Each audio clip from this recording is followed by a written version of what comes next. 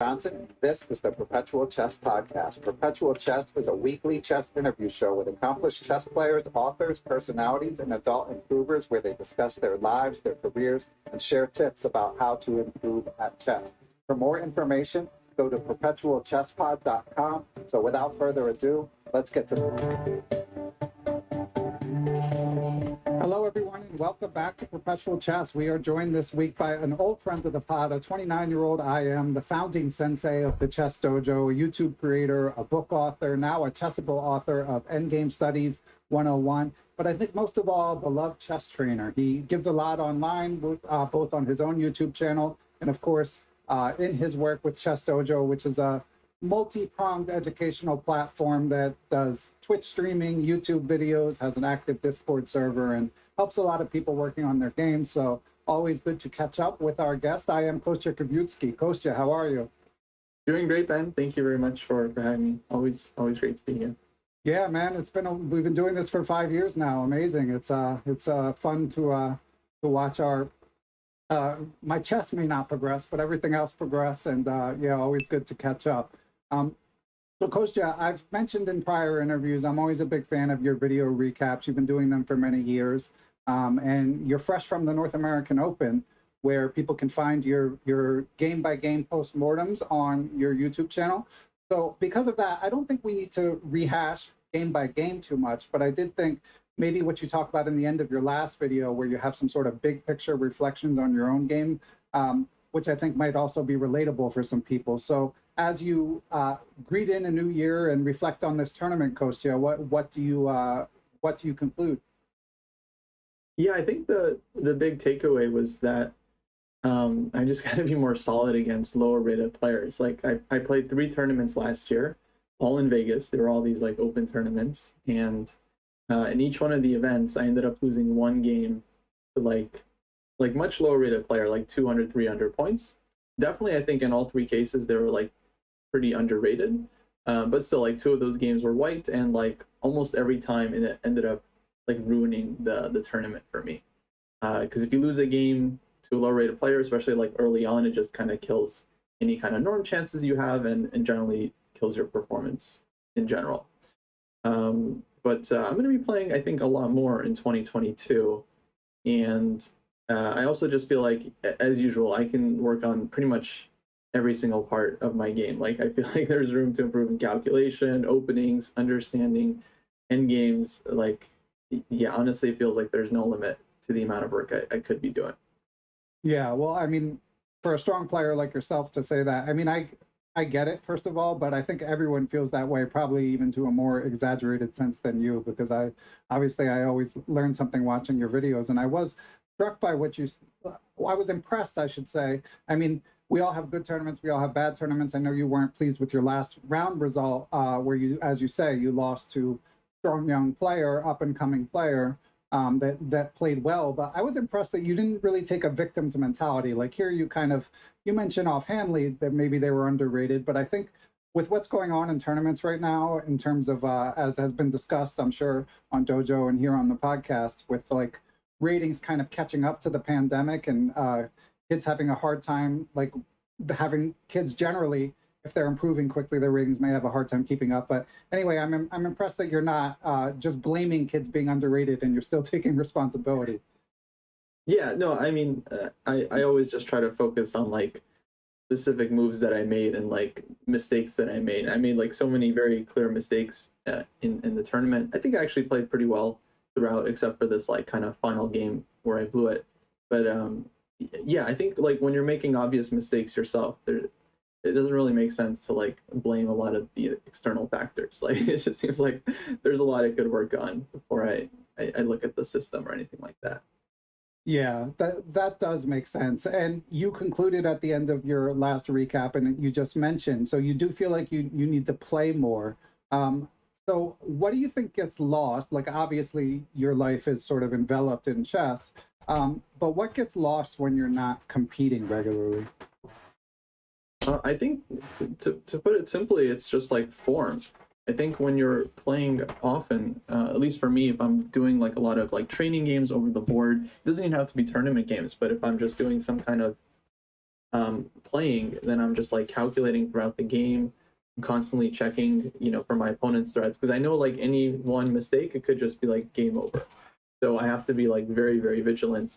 And I think that kind of takes practice. You're not usually in such a like a do or die kind of mode if you're just playing online or if you're like solving a puzzle. Like if you get it wrong, no big deal. During a game, like you can't really afford that. So you really have to like make sure you're calculating everything, you're checking all of the opponent's forcing moves, you're not missing. So it's like a lot of effort that you're putting in. And I feel like, yeah, if you're not doing that often, yeah, you just get kind of rusty. I mean, for me, I definitely get.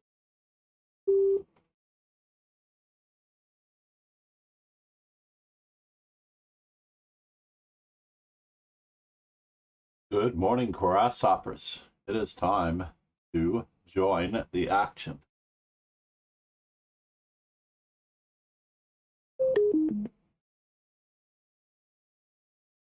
Very, very important to join the action. See if we can put on something for the background.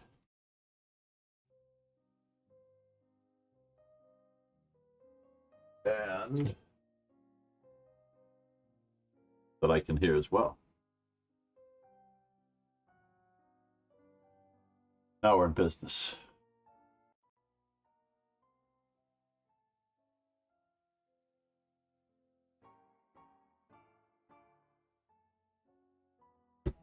Only 4. Good morning, Logic.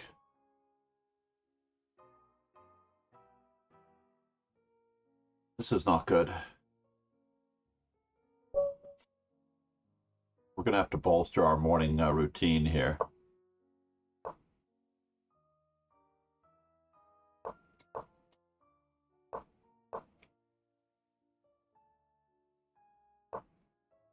Whoops. No, I don't want to give up control of e5.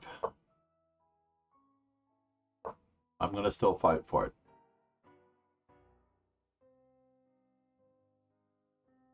Basically, it is all about this. Knight c6 would have been a blunder. Now, can I create a threat?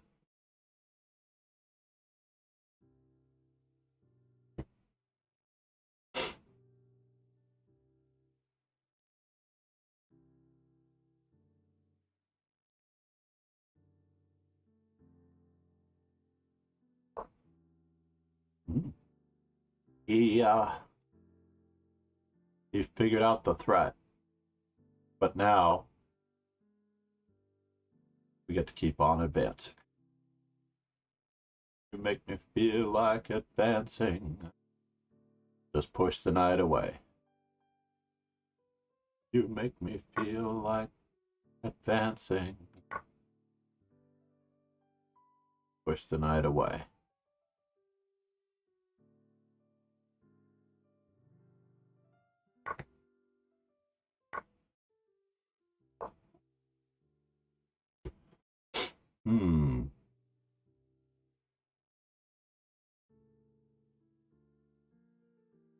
So how do we make the most of this opportunity? Can we sandwich his we're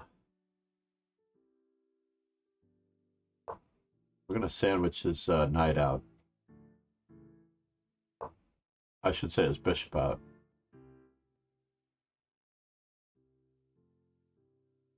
Missing a white squared bishop.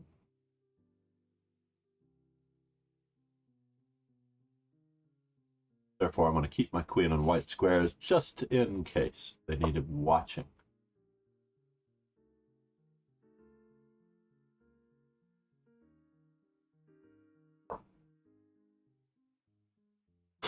You make me feel like advancing.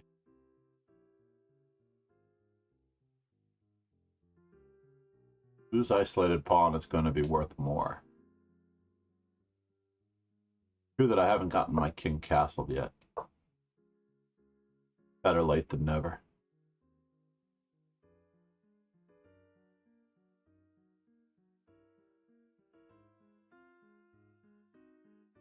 You make me feel like advancing. Gonna push the knight away. Good morning, the MD knight. I'm not gonna push the MD knight away. You know, the last round game, the last day was actually the best. I got 1.5 points. I played a very good old friend on. I do sort of want this end game. I do.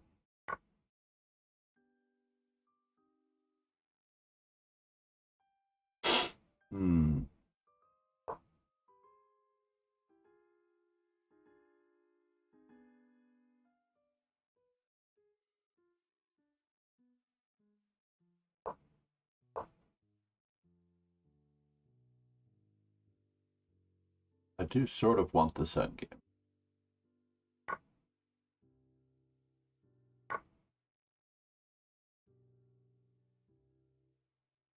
I'm working on end games. This is going to be spring end game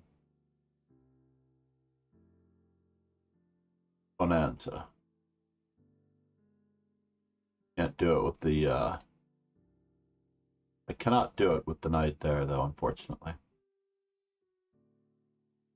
Maybe I can. Maybe the knight on the 6th rank will be worth it.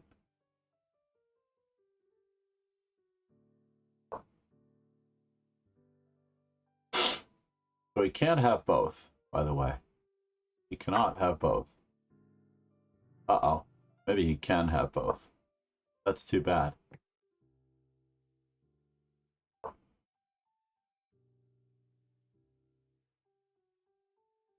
This is looking scary, folks.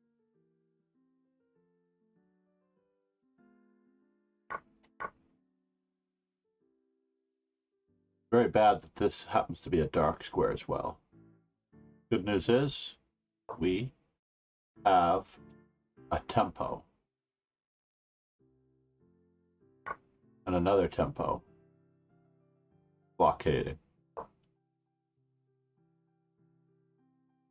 But it's not a good tempo for blockading.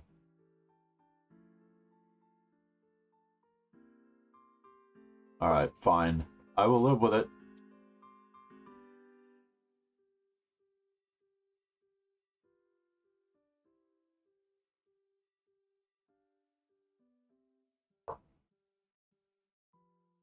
I'm still living with it.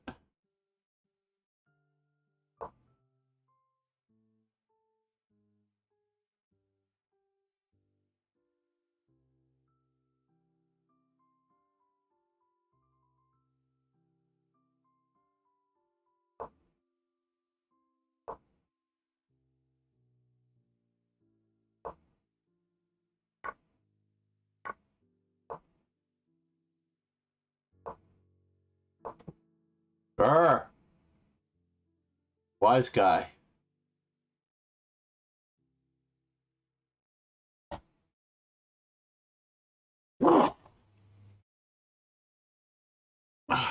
Logic got me. This nation owes you a huge debt.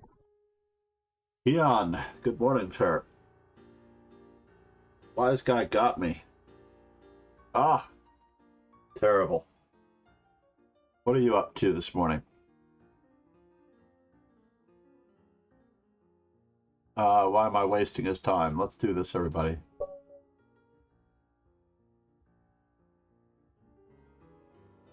Keon, 267. Are you at New York or Keon? Mm-hmm. You're doing a party? Excellent. He is not a New Yorker if he's partying.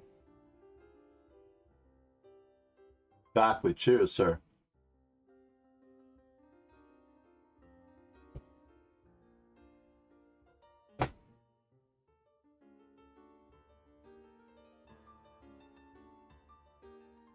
Right after this, we will do a series of simuls to bolster the dojo this early in the morning. That's what we need to do. Good morning, Logic.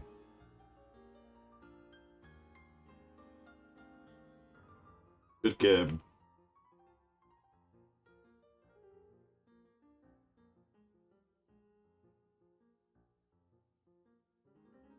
legends of the stream.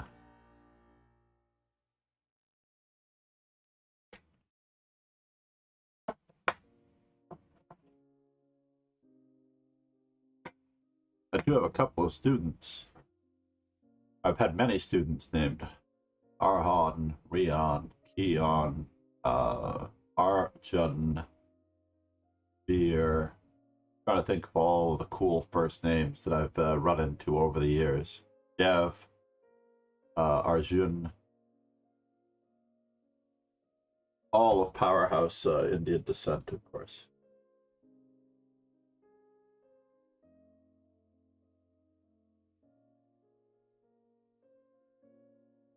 Bolster this music just a little bit.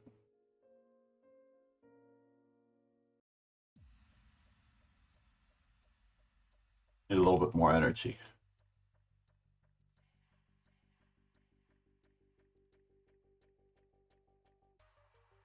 Hopefully everyone caught the excerpt from the Perpetual Chess podcast earlier. It would be a serious copyright violation to listen to his entire podcast without some sort of input, content, or change that would make it for the better. But Keon 267, good luck. Logic is a worthy competitor.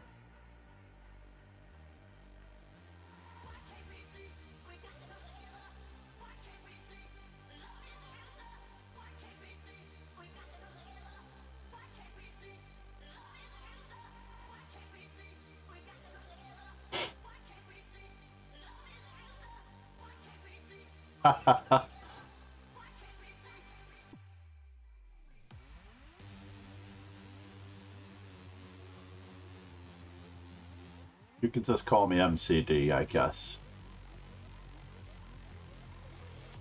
MCD for short. John, if you feel comfortable.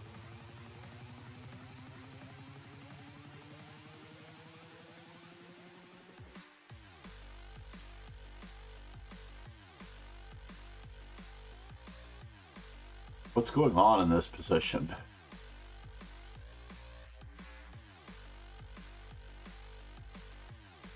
Black has a...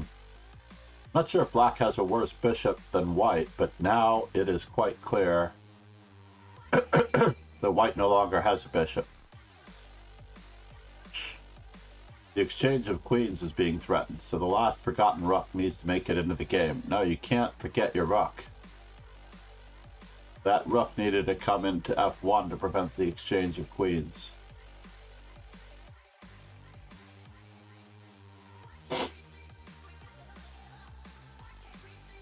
The exchange, the pawn of the 7th rank has become Logic's soundtrack for the morning.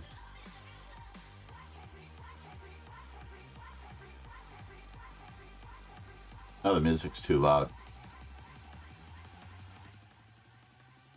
I guess it really does depend on the type of music, right?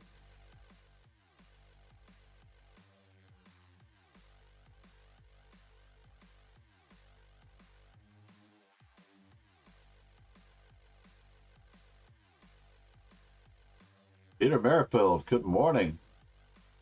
Namaste. How are you?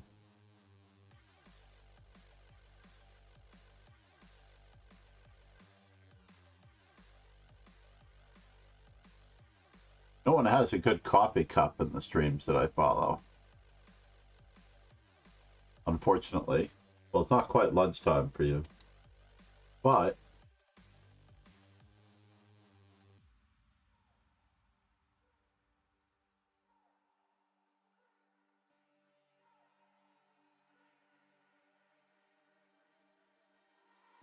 are you a member of a particular chess club in London, Peter? I think I have to renew my membership too.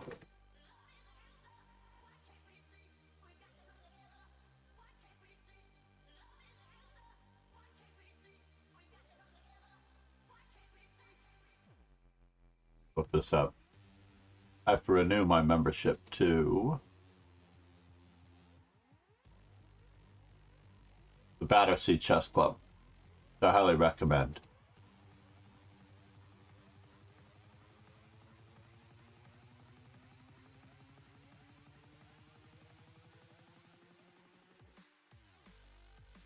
Oh no. Did logic actually stalemate him by accident? You don't need 3 minutes.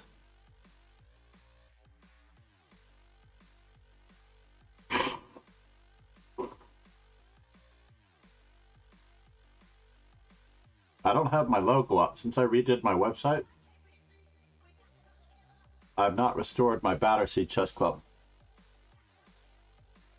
You made Keon very happy, though. That much is true.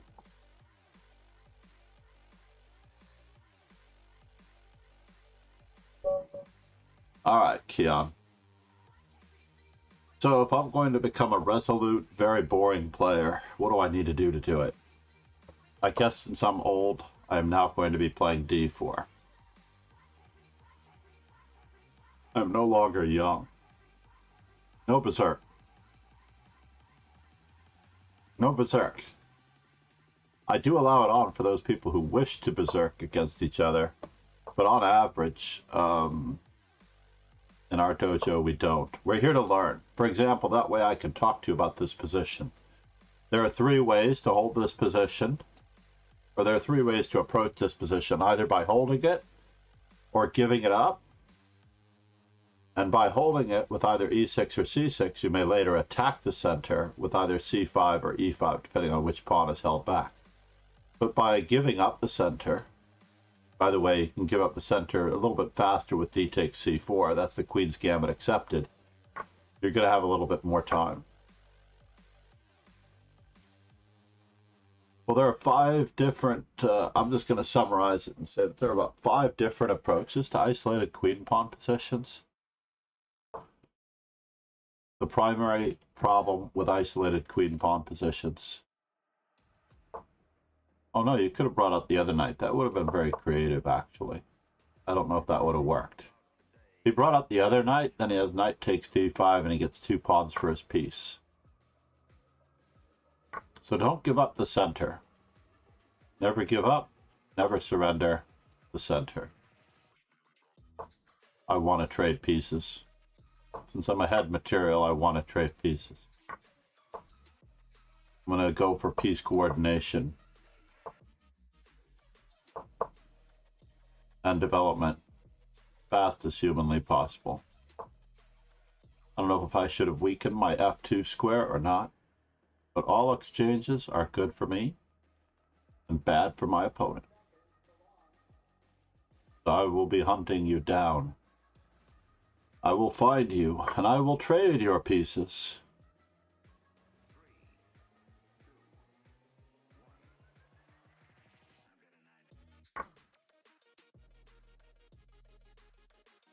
I have skills. First, oh no, it didn't quite work out, but I think it will. Oh! Pay attention, man. Gonna keep applying pressure to the pin piece.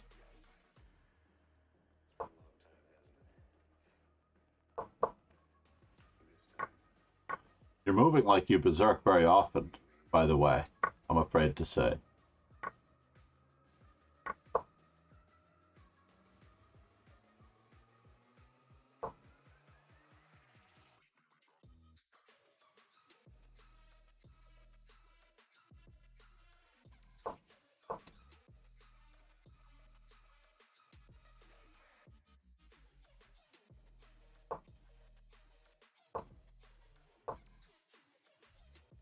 I did not expect that. I expected to be attacking a rook on f7.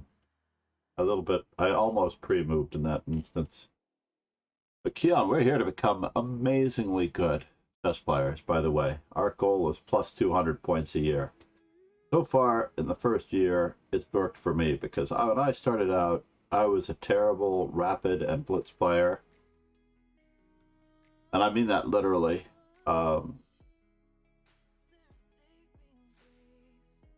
Especially in the online world, where people are making a killing on it.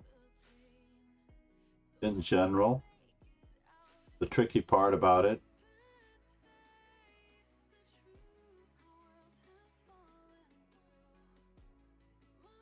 if you check my profile, I don't think I'm going to get another game, but maybe I will. So basically, a year ago, and I see year to date, or 1 year. There we go.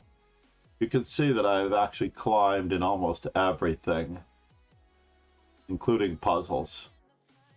Roughly 200-point increase for the past year to date. That was very close to 2,000 when I first started. Blitz was 2046. Rapid, not so much of an increase, though, I have to admit. But if I show my whole lifespan, I was definitely only 2,000 in Rapid. Below 2,100 in Blitz. Puzzles were only 2,156. And Bullet was the same, roughly. Right? And now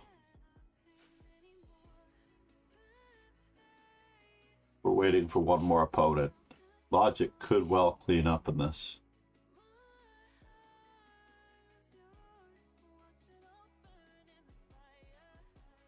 Logic scared off Shiv.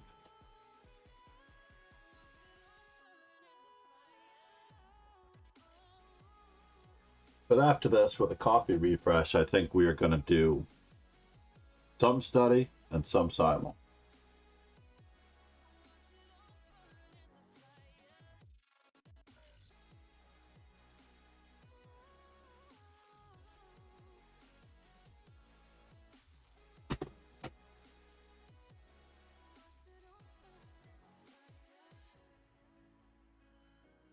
Back to the isolated queen pawn.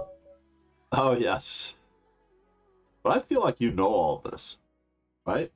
You know all this. The things that we absolutely should know at the base level are that isolated queen pawns are usually bad in the end game because it means that you have more pawn islands than your opponent. It also means that an isolated queen pawn needs to be guarded by a piece rather than protected by a pawn or pawn chain. So therefore, an isolated queen pawn is only the result of an isolated pawn couplet, say if the E and the B pawns were missing, for example. How do we get there from here? I don't think I can get there from here. I blundered, because I could have played a terrorist defense. We'll give him a chance.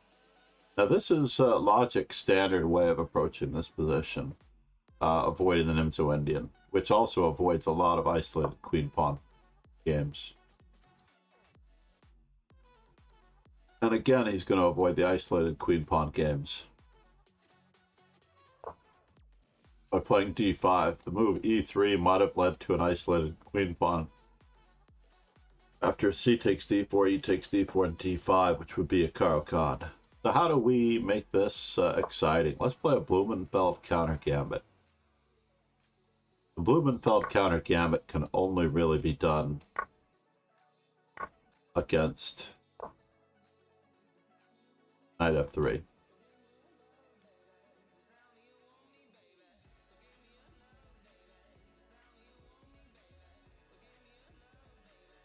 Hopefully I'm just going to enjoy my time.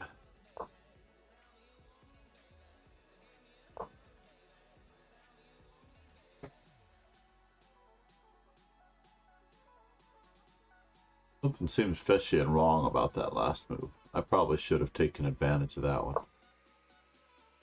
Never, better late than never.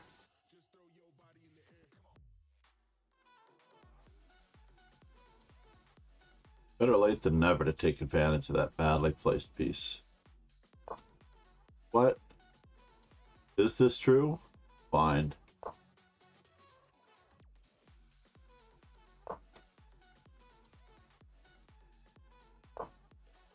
We're going after his weak squares.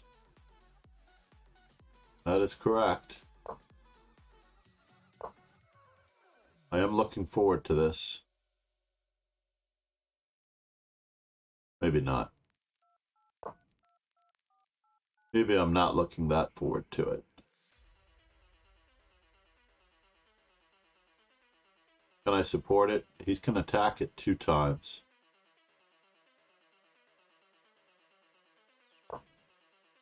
Can I support it as many times? That is the question.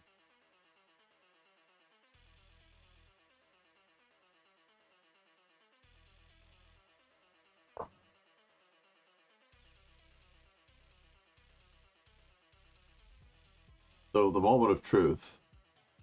My original plan was to take the knight. After all, he is threatening mate. The next part of the plan was to try to get my other knight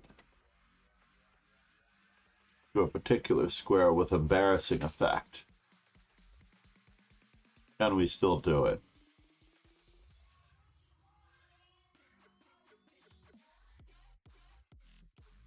I don't know. It is a bummer if I cannot. That much is true. Mm-hmm.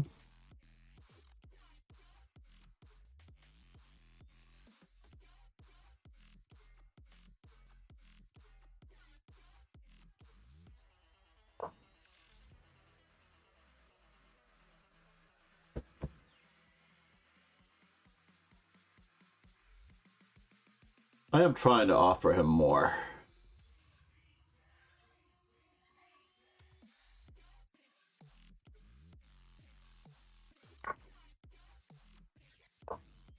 If he's ever going to take my rook.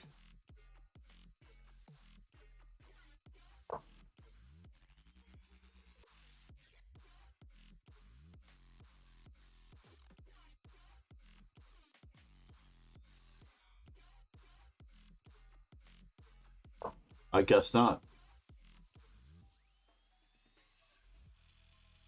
I'm really bleeding rating points to logic.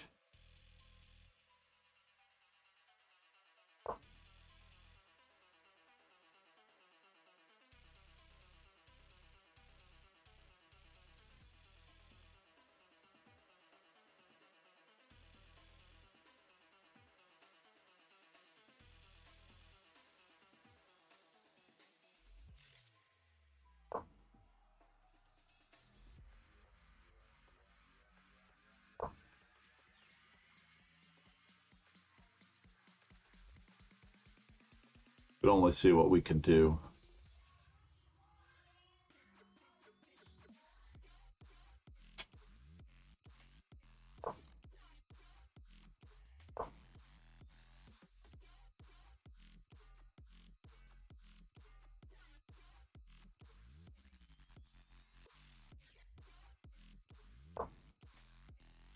Mm-hmm.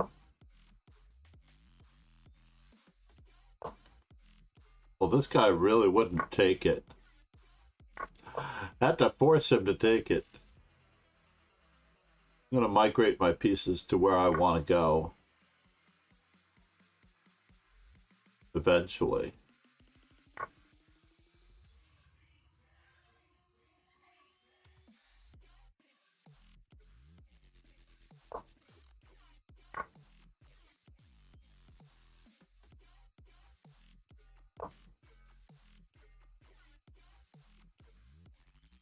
Ah.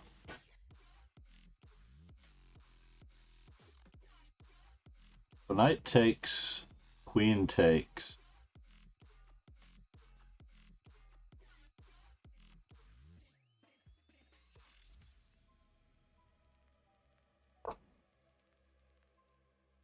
Too bad. I really wanted to play a different move, though.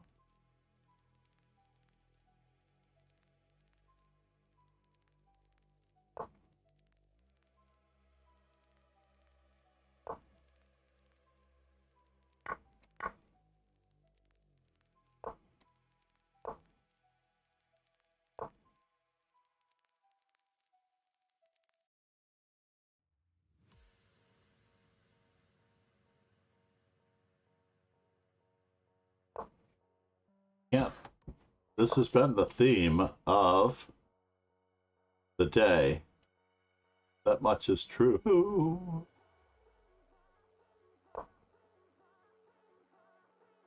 This has been the theme of the day.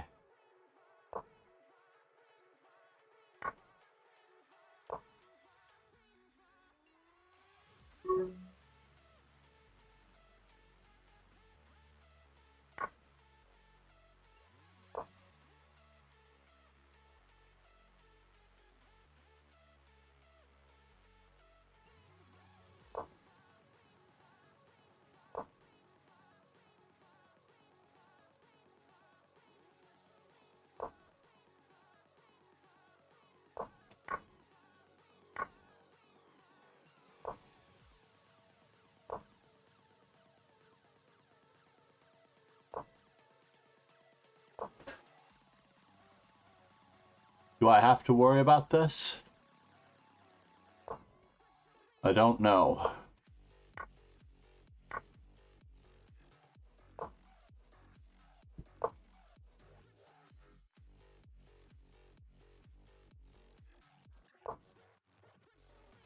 Oh no, he got me. You got me, Logic. Just when I thought I was going to make a comeback, I didn't see your threat.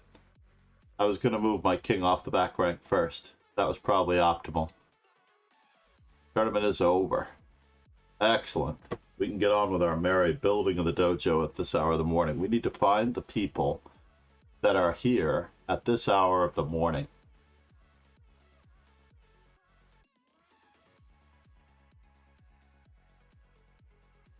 That's what we need to do. I also want to make sure that I haven't breached my 10,000 games. Oh no, I went over my 10,000 games in this particular tournament. 10,000 games simul. Since the very beginning, by the way. Since the very beginning.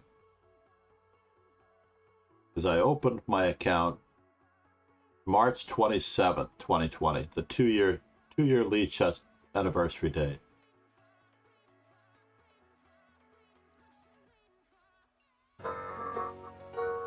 That's the way to do it. Leave the page, come back, get the accolades and the ticker tape. Dubbo made it. Good morning, Dubbo. Lauren J.W. Oh no. I'm sorry to hear that, Lauren. Well, you're in good company because Magnus also just got off of it. So at the outset, let me just recap the isolated queen pawn strategy options for Logic, because he is an MVP after all.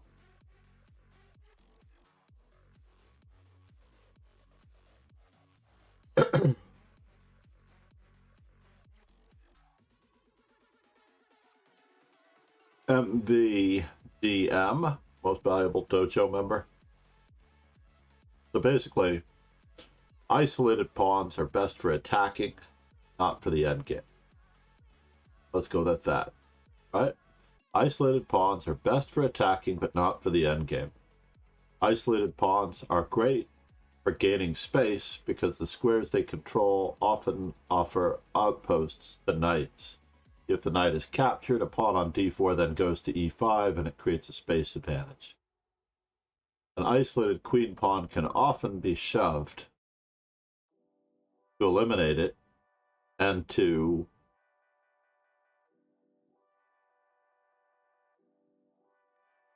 exactly.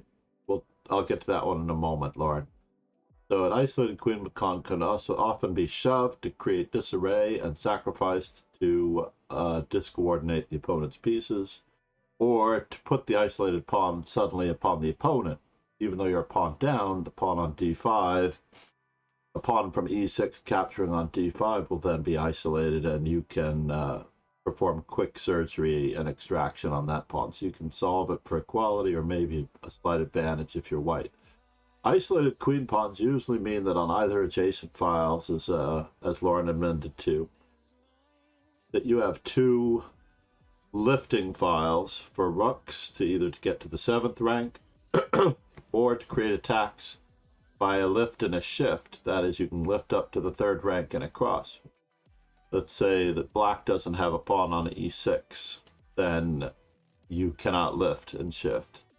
My favorite book is Winning Pawn Structures by Babruin.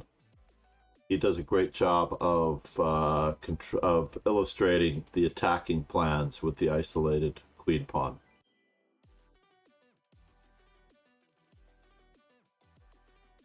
No, there is a simple answer. Absolutely. You can study the games of Karpov if you don't like isolated queen pawns. And if you do like isolated queen pawns, I would say study the games of Kasparov, because Kasparov, Belyavsky, Ordish, a lot of players end up with those isolated queen pawns. There are players that, yeah, Teresh, cherish for the original. Although the theory at the modern level was still quite primitive then.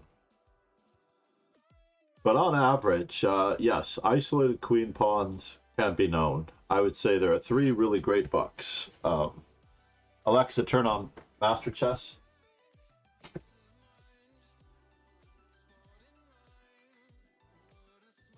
Old.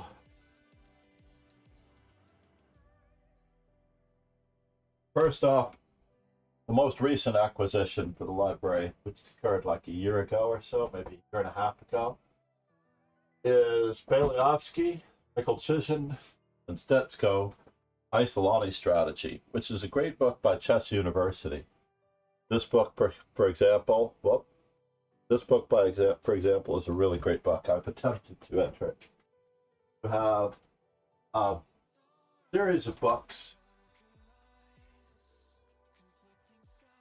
Yes, you have a series of books. Now, this could actually be the same book for the most part, but there are a lot more illustrations in it. This is Mikolevsky, Sorakowski, and Broslavsky. So it's not Beliovsky, but Broslavsky. And I'm going to illustrate those points in just one moment. Then you have Sokolov's book, Winning Pawn Structures, and you have Bavarin's book, Winning Pawn Structure. Go to Bavarin's book first. The Winning Pawn Structures, Absolute Must, by Bavarin. They now Understanding Pawn Play, which is absolutely great. Key Games. This could be an isolated queen pawn day if we wanted it to be. I tell you, I'm more interested in studying chess than building the dojo. And here we have Winning Chess Middle Games by Sokolov. Winning Chess Middle Games by Sokolov is different from Winning Chess Middle Game Strategies Volumes 1, 2, and 3. But some of those are in there. But Sokolov covers double pawns in a huge fashion in this one. So, for example, double pawns of this particular book is almost 1/3 of this book. So, almost 85 pages of a 300-page book. So, 85 pages of a 300-page book is a bit less than 1/3 of this book is dedicated to double pawns. And then we have from page number 85 to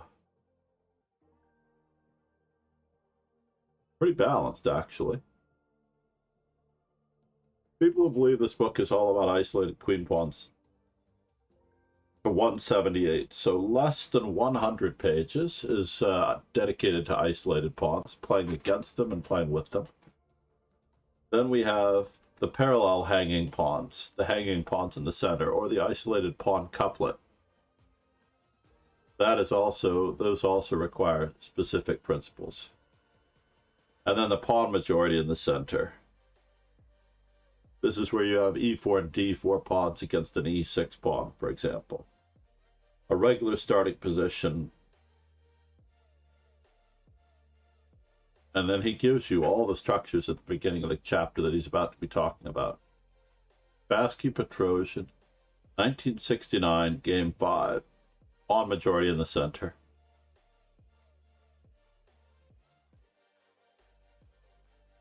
Quite good. Quite good. The pawn majority in the center is the 4th part of the book, and the pawn majority in the center takes up, well, I should say it's less than 300 pages. Let's say it's 280 pages. And the pawn majority in the center is about 60 pages of the book. Quite...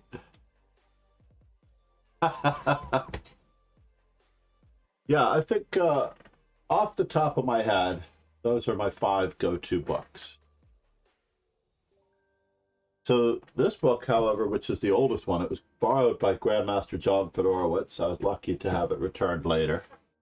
because it is so out of print and hard to find.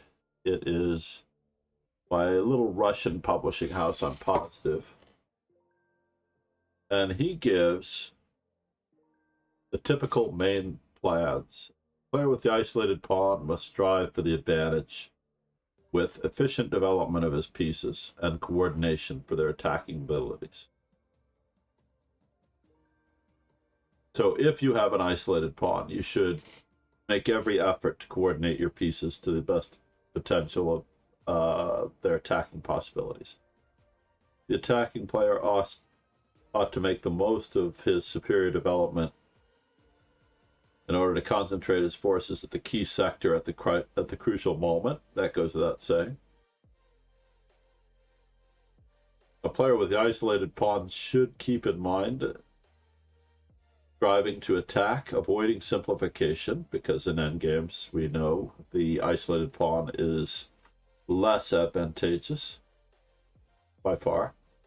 Opening the game usually favors the player who enjoys the superiority and the mobilization of his forces.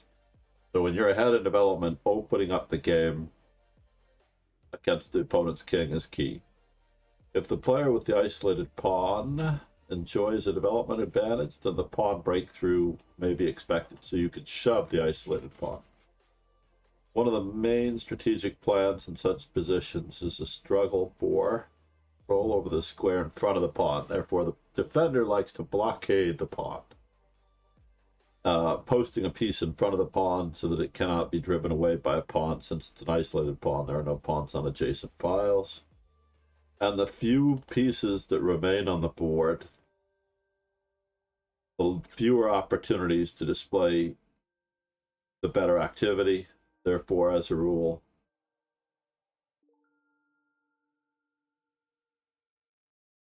this is the fewer players, the more difficulties a player with the isolated pawn will experience.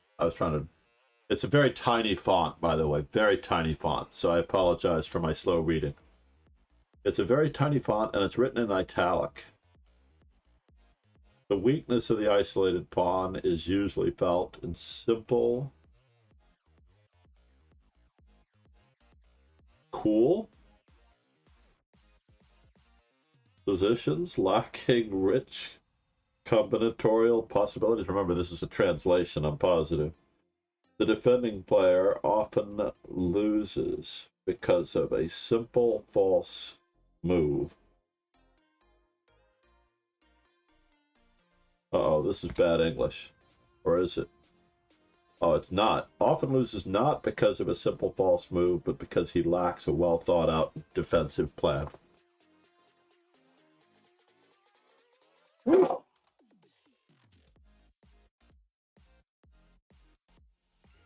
Quite crazy. Could I be under the weather? Could I have pushed the envelope a bit too far? Could have been wearing only a sweatshirt in certain weather this weekend gotten to me. Thank you, Logic.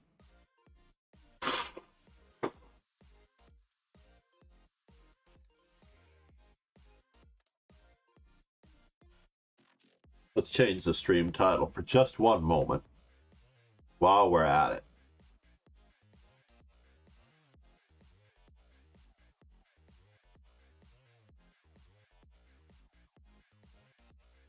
Isolated queen pawns.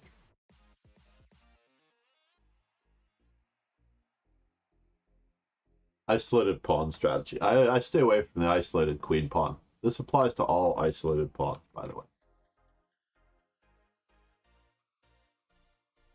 Isolated pawn strategies.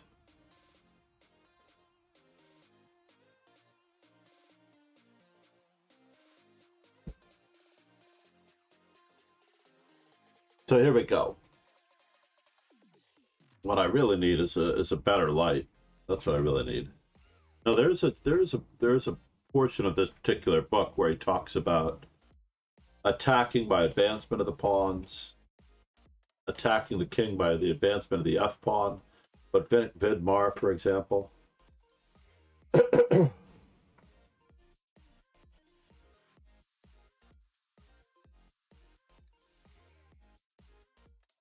all the way through the book. Wow, this is quite crazy. I know that a friend of mine considered himself an absolute expert and genius, like he was a grandmaster at isolated queen pawn positions. And I believe it was because he went through this book cover to cover. Dvoretsky.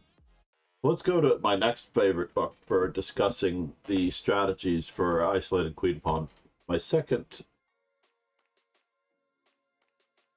possibly third, because I had references to the isolated queen pawn strategies before. In this particular one, he talks about general considerations, basically, because white has the open C file, if it's a queen pawn, by the way. White has the open C and E file for his rooks to be developed and deployed. The third rank can be used as a track to bring them to the king side, known as a rook lift. You lift your rook up to the third rank and across. Usually the player with the isolated queen pawn has easy development due to the existence of the open diagonals for his bishops and some space advantage. The isolated pawn can support white's pieces, particularly placed on e5 and c5. The d pawn may become vulnerable because it lacks protection. Therefore, the square in front of the isolani might be blockaded and become a strong outpost for the opponent's pieces. For the defender, the blockading square is a good piece for the knight, and he may use the weakness of the isolated pawns to tie the opponent's pieces down to it. Simplification will be in the defender's favor, and the defender unfortunately already has less space for maneuvering because of the development of the queen's bishops and rooks. So white's main plans consist of a pawn break in the center by shoving the pawn, an attack on the king with involving sacrifices on e6 or f7 with an outposted knight on e5, or advancing the f pawn in order to remove the e6 pawn, advancing or attacking on the king side by bringing one's rooks to that rank, and shoving the h pawn if necessary toward the black king. He's already got it. He already learned from Leela in the year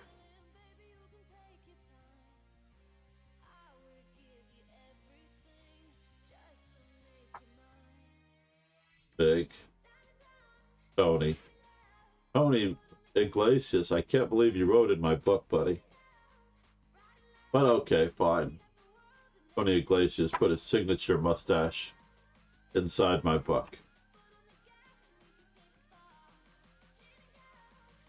That's okay. Big Tony. I think I have to put a post-it note. So in 1998, Baburin had already learned from Leela AlphaZero. Play on the queen side using the c file, e5 and c5 squares for the knight. Let's start with plan number 1. And then he talks about, and I'm just going to list these chapters real quick. White advancing d4, d5, attacking on the f7 or f2 squares. I'm sorry, advancing the isolated queen pawn. The king side attack with the rook lift. I also like to talk about the queen lift and shift. Queen activity and play on the c file. The bishop sacrifice on h6 and the queen shift. The h-pawn battering ram. The king side attack involving the rook lift. Play on the e file. All of this and more is really, really good for you for the most part. I've been through these games many times over. They are priceless in themselves. Now again, the games themselves, not all that, but understanding pawn play. Now this is a much more complete education and classroom experience by Marovich. Marovich is such a good writer, and these early books by him, produced by Gambit Chess, were master classes in handling pawns. So he covers backward pawns, double pawns. Try that again. He covers isolated pawn couplets and hanging pawns, passed pawns, double pawns, backward pawns, pawn chains, and pawns in pawn number islands. And he does it with all the classic games. I believe we've already discussed Winning Chess Strategies by Sokolov. Lastly, the Isolani strategy, which has words to it. This is the same book as the other one with Belyavsky, Mikolchizhin, and Oleg Stetsko. Stetsko is quite a good writer. He's done quite a number of different things. It starts with the historical perspective of the isolated queen pawn. Isolani strategy. It's a much better name. With Stein at Zucator at 1886. Then it goes about its business with the isolated D pawn. There's no chapter list here. Let me take care of the schnoz real quick.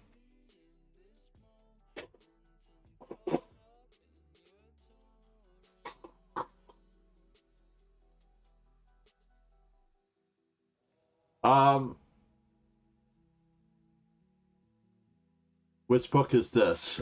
Sorry about that. The black one?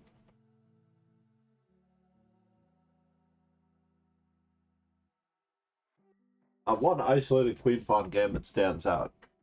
I would certainly have to say that more than one occurred in the match between Petrosian and Spassky.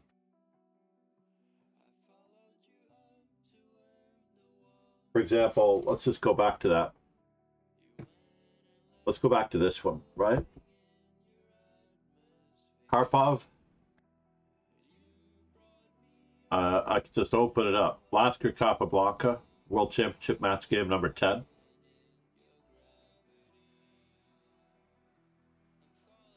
Not bad. I just opened the book, right?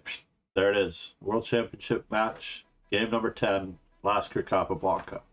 And we've already done this one, by the way, because we have done a study. We did the entire World Championship match between Lasker and Capablanca as part of a study on Lichess. Let's run over there real quick. If it's not found this way, it should be found this way. Uh-oh.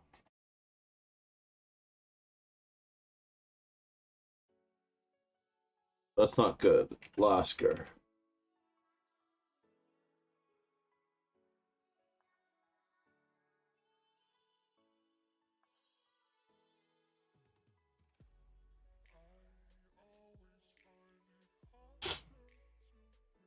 So it's WCH. Game number 10.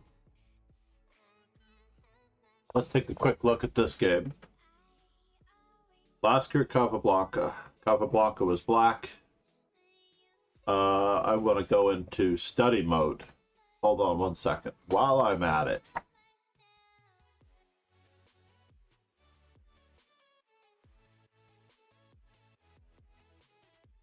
I'm going to duplicate this display for a moment. MC the live screen arena.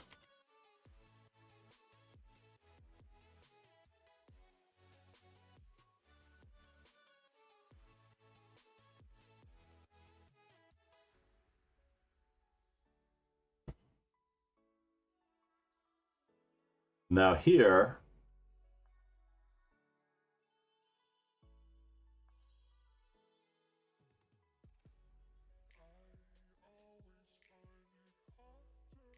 this seems off balance with this bar up here. What is going on in this study, right? The letters and numbers are still there.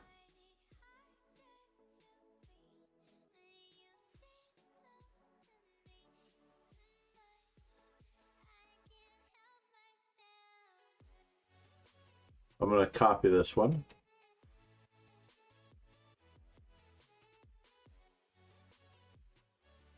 It won't let me paste a duplicate, unfortunately. That's too bad, because if I do any changes to this particular layout,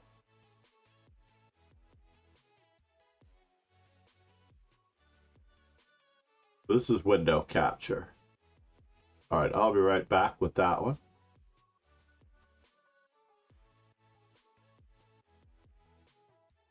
Hold on here. Let me just rename this one while I'm at it. Otherwise, I'll get very confused. Arena Swiss.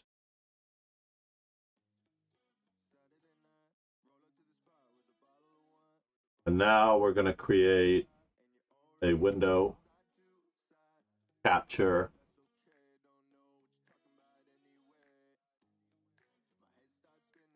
on the other side.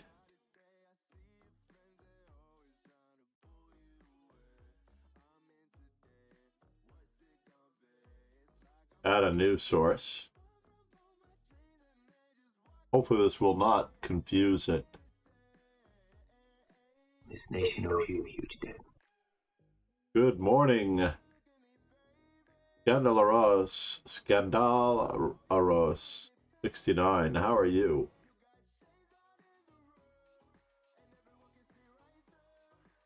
We're going to have to change this one later, obviously. But we're going to basically put this one right in this particular layout center. We're going to expand it over to the best of our ability. Don't worry, I'm going to be cutting away at this screen so that we don't see the answers. And then I'm going to take away the one that was in the background. Now, as I edit this window capture for the first time, I take away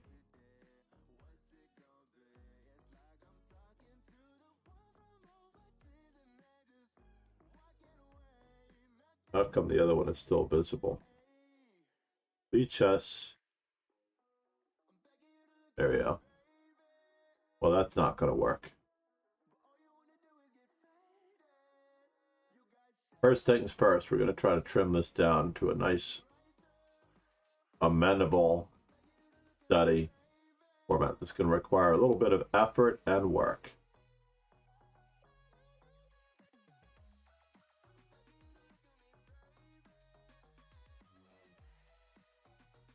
Now, do I need it to be centered like this, or should I just center it? That's what I'm going to do. This will probably be simpler to center it in this manner. There we go. These aesthetics, how annoying and rude are they, yeah?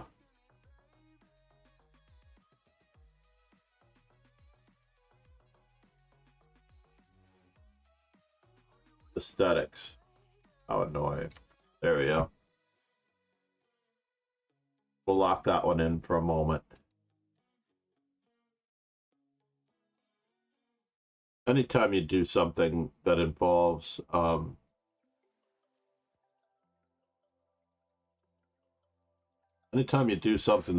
changing your layout, you have to create a backup. Very, very important to create a backup. So here we are in the World Championship match of 1921 between Lasker and Capablanca. Very standard moves, holding the center. And when Black castles here, again, White has a very serious choice as to whether or not to go into possible exchanging, placing the pieces, and Rook C1 even in this particular position appeals to me. Capablanca, or Lasker, chose knight f3, as was his wont. He actually played that quite a bit. And now, candidate moves for White in this particular position.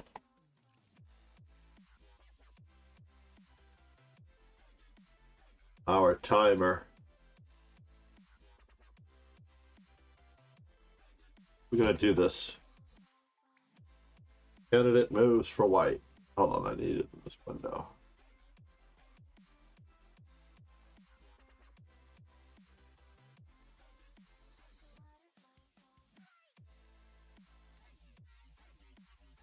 Oh, I apologize. It's candidates for Black.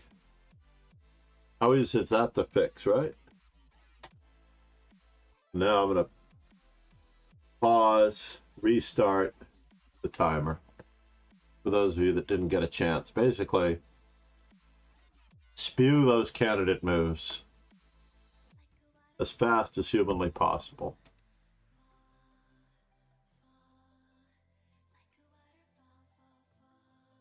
I'm going to make it even easier for you to think by throwing up emotes when time is up.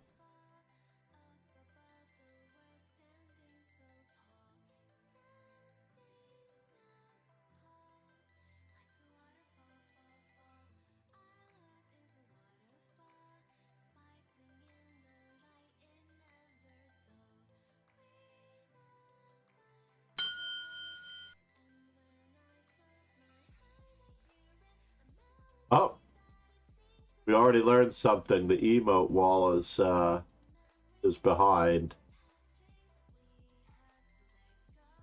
Let's rename this window. Study time window capture.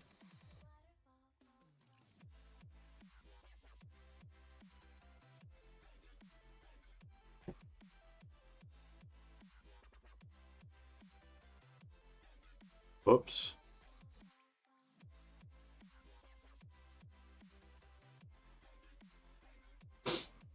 There's a flag. We're going to need some emotes to knock that flag off of our board. At the very least, by the way.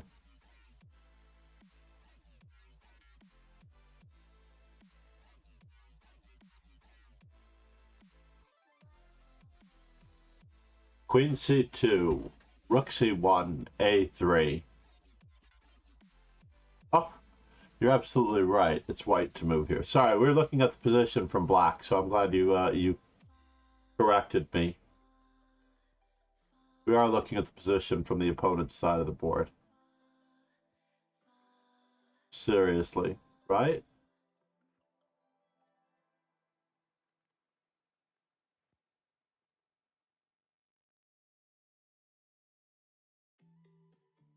Study time windows. I'm going to put these into a folder called content window.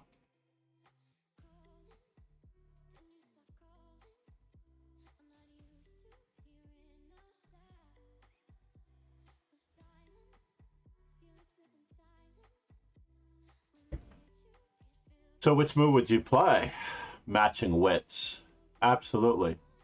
The only one you missed, ironically, you don't need a3. C takes d5 is the move that you missed. Of the top 3 moves in the position, C takes d5 and rook to c1. Personally, I think rook to c1 is the best.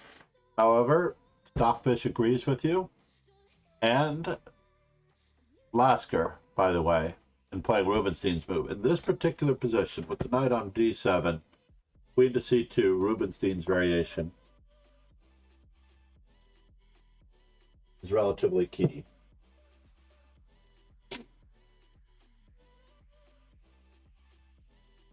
Relatively key.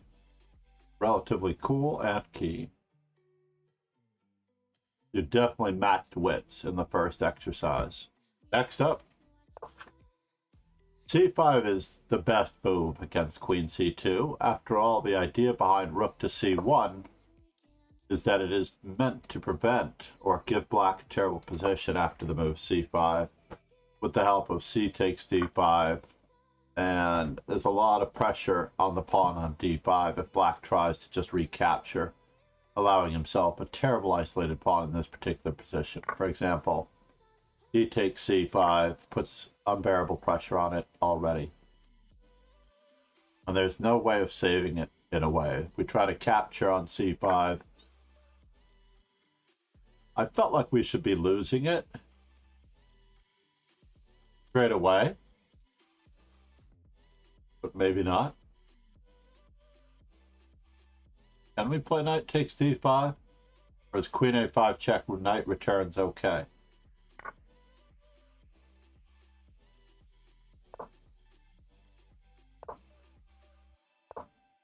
This looks like trouble, right?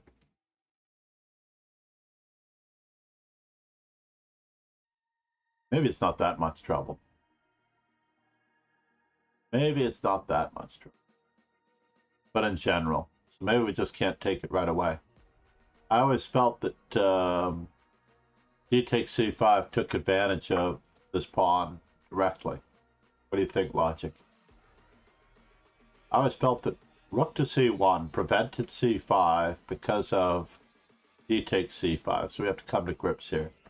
Obviously, if the knight or the bishop take on c5, the isolated pawn is rather tragic for black because of the placement of the pieces. So maybe it's a clear advantage in that way. Whether or not we actually have to take the pawn. Strategic weakness of this pawn is inevitable. Darkest only gives eight. I shouldn't say only gives 8-6 as the main move in a delayed fashion. Only now capturing on f6, capturing on d5. Ah, that makes sense. Maybe that was the story. Maybe, just maybe. If knight takes c5, then we take on f6. That makes sense. That's no good. But if bishop takes c5, you have to be a bit more patient. Or do we? Can we just play bishop takes f6 here? Yeah, this also just looks like it wins material. We're up a pawn, according to Starkist. So the move rook c1 in my very first queen pawn game ever, Logic. Can I add you to the study? Yes. You found it.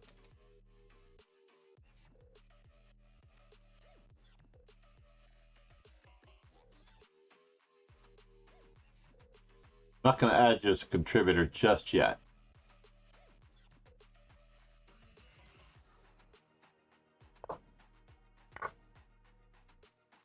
You come up in the list of guys on the left, right?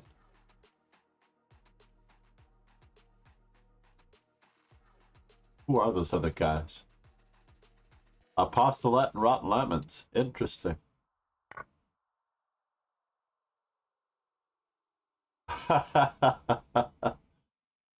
So in any event, what ended up happening is queen to c2 is played.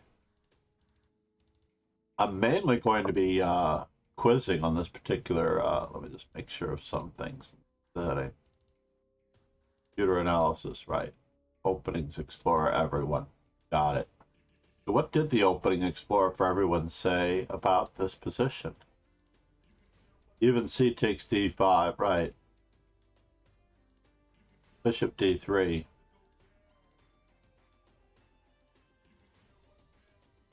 Yeah, this was a truly great match to go. It was very grueling. I did all 14 games. This match was only 14 games long, but it was quite grueling to do in a stream. To do 14 games. I'm trying to remember how long it took. In order to do that, you have to have sync and record the sync moves with the spectators so that you can see them, yeah. I do use this quite often in lessons. Or at least this type of board.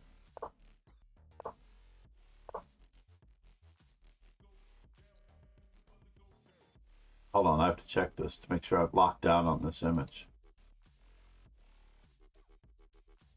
I love how the title is at the bottom as well. Lasker Capablanca, Game 10. So already, let me just make sure I don't miss any of his notes. 1 second. We're going to go back because I didn't want to miss any notes. I apologize. So basically, confronted by an energetic reply in the center, Maravich notes that Lasker is consistent with the idea of playing attacking chess in Rubinstein's variation. Castling queenside would not be as good. Oh, I take that back. He says castling queenside is far more dangerous for black. So Lasker just wasn't up for it. Do we have an illustrative game to throw in here that we might want? We have both sides of the coin. We have Wilder versus Rode, 1987, at the Stanley Hotel, I believe. Could have been 89. I think Wilder won the U.S. Championship. Michael Wilder won the U.S. Championship in 1989.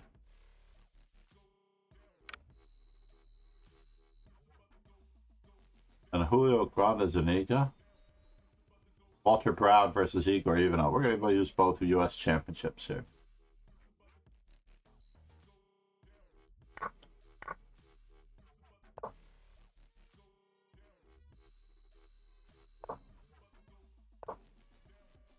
Queen A5. So now the paths vary. D5 must be the path of Walter Brown. Six-time U.S. champion Walter Brown. The U.S. Championship in 1987 was Wilder Road, and we're about to get to the end of this one, which was the U.S. Championship. I believe it was the U.S. Championship of 1995. I could be wrong. No, it was Igor Ivanov, so it might not have been the U.S. Championship at all. Could have been, but we'll find out. I don't mean to bore anyone with the details, though. The queen to c2. Castle at queenside against c5 is far more energetic. A la Hail Mary. So we've already seen this particular one. C takes d5, by the way. C takes d5 and d takes c5 are Stockfish's top choices. However, d takes c5 seems less. I'm going to delete that one.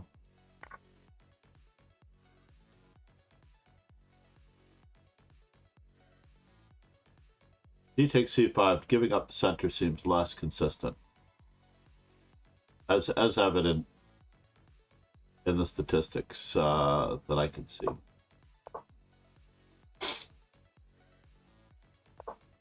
In any event, bishop to d3.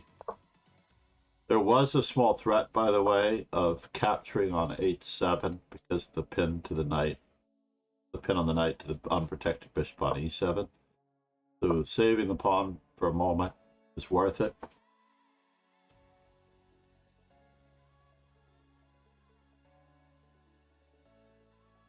Aside from this, d takes d4. D takes c4, bishop c4, and our isolated pawn position has arisen.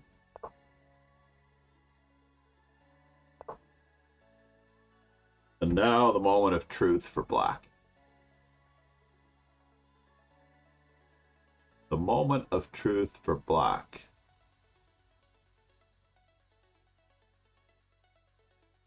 Candidates for black. This time we're right on the money.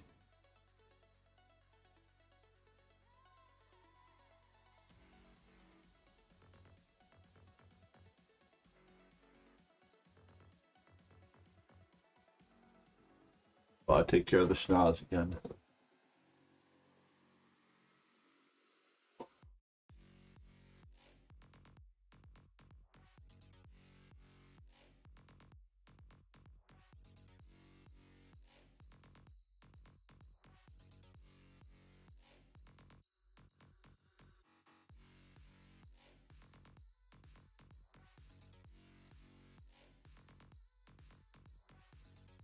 Ironically, when you have access to the study,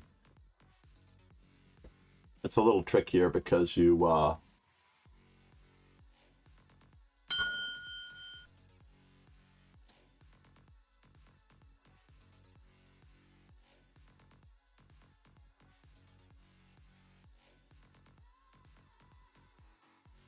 hey, what's going on here?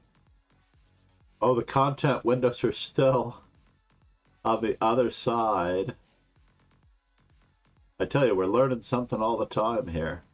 Content windows are still on the other side of daylight.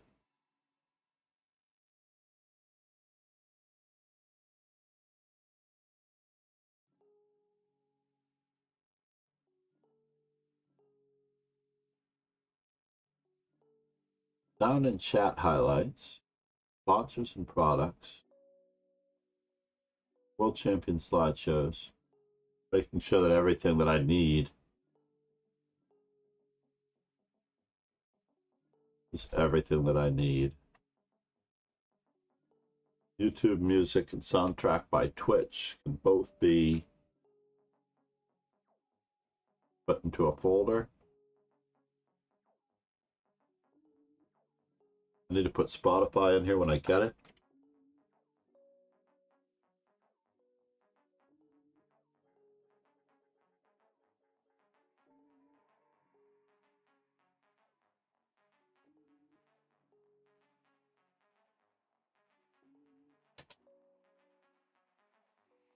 Music track display. There we go.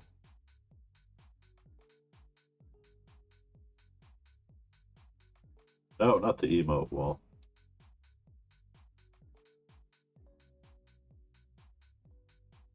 Again, I move the emote wall down. But it's always strange when you think you're grabbing something. You're not grabbing something. So indeed, Stockfish believes that knight on f to d7, having been given the same amount of time, 45 seconds, to evaluate everything. The four moves that you mentioned, bishop c6 is what Marin discusses as perhaps not being appropriate enough. Rook on a to d8 and rook on a to c8, definitely possible. Knight on f to d5 and knight on b to d5. Isolating and blockading this pawn, right? Lasker, Capablanca.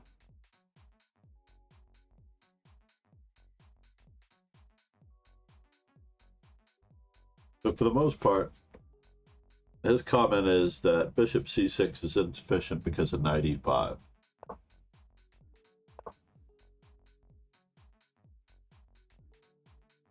And we have to probably move our bishop again, right? Bishop to d5.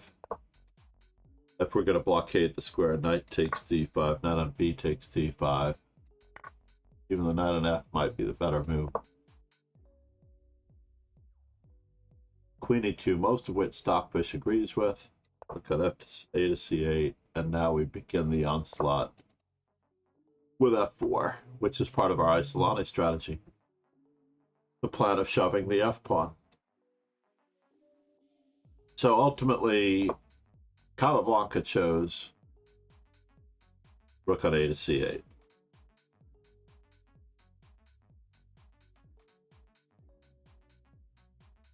And with hindsight, right, we can check all of the comments.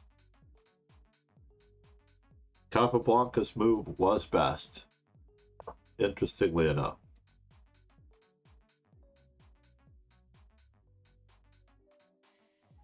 95. With Black's reply in mind, Mikhail Marin believes that Queen e2 was better. However, Black's reply is the only move. And it feels like it's the only move to obtain counterplay. After all, the bishop's hanging, the knight's pinned, this knight's going to be dragged through the mud. It's not going to be easy. How about Queen h5? 1 second.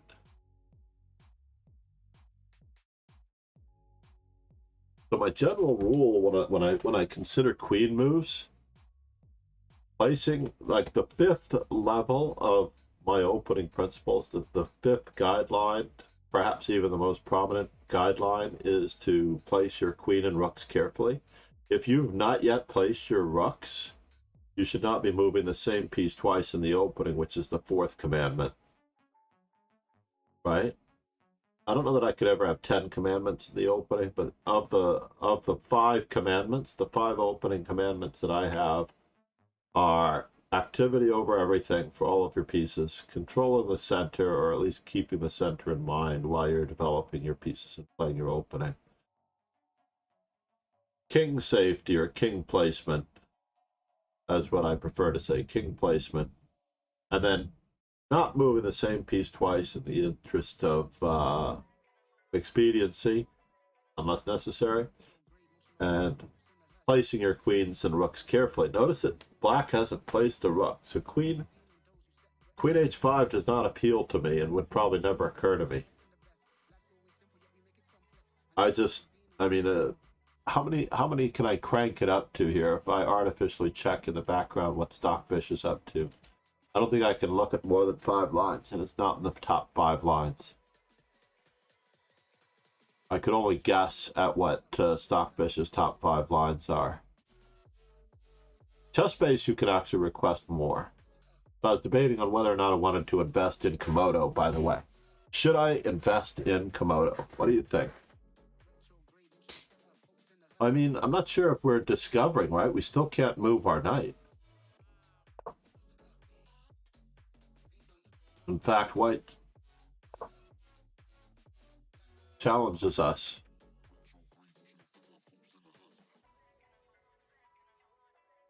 E takes d5, bishop takes f6.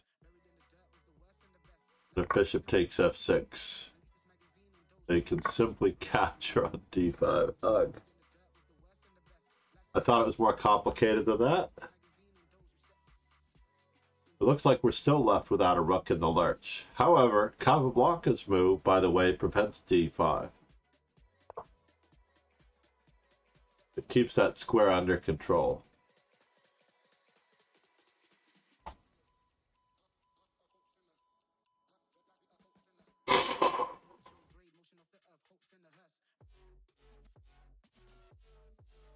So again, just for the clip,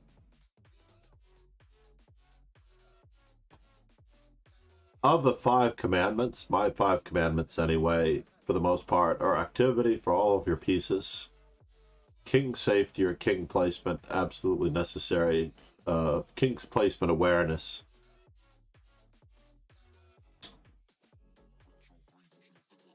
That didn't work out if I'm trying to get it in 30 seconds or less, right? Here, one more time for the clip that might be possible later. And the blooper reel, of course. All right. Control of the center or awareness of control of the center with either pieces or pawns. King safety or king placement. Activity for all of your pieces over everything.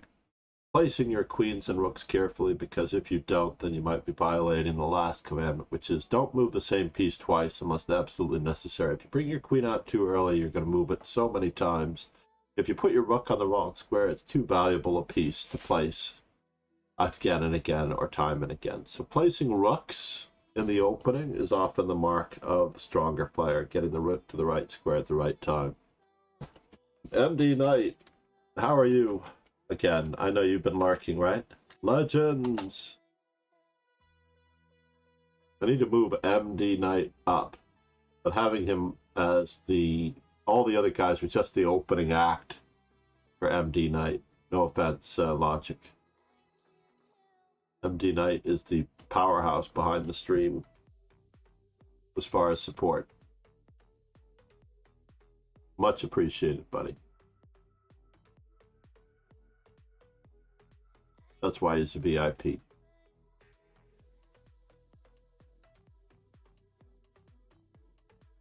gonna have to really restrict my VIPs to streamers or supporters if I can.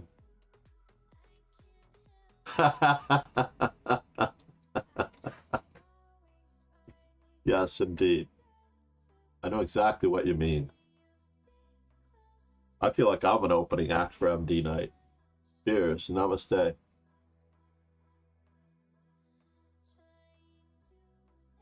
So here we go. One game on the isolated queen pawn, as it turns out. Now this is not a short game, but we are going to fly through it a little bit.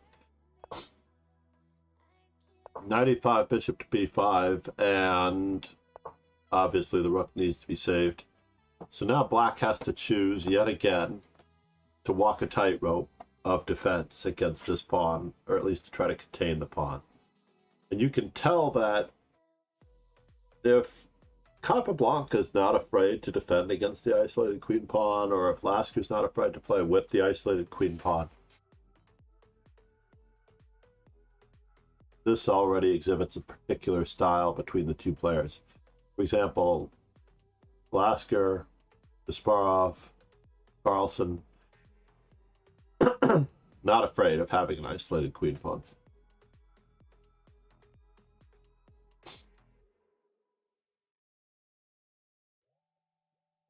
So ultimately, it's really a toss-up here between several moves that might create the most difficulty for the opponent.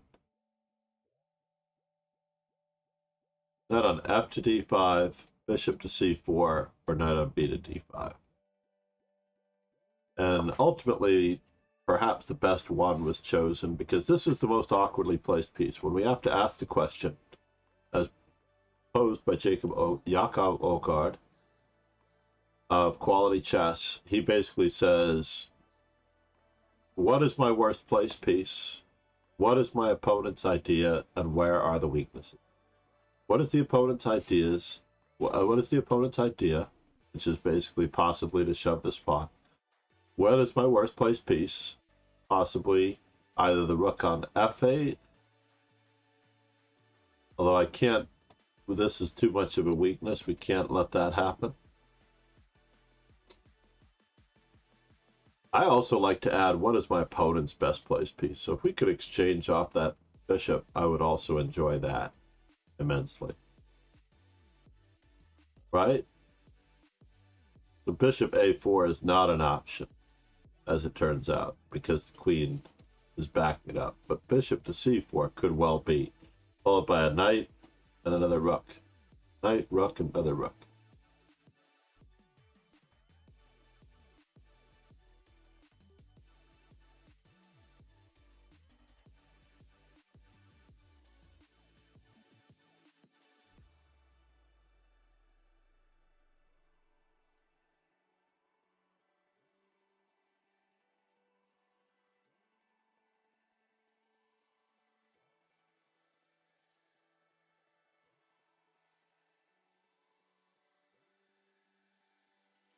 In any event, he chose knight on b to d7, and then Capablanca benefited from Lasker giving up the bishop pair. There's no comment in the Mikhail Marin book here.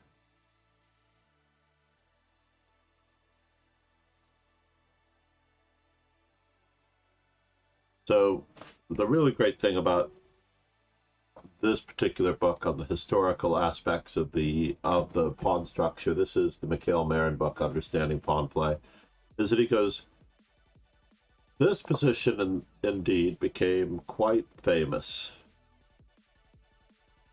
The game this position inspired numerous commentators in those days, and one of them, Gyula Breyer, recommended the following variation, which happens to be the best one.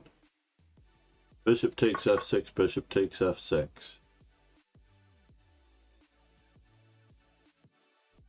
Not knight takes f6, of course.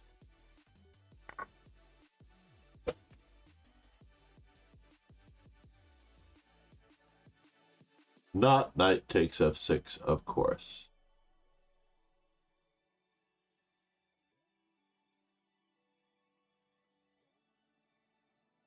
This is a moment. Candidates for white.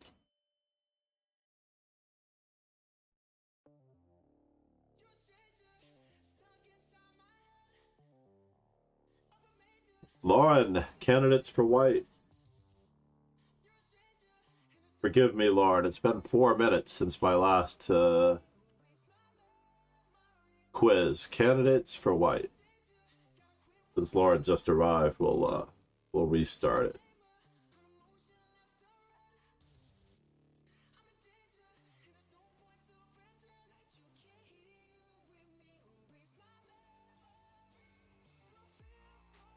Basically, knight f6 is a mistake.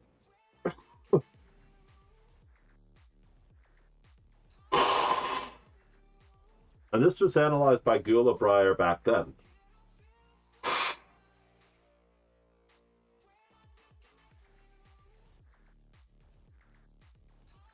We will give Breyer credit.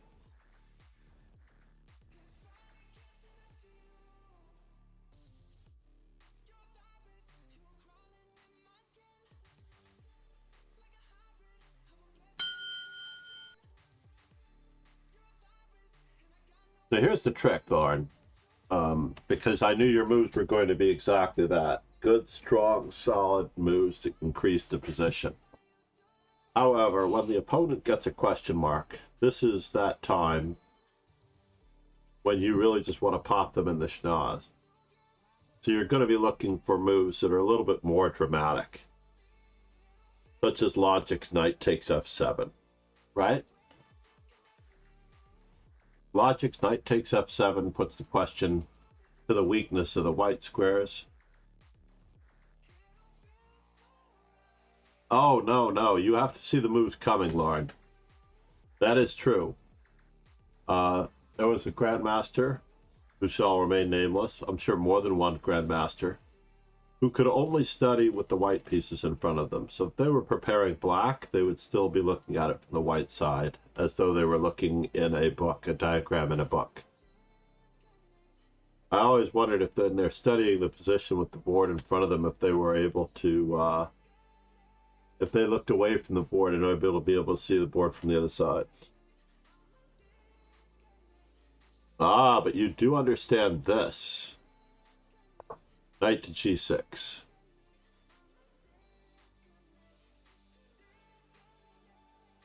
Oh, is he streaming right now? Nicely done, Lauren. We should take everyone over there. It's very hard to compete. So after this game, we'll take everyone over there, whoever we have. Isolated queen pawn strategy, basically. Yes, Galila Breyer mentioned that knight to g6 would cold cock black, and he is correct.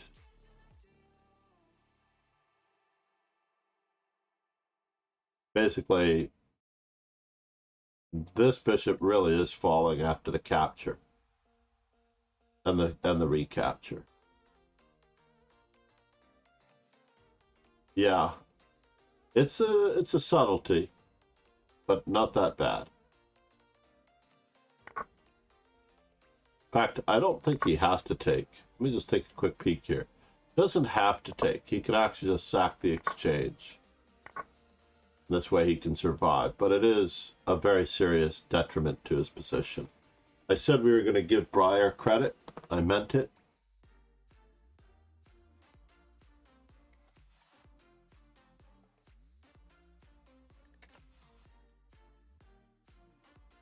After all, Breyer got credit in this book, so we should give Breyer credit to where credit is due. So in any event, Breyer also continued his analysis with bishop takes, then after bishop takes, white's advantage is looming large.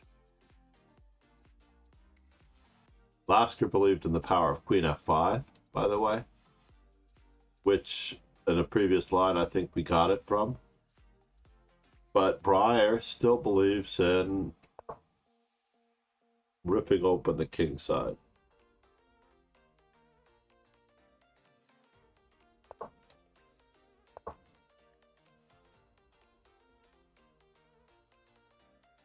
But f4 is, I don't know, quite ambitious.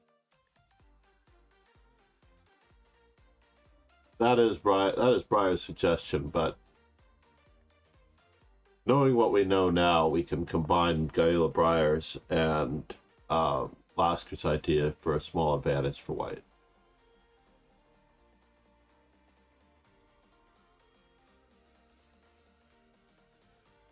Without having to sacrifice any material.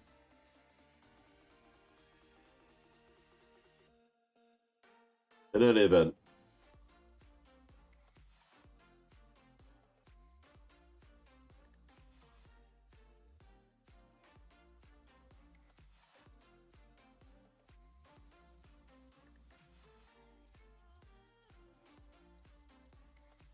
and Marin quotes the extensive analysis on that particular move as it's necessary for the understanding of the complex relationships of control in the center versus the attack on the king side. So knight takes d5. And this is the moment of truth for black, as black plays the key moment of understanding, which is to hold the pawn from advancing, isolating his own pawn in order to fix the d4 pawn as a weakness for some time to come. Both sides are burdened with isolated pawns, but the thoughtful analyst will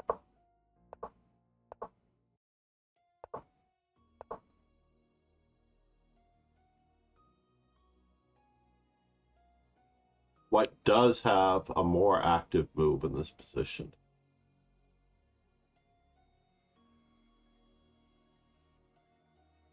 Honestly, just got lucky. You played 1a3 versus Andres? Wow. That is amazing. That is truly, truly amazing. Work on f to e8. Okay, next point of order in the attacking and defending conundrum logic.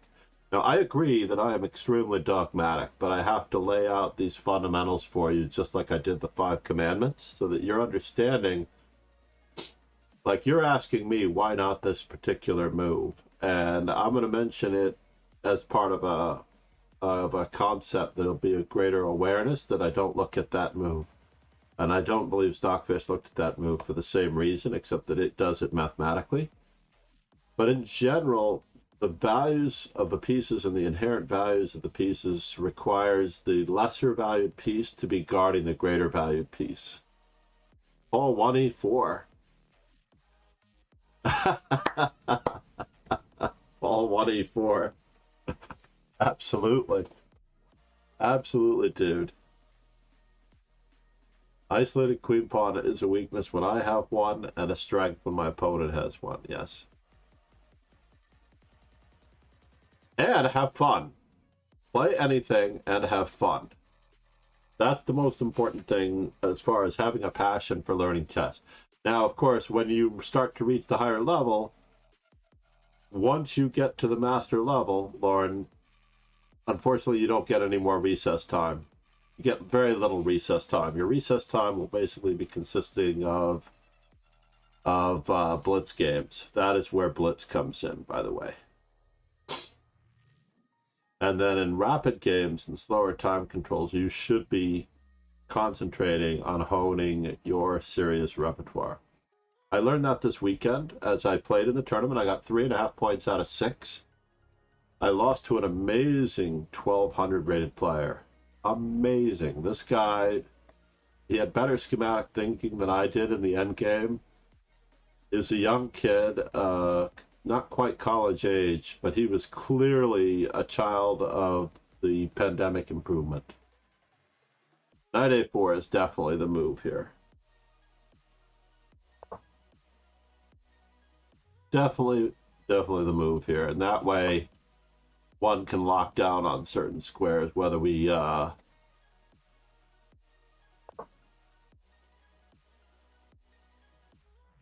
going to a4, and it's going to be a lot more difficult for black to realize this advantage in this particular case, even if we play b3 to anchor that knight, rather than going on the full aggression.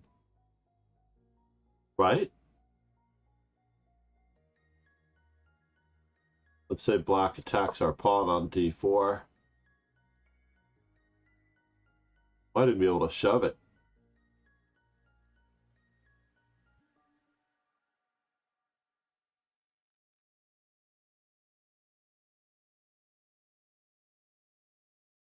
Oh no, you can't shove it because of queen d7. And the rook is actually the one that is undefended, as it turns out.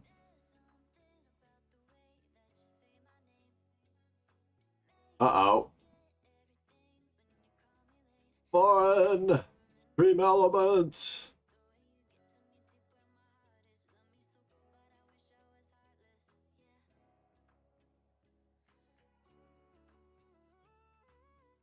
You know what I'm going to do, though, Lauren? Hold the phone.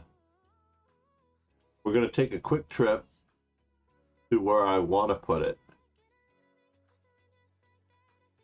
I wonder if you can place it in the studies I contribute to. 1 second. My studies. 1 second. And I want to do viewer.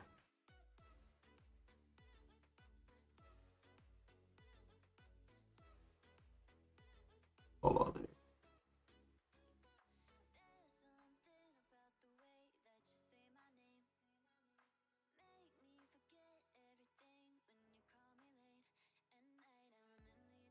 There are 27s here. I'm going to start adding members here. Lauren, JW. The youthful Lauren JW.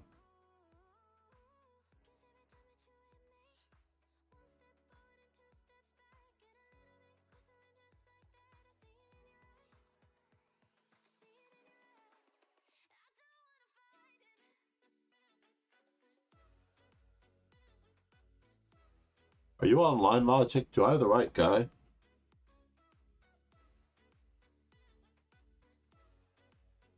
I don't know if I have the right guy. But in any event, this way I want you to tell me, and it won't really matter for the most part, but I want you to tell me when you try to save the game, Lauren, you can save it to a study, for example. You can actually click right over, you can click in the box in the bottom right-hand corner of the game that you just played with Andres, click on study, and then studies I contribute to should come up. So for example, I'm going to go back in time. For the most part. Where was I?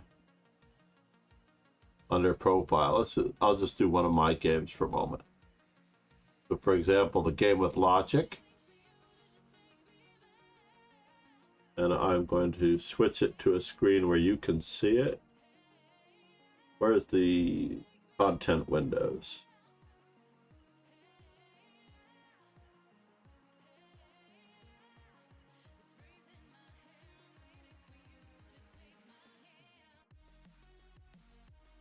So analysis board, and right over here down at the bottom there is a hamburger menu. Click on study, and then you can add it to studies you contribute to, which will be you. And then of course it'll appear there, studies I contribute to. I had to make you a contributor for that to happen.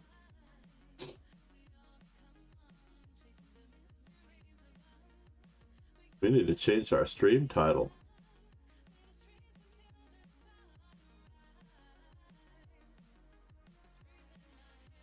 Again, we need to change our stream title. That's terrible. This is isolated pawn strategy.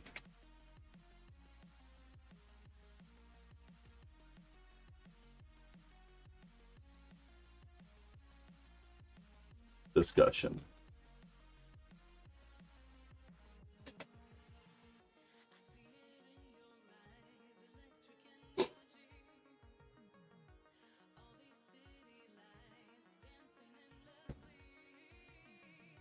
Sorry about that, Lauren. I thought I had eliminated the links thing, but I was wrong.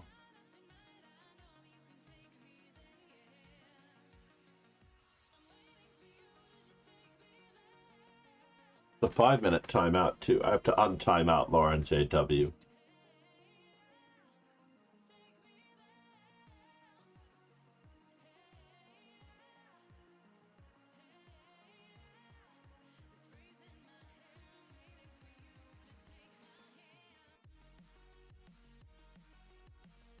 I just realized that I haven't heard from her in a while.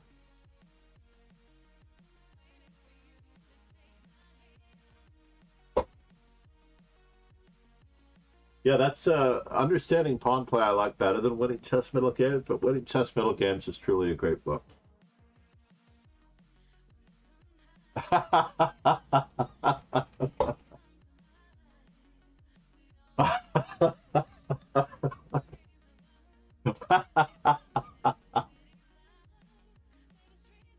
That did on the third day, the third minute. So very sorry, Lauren. I just realized, why haven't I heard from Lauren? I'm like, oh yeah, there's a 5-minute. I mean, I brought back Streamlabs for a reason, but I did not realize that it was going to be such a pain in the tuchus. So yeah, rook to c4, and the advantage is fairly minimal, I think, if we just guard this pawn, right?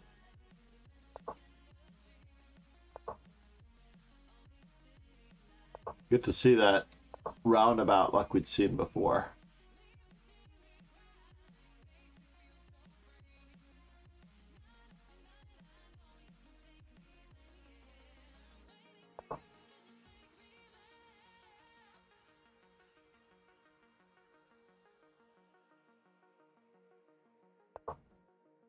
Certainly can't exchange.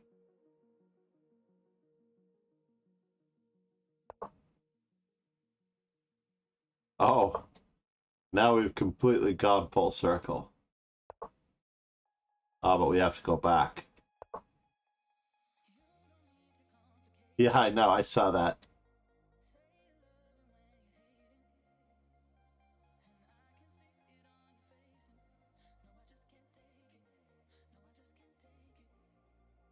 Yes, isn't that a cool feature, Lauren? I think whenever anybody needs to do something, I'm just gonna add them as a regular. I'm gonna only really allow it for regulars, though. You know what I mean?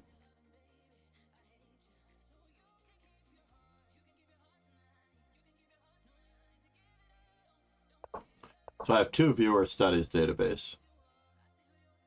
Oh no!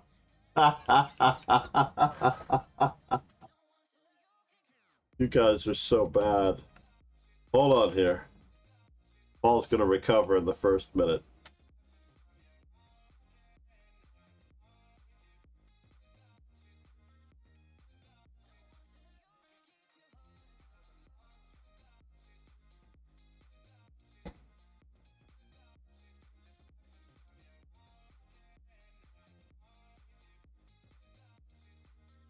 Make sure I get his name right when I untime out, because otherwise it doesn't work.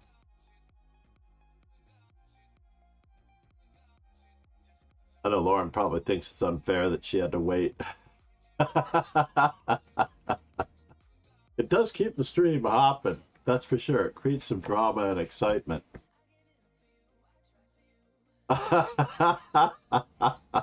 What is God? I wonder if because you're a VIP, if you'd get away with it. That's a good question. I'm not removing the timeout on Logic. He's noisy enough. But I'll bump.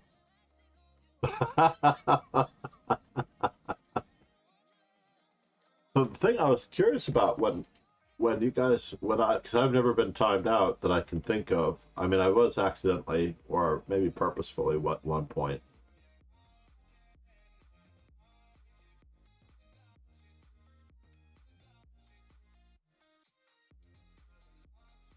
When the stream airs, let's say the video on demand, all of your comments are still there up until the moment of the timeout, right? And then all the timeouts get deleted.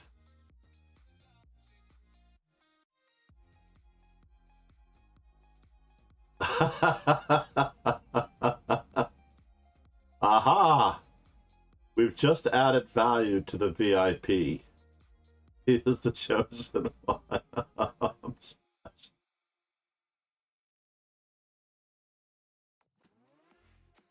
So we can whisper it to a VIP, but I don't really like doing that because when I click on the link, right?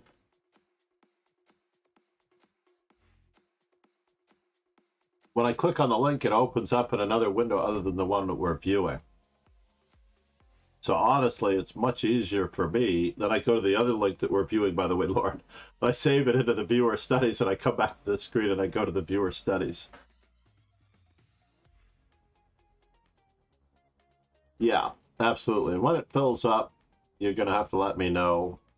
Ironically, hopefully we'll save it for worthiness. I can delete some of that other crud that's in there. But it's worth reviewing for yourself because we've discussed it on stream. It's the best.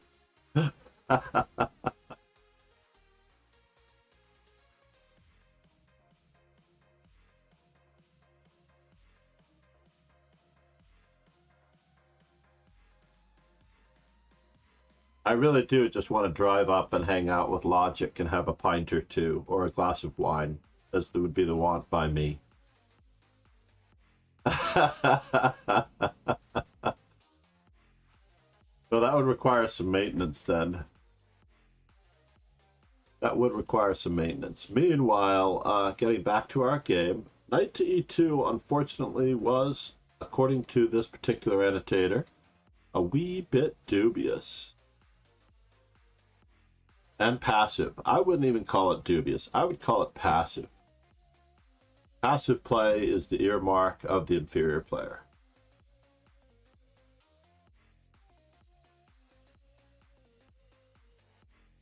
I have to set that one. Adcom.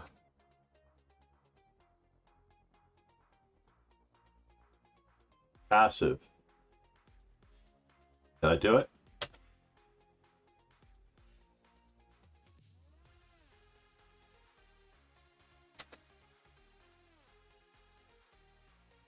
Is the hallmark of the inferior player.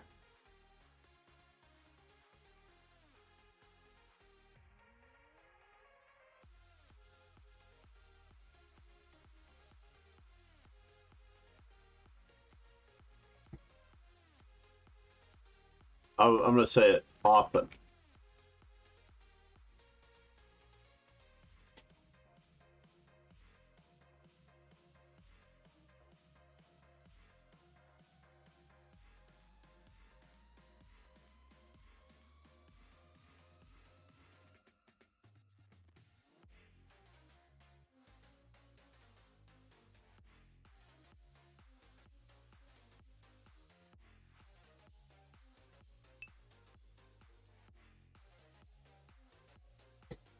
Let's see that command in action.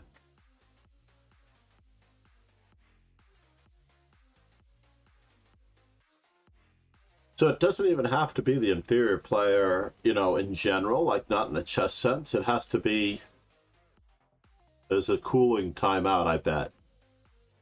I'll try it in another few minutes. I don't know how to set the cooling time on using the command. But yeah. All the advice should be cycled out. I'll cycle the Nightbot quote over to MooBot, and MooBot is the one who regulates the timing. If I have more than one engine doing timed responses, it'll be coming up way too often. MooBot coming up every 10 or 15 chats with a bit of a, what's the right word? With a bit of sagely advice, as I've been canning it periodically. So rook to d5. The next game, by the way, is Karpov Begonyan. And it's one of the knight d2, c5 isolated pawn positions. Skopje 1976. I think this book has all the best games, for the most part, for really understanding best known lesson games. Isolani strategy should be the next chapter I do. So exchanging is not really best, right? I should give this also a little bit of a dubious earmark. Any move other than rook takes d5, because we don't want to exchange pieces. We already know this, right? So any move that eliminates weaknesses such as b3 or h3, which eliminates the weakness of the back rank.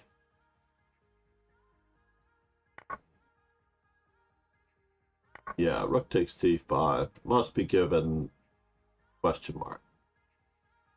It's not given a question mark in this book, but he does say that this is a hasty decision. Black gets rid of his isolated pawn while the d4 remains subject to pressure. And I actually got this weekend as well. I enjoyed this in one of my games. I had fixed my opponents with two weaknesses on more than one occasion, and I was technically winning. We also get this strategy where he's going to have his perfect pawn structure for the endgame, as we've talked about. And he locks down on that pawn as well to secure his knight.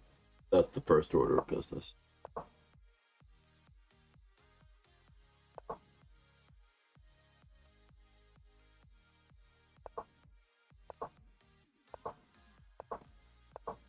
And now, when the maximum pressure has been built on a weak point, and its opponent's forces have completely been tied to the defense, you create another weakness, creating another weakness, which we're going to give as a good move.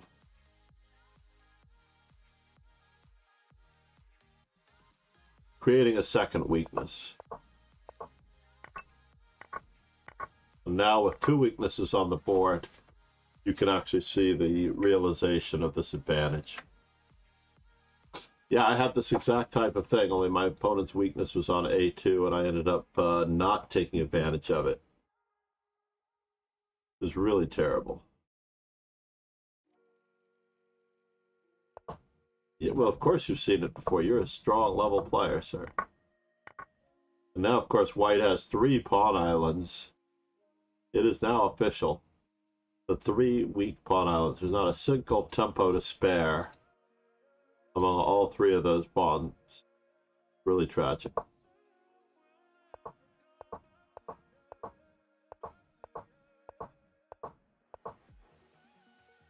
And he was literally threatening to win material. The idea of knight to b4. Again, moving forward is better.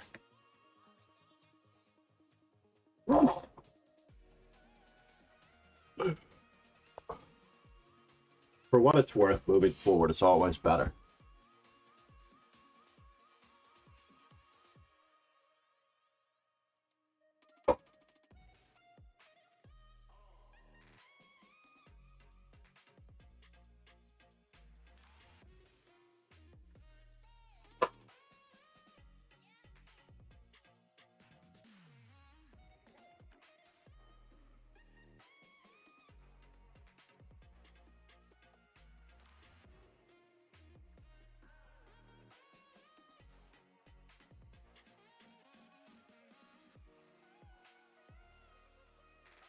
For what it's worth, as though this position could possibly be saved. Right? Moving forward is always better.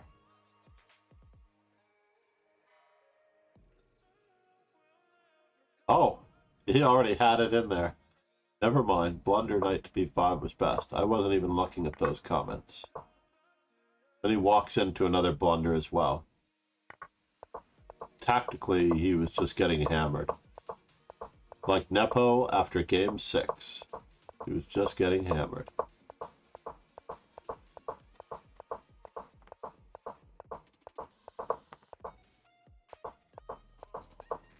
Literally do not hurry. In action. Lasker did a Nepo, exactly. Lasker did a Nepo in this particular game where he just literally starts reeling. Let's go back to that moment where he literally just walks into it. So first off, he just cracks by the placement of his knights. And then he walks right into this tactic.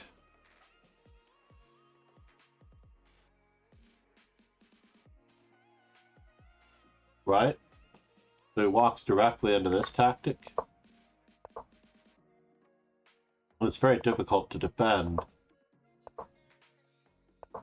that pawn for any length of time.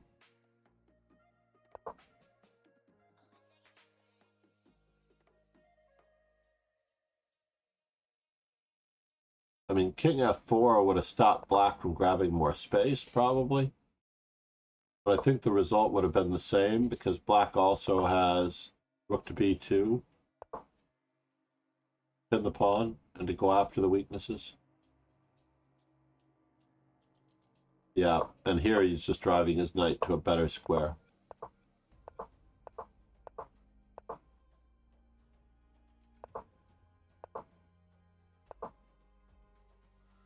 We should improve our king position, by the way.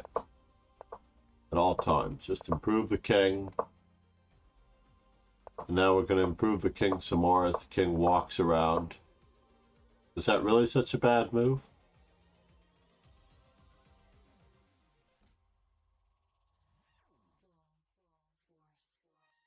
Rook a4 is said to be best. I don't see it. A lot of moves are best in this position, honestly. Check.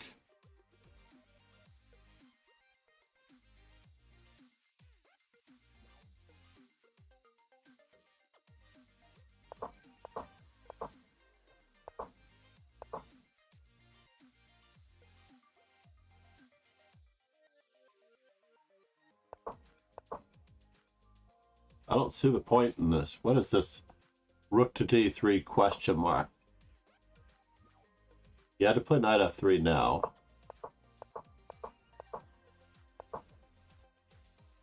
What is the point?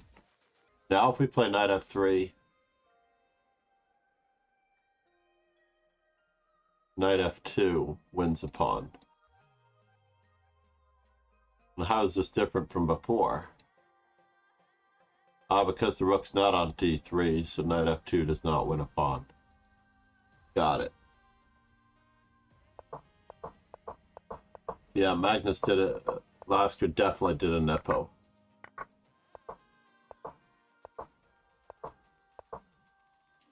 By the way, I do have the Nepo book, which I think I'm going to request from Informant. I think I am definitely going to be requesting it from Informant. The Nepo book just appeared on our product page in the top left, or top right, for you guys. It is definitely worth checking out. I finally saw it in person this weekend at the booksellers, and it was quite lovely. I should have done a quick online Twitch review. I do appreciate all of your support and encouragement. I'm slowly getting comfortable. I'm completely comfortable with streaming at home. And streaming instruction and streaming what I normally feel comfortable streaming. I'm sure Logic will agree with me that this is what we like to do and what we like to do best. However, IRL streaming, where I literally walk amongst other people and stream, is becoming more difficult, as it turns out. You know, like, it's not more difficult, it's tricky. I just don't feel like I can carry a camera, and maybe I should be doing it in my neighborhood. Maybe I'll try to do an online discussion stream today. But I say that every day, an IRL discussion stream, and I don't make it. Hot tub stream. I don't have a hot tub. I wish I... my daughter goes, she wants the hot tub because you can use it year round.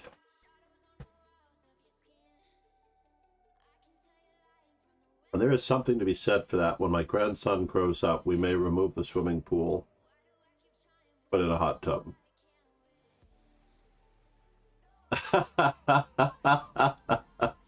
Don't worry, Lauren.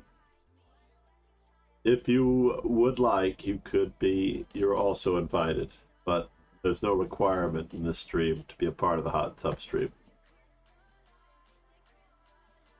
I think I'm driving to Toronto for that one, because I don't have a hot tub. Now, I was talking to Lauren about how comfortable I am streaming instruction from home, but this weekend, as try as I might, and I do agree with Crescentine and the anxiety, there's a small bit of anxiety when you're doing an IRL stream that is much, much greater than being at home. I'm not sure I'm the right guy for this. You want viewers hot tub stream? It works for Magnus, right? Magnus did a hot tub stream. I think he nearly dropped his phone into the hot tub. It lasted about 22 minutes before they realized the difficulty in being able to do the sound quality and everything else. No, he was playing on Lichess, which made it interesting. So he was in the hot tub playing on Lichess, or Lichess. Should we pronounce it Lichess?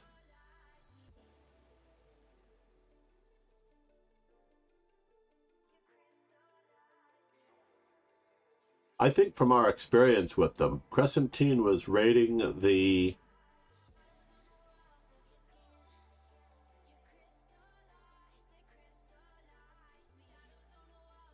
Lichess, but I've heard several Europeans say Lichess, and I kind of like it. Australia Lichess, Canada Lichess.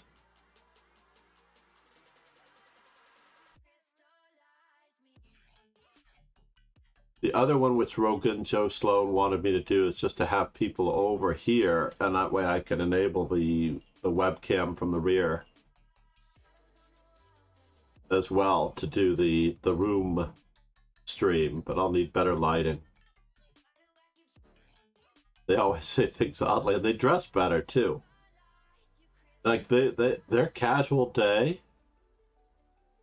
Italy. Yeah, exactly. Italy is a restaurant.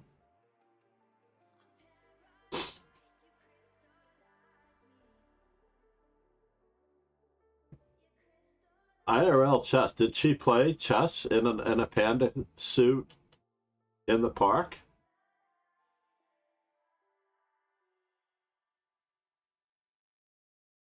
That's funny. Can you imagine being a mascot for a parade or something and then beating every chess hustler? That's awesome. I have to check that out. I believe my subscription is still good.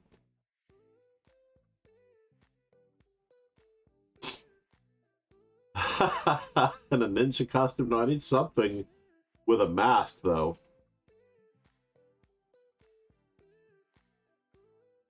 Ninja and dojo don't equivalently go together. But a dojo is possible in every way. So I also saw the 2020 Endgame Maze, which is now being promoted at the top of the screen. I was very impressed with that as well. I almost got the book. So I think those two I'm going to have to ask for from Chess Informant.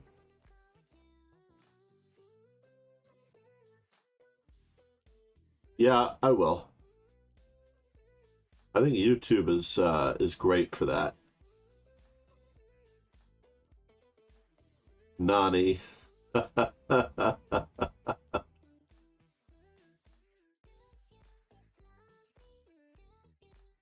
So meanwhile, isolated pawn strategy. So this is the best part about it, basically. Once we've got the Capablanca reference, right? 199.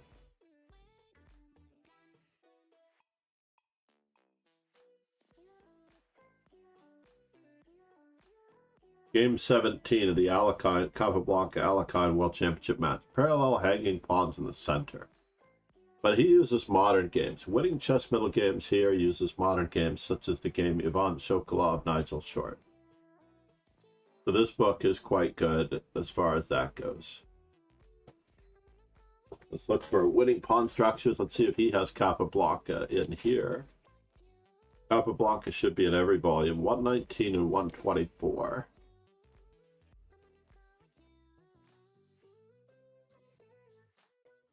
This is Lizitsin Capablanca. And this one is Flora Capablanca. Both Moscow 1935. Is that true? Wow. Moscow 1935. Capablanca really contributed quite a bit to the Russians' understanding of schematic thinking, as documented by several people, by the way. Oh my God, there's a photo of my daughter on an ALS, Lou Gehrig syndrome, my daughter and my wife from decades ago. On a run or a walk, walk for ALS. Put that aside. It was being used as a bookmark for the index of this book, which I often do, but I have business cards for that now.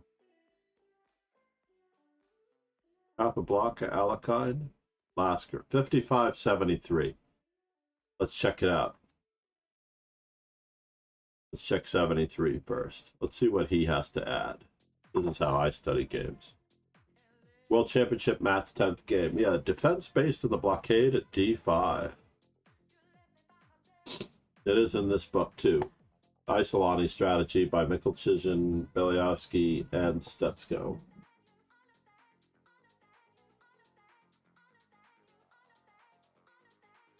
So the other game, Capablanca, game 10. Capablanca Alaska, the other one is 55. So he's on the opposite side of the board in game number. Because we are going to stay in the same match, by the way. The attack on the queen side.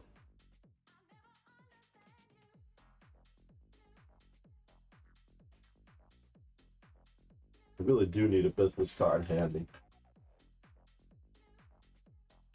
Where did they go? I know I took them to the car, so they're downstairs, but I will use this one for now. So here we go. We're off and running again with Lasker Capablanca, 10th World Championship game, number 10. Beliavsky and Stitsko give the important defensive method against the isolated d4 pawn was first employed in the famous game Zukertort Steinitz, which we began this monograph with. All the basis of Steinitz's defensive plan there was the leitmotif of reducing the attacking material, and it was echoed here by Capablanca. And he talks about this all the way through, remarkably enough, to this very position, which we already discussed as being the hallmark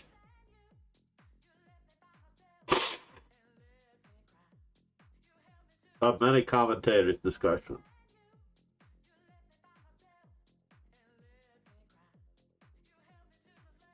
Right?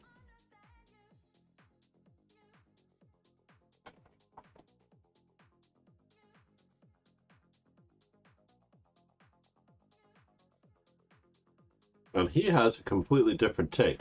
This really tells you something. His comment here is that bishop c6 was more in the spirit of the position.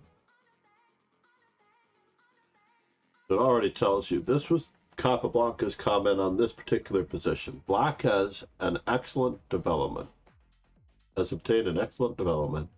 He must now find a way to either exchange the white bishop at h4 for his bishop at e7, or to post a piece at d5 so as to bring about some exchange that will simplify the position to some extent. All this must be done while keeping immobile the white pawn on d4.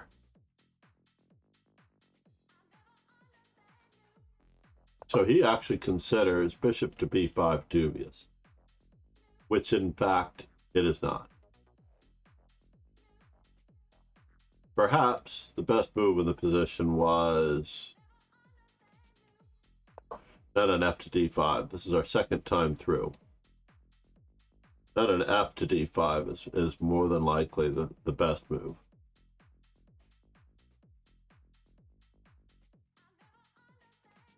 The bishop c6 is not considered really. Mainly because white has the idea of playing for f4.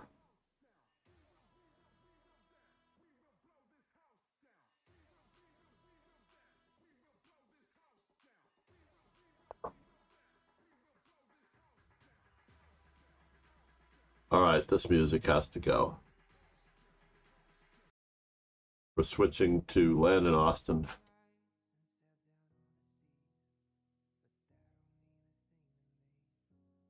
It's still not easy to realize this advantage. Bishop c6 is not as good as knight on f to d5. White has a lot of counterplay. Maybe he's correct. Bishop to b5 could be dubious. I mean, he is trying to encourage exchanges, right?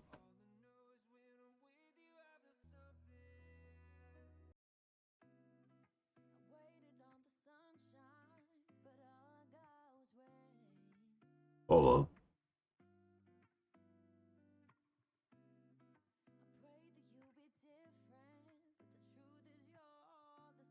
You know, honestly, I know you, it's tricky, right? But I actually don't think anything of this position, of this chessboard, to be honest. I only see the pieces. It's only for the dojo impression in the background. The funny part is that I really enjoy this one that Spassky did for me. And it's so funny that it should be in the background of this photo. No, interestingly enough, the thing that I absolutely love about this particular board is that it's not about the board. It's about the pieces. It's about the space, the dimensions, and the dynamics of the play. You know what I mean? So the more and more I look at this board, the more and more it appeals to me. I'm not looking at the board at all. Isn't that funny?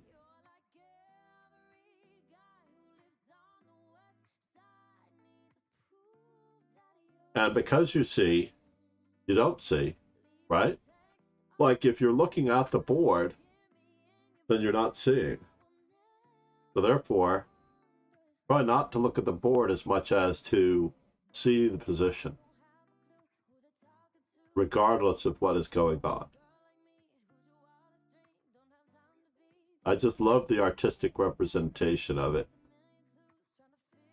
So anybody who frets over, let's just say a friend of mine, Tom, amazing billiards player, right? Amazing pool player. But he, like another friend of mine, a professional named Flacco, very strong fellow, whose son was very strong. Exactly. The most important board is the one in your head. Absolutely.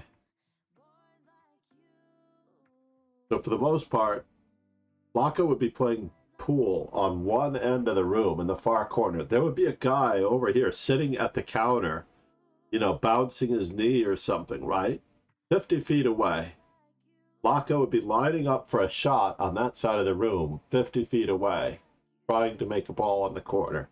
And he would have to leave the table, walk over and tell this fellow to stop shaking his knee in order to go back and shoot the shot. And that tells me something about the concentration level of the player, right? Whereas I have walked by professional billiards players and I say, oh, I'm sorry, I walked past your shot. If I sharked you, if you missed the shot because of me, and they're like, no, I didn't see you at all. Right, exactly. And I've seen it happen on many occasions. I've seen a lot of different players do it. Like they will go to great lengths, right? I remember one time I entered the pool room and I came through the front door, which had a glass door. Now I can understand the glass door reflecting, right? So you've got all the lights in the room, and you got a glass door, and you're down on a shot, and the glass door flashes light in your eye. That's a whole different story. Like if you literally get flashed with a flashlight while you're shooting, or the performance, you know, stage performers when they say no flash photography. Absolutely understandable if somebody literally says, hey, you know, in your face like that. But I came through the door once and he told me that it was me walking through the door that distracted him. He missed his shot, and Tom was in the middle of the room, at least 25 or 30 feet back. And I could see him stand up, look at me. I didn't notice him when I was first coming through the door, but he's like standing up and he's looking at me at the table because he has to walk away from the table anyway because he missed his shot. And I asked him what was going on, and he said, oh, because I came through the door, he missed his shot. And I'm like, isn't it possible that you were just going to miss your shot? Right? All right, meanwhile, back to our game in question here. For this particular one, knight takes d5, bishop takes e7. And he really is seeking these exchanges quite well. There's no way to avoid this particular setup. But there is a chance we could be improving our position slowly.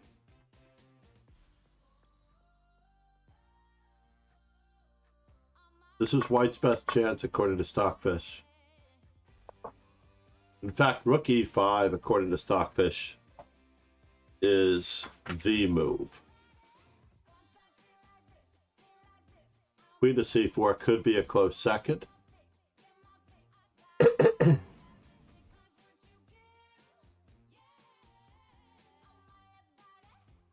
But we'll see what he has to say about it. Black's weakened c-pawn because the c-pawn cannot easily be attacked while the d4 pawn is under such pressure.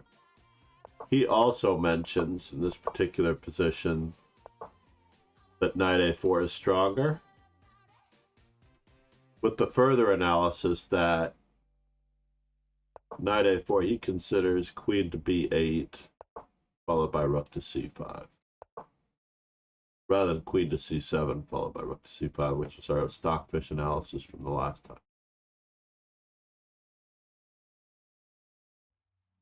When, after knight to f5, the rook gets the capture on c6. What?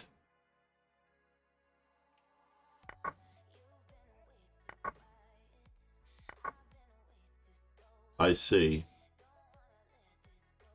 The ill-fated isolated pawns have been equally exchanged.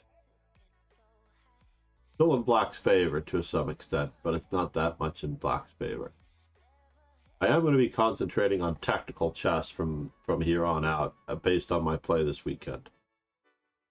It's rather unfortunate. Now, the only thing that he might add to this particular endeavor is that it wasn't just h5, but h3 that deserved a question mark. Because now h4 locks down on the center. Locks down on the king side. This move allows this black to paralyze the kingside pawns, and it was essential to exchange knights for white. So he considers, yes, knight to g3 an absolute must. Although here, even after queen c7, black would have acquired real winning chances. Followed by the exchange of queens, I imagine. An attack on the queenside pawns.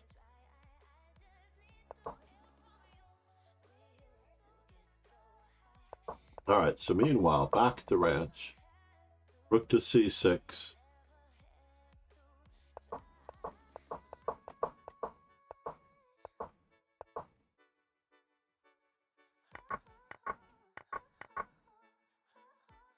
And now, does black really have a choice in this matter? There are a lot of ways that lead to Rome, perhaps. Knight d6, knight to c4. To be able to play the next move in this position, right? Candidates for black. What do you think? Candidates for black in this position? This does look pretty interesting, I have to admit. There are only two candidates that I can see. I guess a third candidate is improving the king in one way or another. So either rook to a6, rook to b6, king g8, king g7, or knight d6. Those are the 5 candidate moves. And he chooses the best one. And it's just very simply attacking a pawn. And only now does he put his rook, aiming for the 1st rank as well as the 7th rank. d4 seems like an extremely strange move.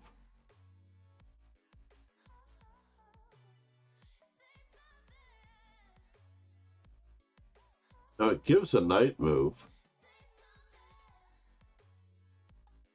So, now we're trapped in Fisher's mind battling his own private army, and if we get killed... Chess Coach Andres! Namaste! Namaste. Thank you, Chess Coach Andres. We are examining Isolani's strategy involving Capablanca's Game 10 with Lasker here. And we were looking at it from a variety of viewpoints. We had... where was the first book that we looked at, everybody? We looked at what I consider is a great book, Understanding Pawn Play by Marovich. Excellent book in the sense that he covers all of the classic games, cover to cover, opening to end game. And we're also looking at it from here. I am FIDE trainer and national master. Yes, I am almost or roughly the same age as Coach Andres Toth. Oops, if I can spell it right in my nervousness. Thank you for the raid. How was your stream? I heard you were playing viewers. Lauren came back. You are, by the way, one of our legends already. We have you in the Legends category. Unfortunately, we might need to move you up or down depending on how you see it.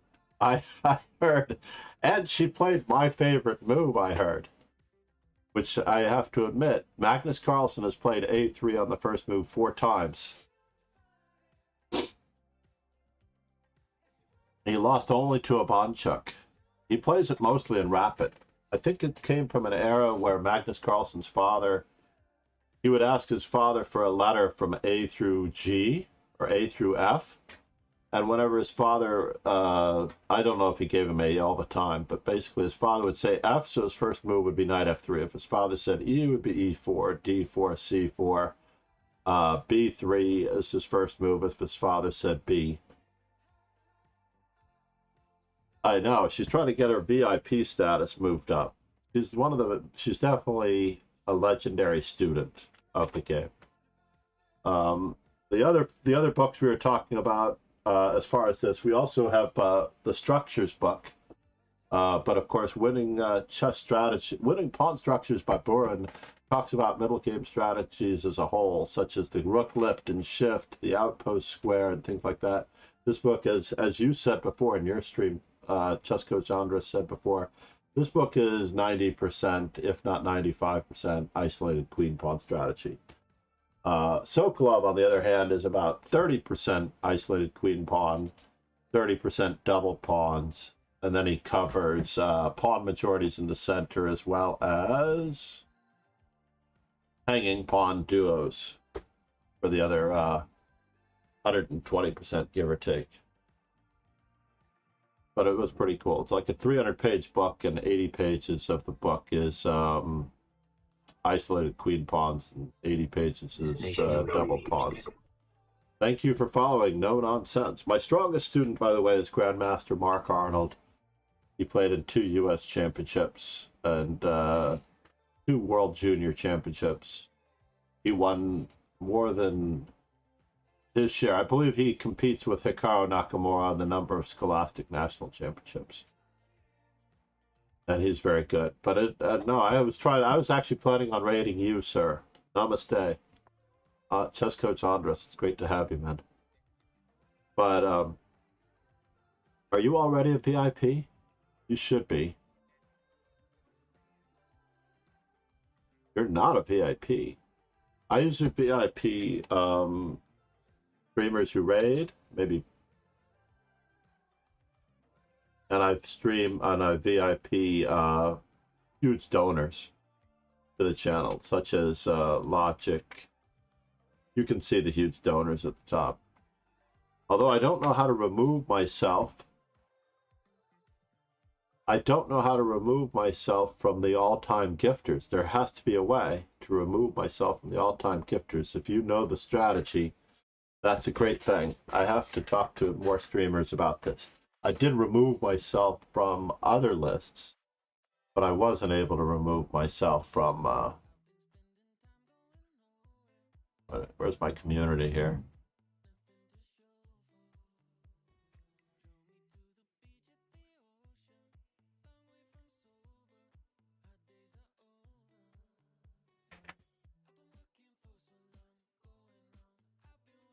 Very important, the VIP role that I found out.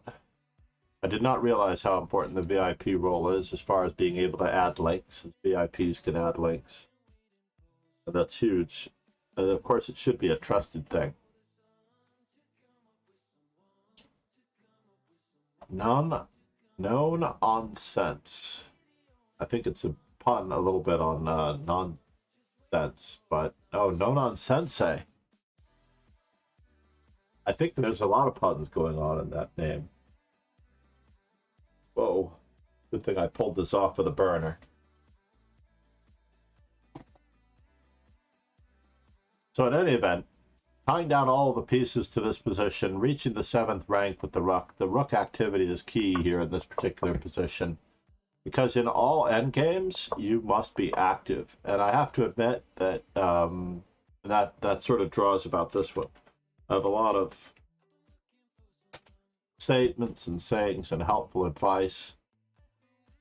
passive play in the end game could easily be the hallmark of the inferior player. Not the inferior player as a chess player as a whole, but the inferior player in the relationship between the two. Let's say chess coach Andres and I are playing a tournament game.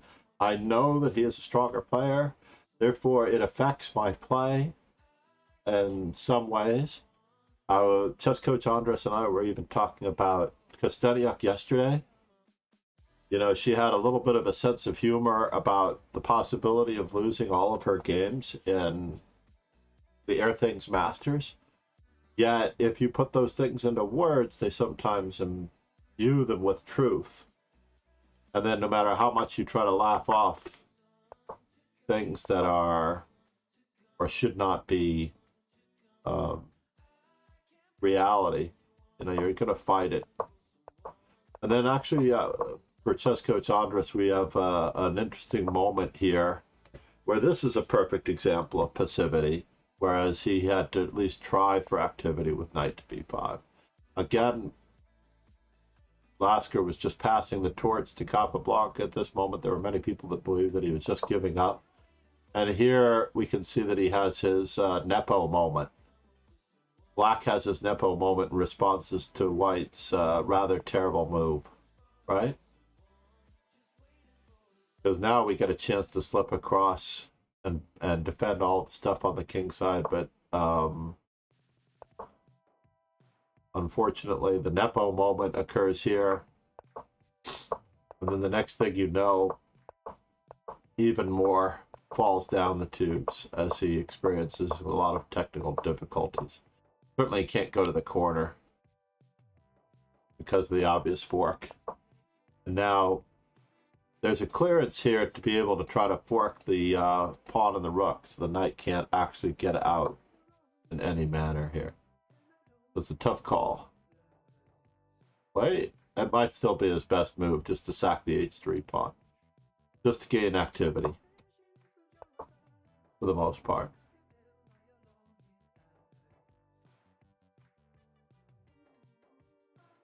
In any event. So, for those of you who aren't as familiar with me, I run daily tournaments during the summer. When the school year is over, I teach chess throughout the day. During the summer, when the school year is over, I will be running events 2 to 3 times a day for chess camps. Basically, there's going to be an afternoon chess camp, morning chess camp. And so there will probably be a classical arena 5 hours after the early morning arena. So you can see that I have a schedule of set events for students to play against each other and me several times a day throughout the summer, ideally. It'll be like 5 o'clock in the afternoon, 5 o'clock in the morning, and there will be one before lunchtime or around lunchtime, my time in New York City. In fact, speaking of which, if I want to get out of the house, I have my billiards league tonight. I also run and direct a 9-ball billiards tournament. I know, right? There were no chess camps in the 70s.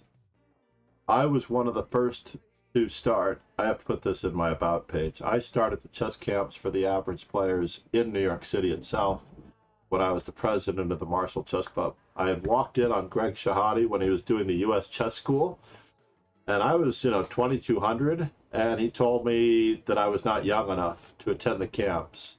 You have to be not only over 2,200 to attend a camp, you have to be over 2,200 to attend his camp.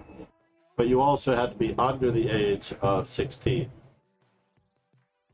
Or under the age of 15. I don't even know what the thing was. But so, I could meet one requirement, but I didn't meet the other. So when I was 16, by the way, and I'd learned chess, I was under the age of 16, but I wasn't over 2,200, so I couldn't attend his camp. Had it existed in the early 80s. So what I did was, I started a flyer. I have it around here. In the year 2000, I began an all summer long day program for youthful players of all levels at the Marshall Chess Club, because I was the president of the Marshall Chess Club through September 11th, 9/11. I think I gave it up in 2002, from around 1999 to 2002. For 3 years, I did the leasing and the building management for the Marshall Chess Club, and organized events. I also started the precursor to Title Tuesday, by the way, with the help of Greg Shahade, because we had nothing on Tuesday nights, and Greg Shahade wanted to run a tournament that would be Masters only. And so therefore we started the Tuesday night Masters only event with Greg Shahade, and he found sponsors. It's in early blogs of the Manhattan Marshall Chess Club website, which I also designed, the first Marshall Chess Club website. And now, of course, I think it's all evolved, so it's, you know, I don't know that there's any trace of me left. But for the most part, the Tuesday night Masters at the Marshall still exists, only now Greg Shahade has taken it to chess.com, and it is now called Title Tuesday. So instead of just having it at the Marshall Chess Club for Game 30, because he's always actively trying to promote Game 30, he brought it to the world scale, and now Hans Niemann, I think, won. I don't know if he won last week's Title Tuesday or the week before. International Master / Grandmaster Hans Niemann was in my school as a secondary school student. I don't like talking about myself that much, which makes this a very tricky thing. Yeah? So meanwhile, yeah, maybe sacking the pawn was worth it.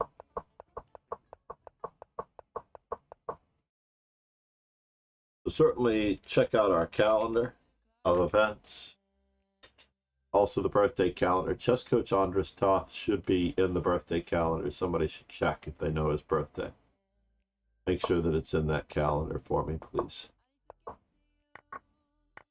And now black has not only an isolated pawn, but it's an extra passed pawn that is going to be wreaking havoc on white's position. It's quite incredible.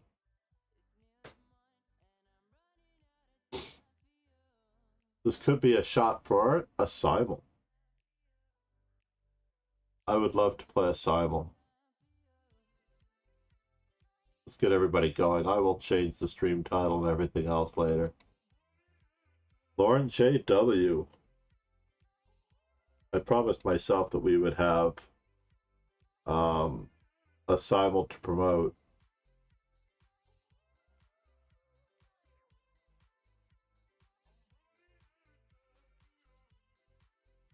Let's go back to the other screen, by the way. Screen content.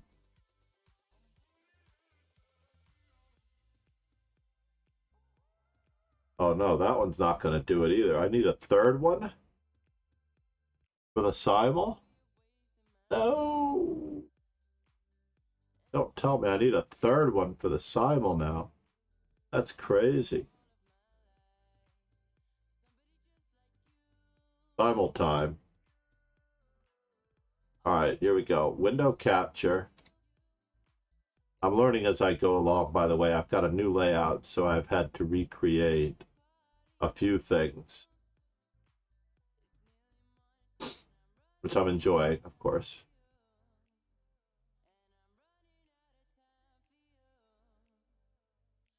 Let's see here for one moment. This is...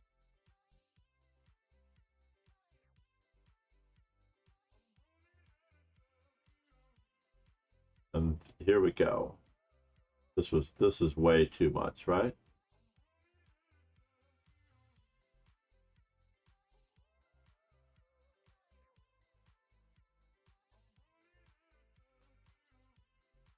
Much better. We will move that one later when we need to. So the simul, I'm willing to play as many viewers as possible while we discuss our stuff, but I'm also going to be able to get coffee in the same sense. Or should we do the 5+5 quick ones? 5 Twitch viewers, 5 followers minimum. How about that? Copy. 5 Twitch viewers, 3 new rapid simul. 5+5, 5 viewers at a time. Close the 3 new viewers that I've never seen before. It doesn't matter what what it is.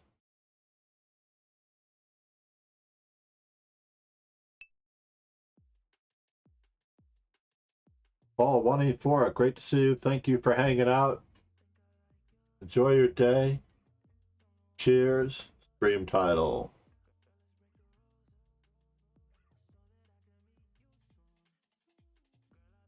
See if this is the right stream title.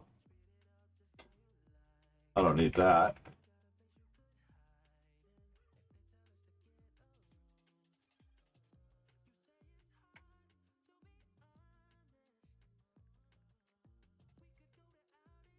Oh, we did it on time. So far, we're very lucky. We have plenty of time.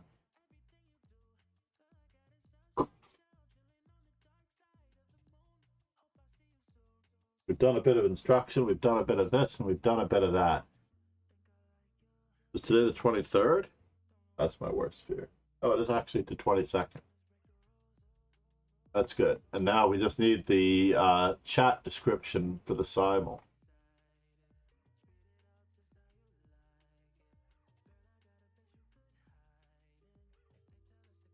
Let's see if I can find it.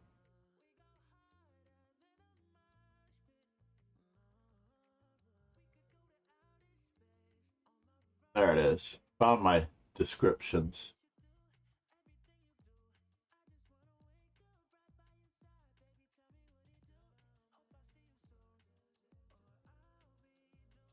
Oh.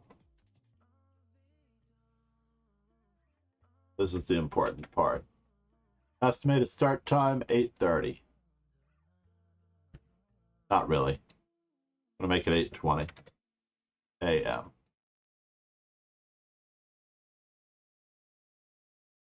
What? Invalid characters.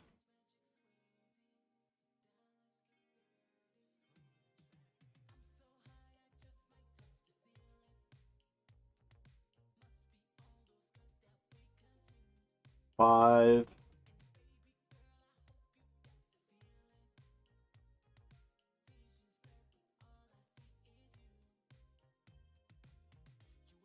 I can use comma. Is that true? Rapid simul. Standard. Let's do it. We got it up. Amazing. If I could actually edit the title, that would be better. Let's make sure it's spelled properly.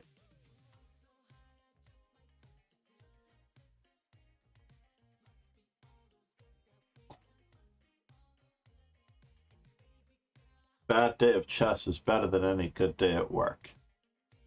That is a great quote. Depending on what you do for a living, it's true. I don't know if I can agree with it all the time. By the way, if you've not yet followed on my socials, I did post quite a bit this weekend, stories, and I'm going to try to save the stories to a highlights as well. I'm bolstering the socials that way.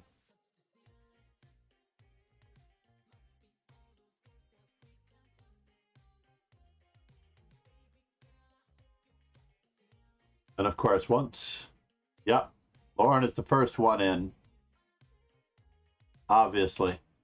But we do need to get these. Coach Vosh, thank you for following. Where could Coach Vosh be? I know you're This nation owes you a huge debt. Primeus95. Let me know your Twitch / Lee Chess user ID so I can accept you into the simul. For 3 new, I mean, I'm going to put Lauren in just because she's one of our regulars, obviously. She was the first regular in. We try to limit everybody to 2 tries because I'm going to try to do these several times over. I'm going to try to be very, very diligent about improving my chess here, so we're going to get the best possible game. Gerbent, got ya. Welcome. Nice to meet you. Primeus, 95, regular. Deshi, I believe is the word. Deshi. This nation owes you a huge debt. We have a very nice number of Deshi. Surya, I believe that is you. Surya 2022, yes? I've got you. Sometimes I can't guess the name based on the viewer. King E2 is best for me. That's our 3. Are we going to get one more out of this? Because someone else followed that I did not get.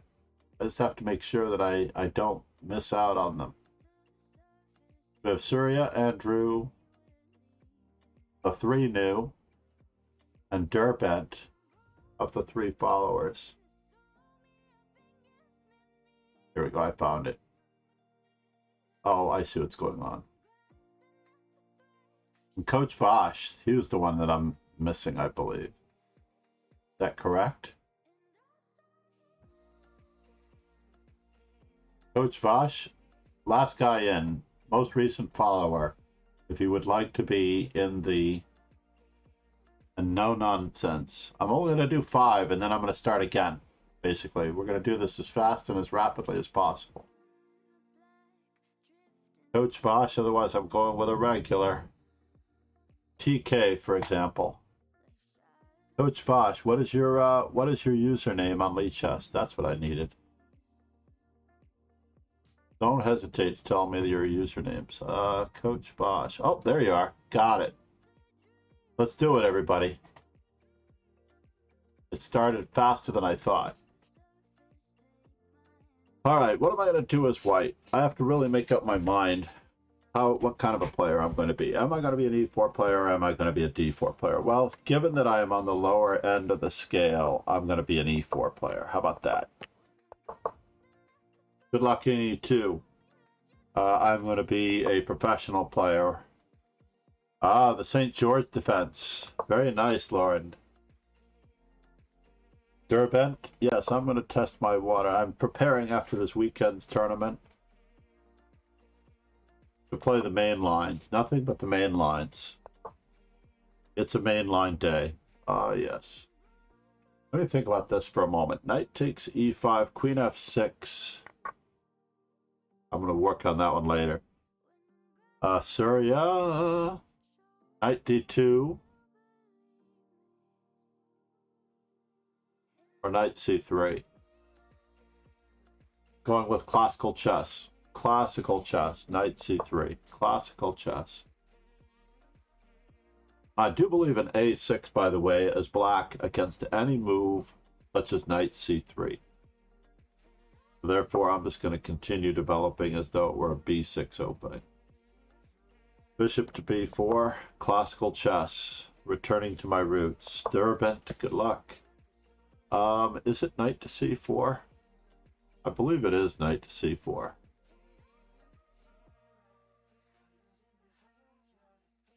I can't lose time here.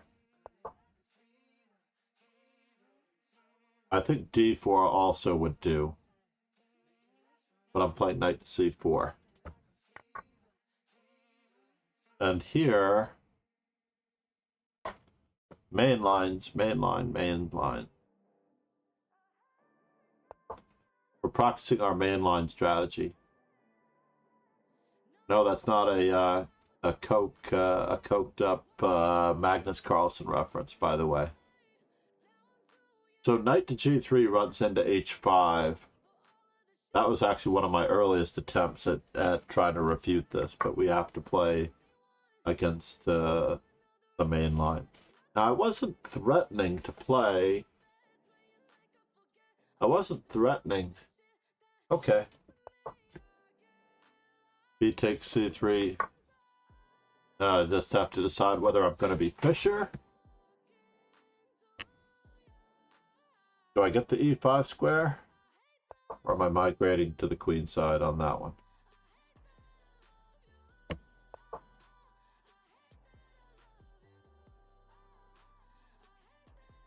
Ah, Talbot Vinnick, Mr. Surya. Talbot Vinnick, yeah? Tal played, but Finnick played the early Queen C7 to nullify the effect of Tal's aggressive, hyper-aggressive bishop to Queen to G4. And it also puts pressure on this pawn straight away. So we're going to go with the positional nature of this particular opening, yeah? I'm going to learn something. So here, I am castled, and bishop c5 is a little loose. Loose pieces drop off, by the way.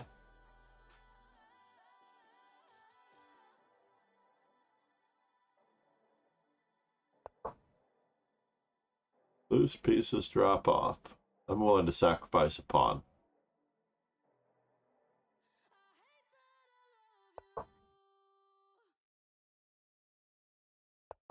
I'm going with the traditional method of trying to refute this opening.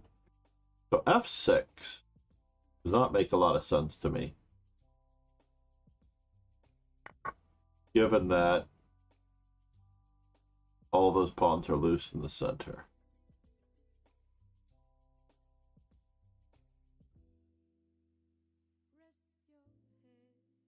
Time for me to choose my method carefully. I guess we're just going to travel across to the other side of the board here.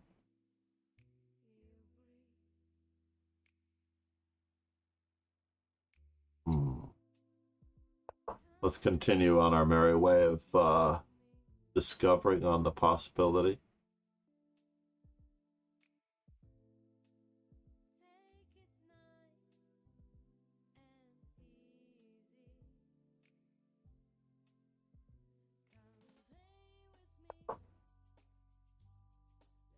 Torn in that position. Certainly torn.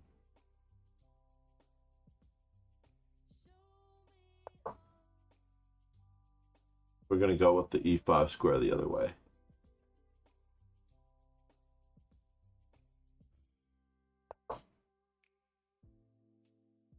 Somebody's got to prove something to me here.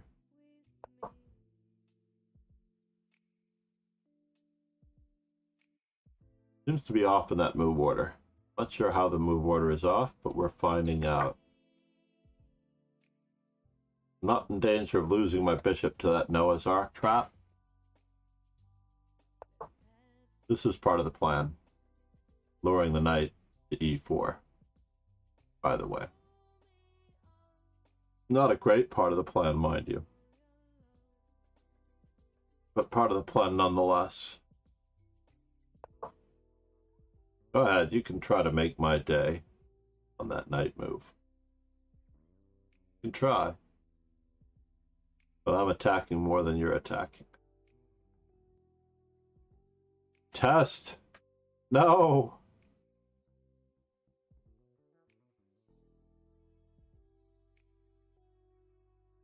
Thank you, Lauren.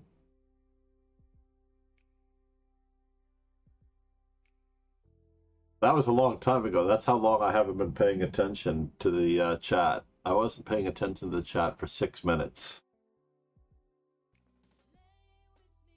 Dot after St. George. Yeah, no, any misplaced dots could be fatal. That much is true.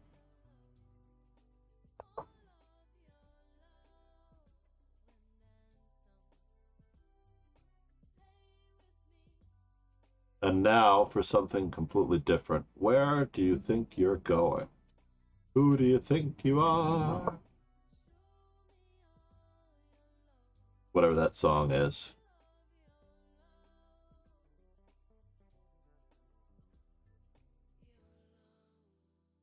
Enjoy.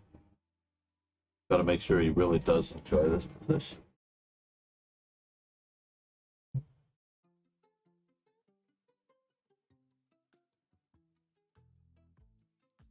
Yeah, we just have to make sure that he really does enjoy this position, because I've been in that one before. All right, moment of truth. I'm going to try to occupy e5 in that game, if at all possible. Don't know that it's going to be true.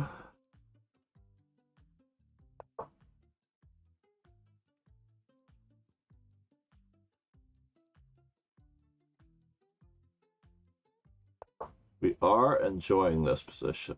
That much is true.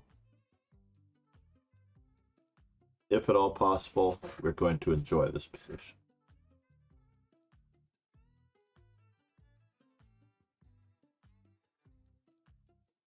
Right?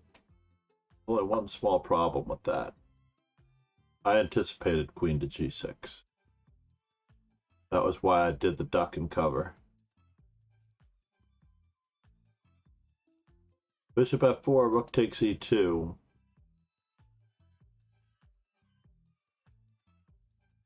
Nicely done, sir. Bishop f4, rook takes e2, but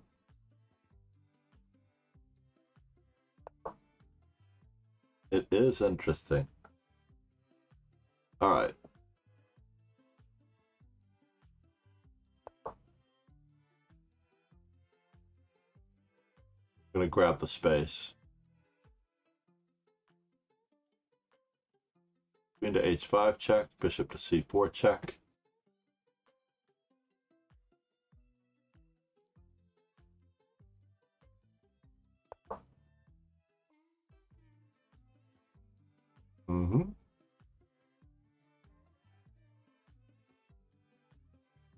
Moment of truth.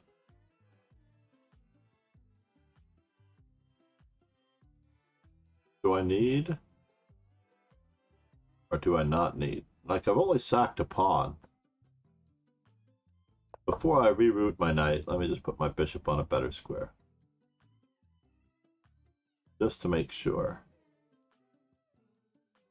that nothing funny comes of this.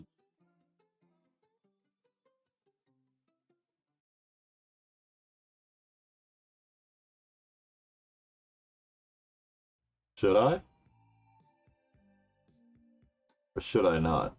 I don't know which direction to go. There's so many different positive, motivating directions that I could go in. c4, bishop takes c4, b takes c4. Bishop e3, knight to g5. 5 plus 5, quick viewer silent.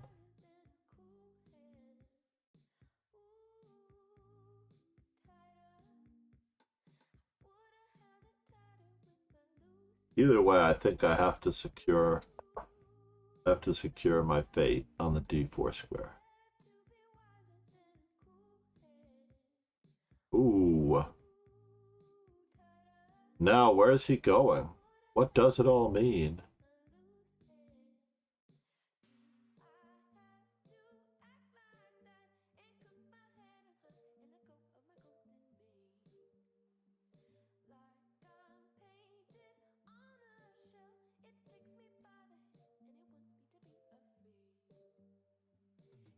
The knight to b5 check. Queen to d2. Is he forcing the trade of queens this way? Bishop d6.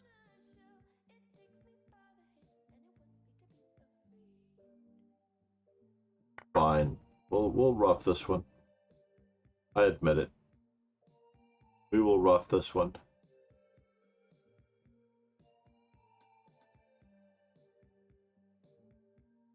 Bishop e6, bishop f5. When you want a piece on a square, sometimes you have to clear it first. Knight to d7. I have to recapture with the pawn. Get to put my knight on this square.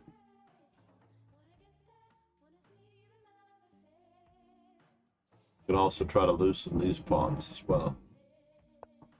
Do that. Do a direct hit on one particular target. c4. Fascinating. All right.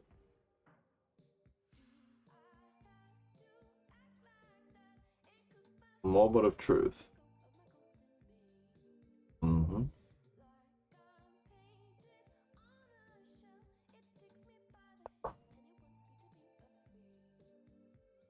The queen to b6 check. Fair enough.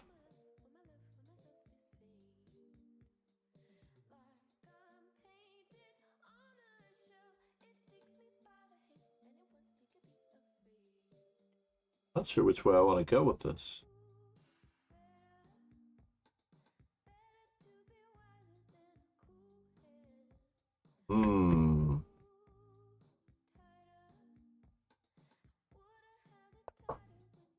Keep all the options open.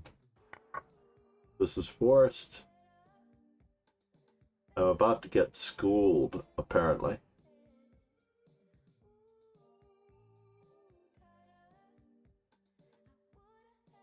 For what it's worth, I am getting schooled. So let's just make sure that I don't lose even worse than I am going to lose.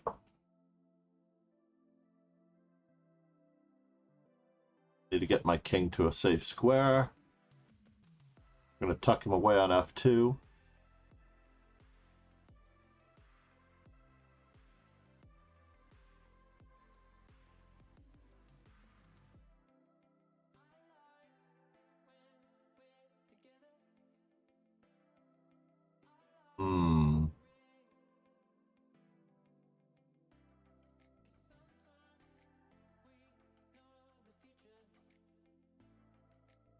It is very difficult, I have to admit.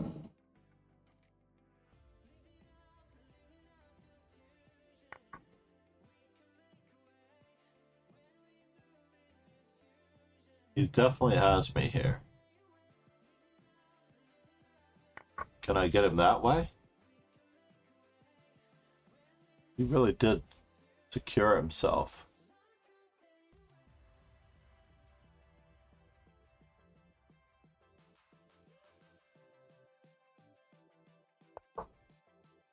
Could be time, just in case anybody's watching.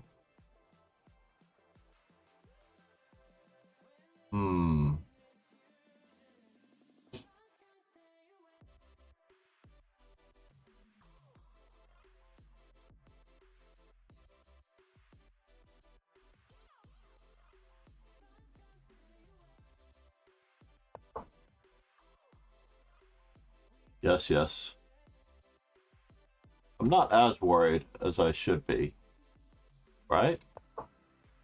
Not as worried as I should be.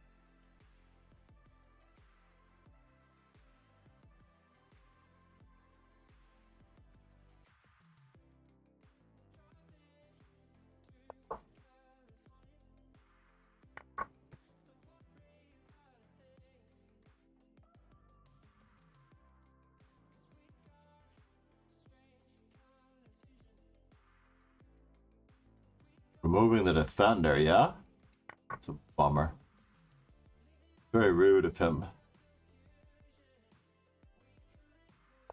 Removing the defender.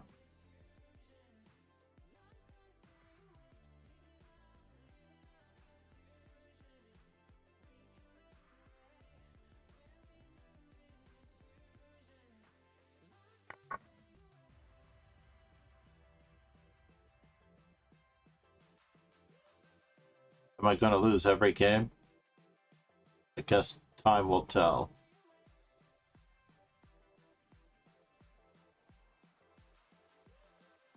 What's the material story here? We have 5 pawns, they have 6 pawns.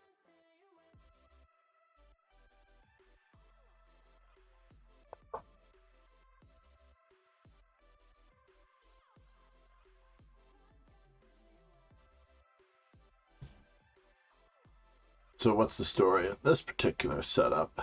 Check.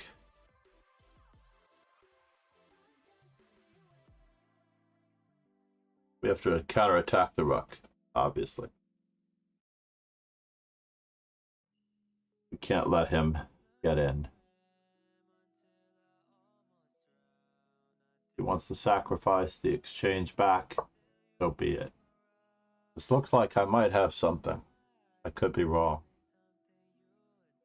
Bishop takes.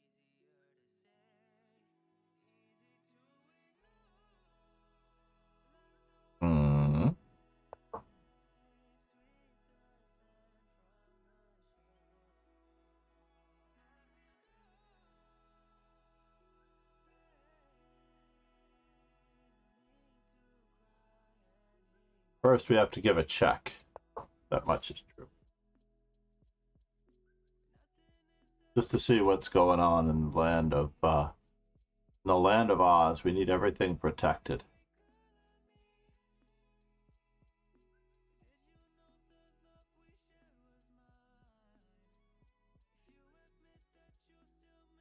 That check.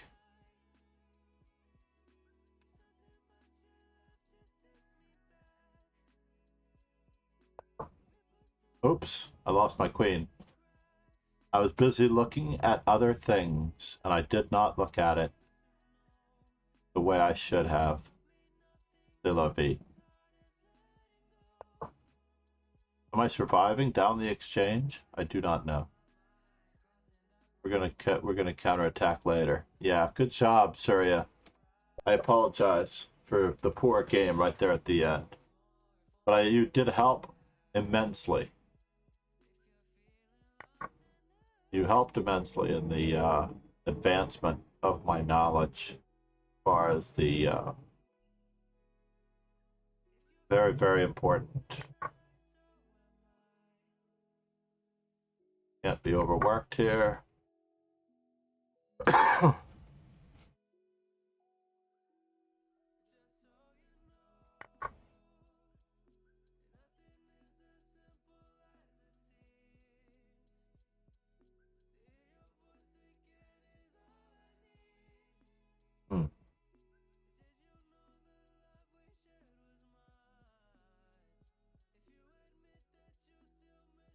Can't make up my mind.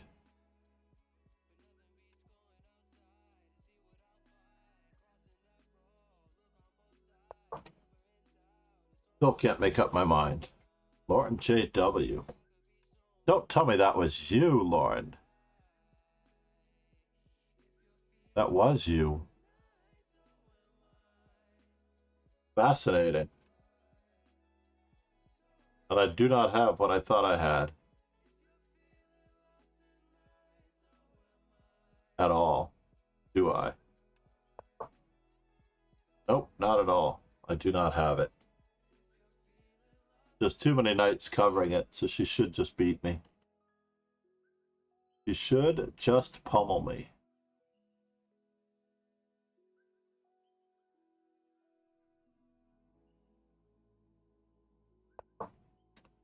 I'm after the bishop pair, just in case anybody was wondering. Well, I know no one was actually wondering, Coach Vosh, but I'm after the bishop pair. Wow, you took that. I did not expect that. I guess you're going for the pressure on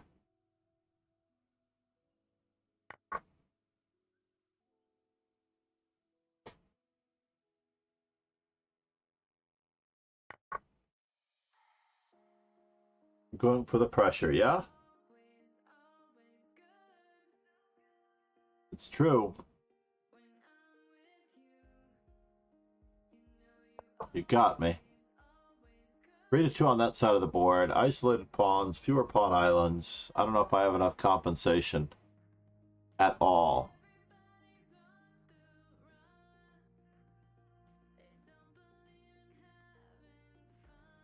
Let's restrict that knight.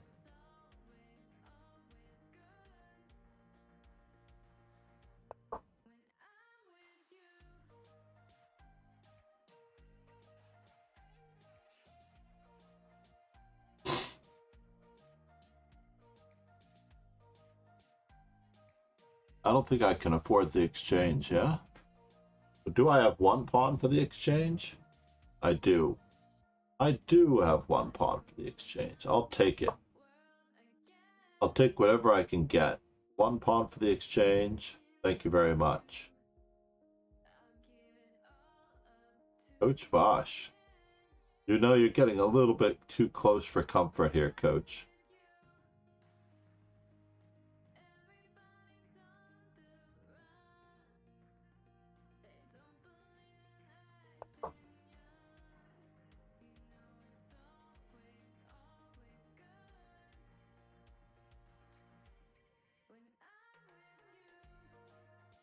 Mm-hmm.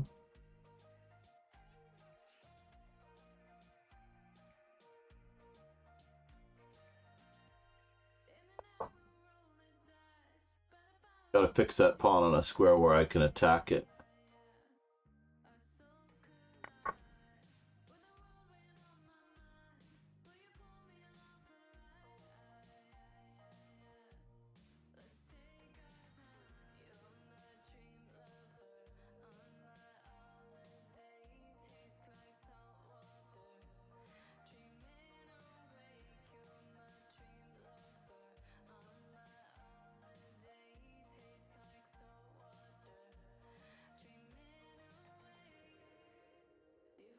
Let's see. Moment of truth, eh?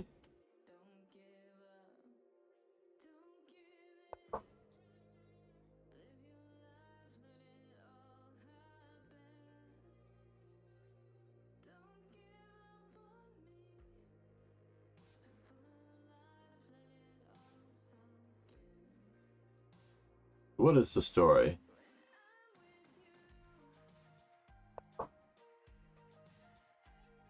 Well, I'm gonna win one of these games.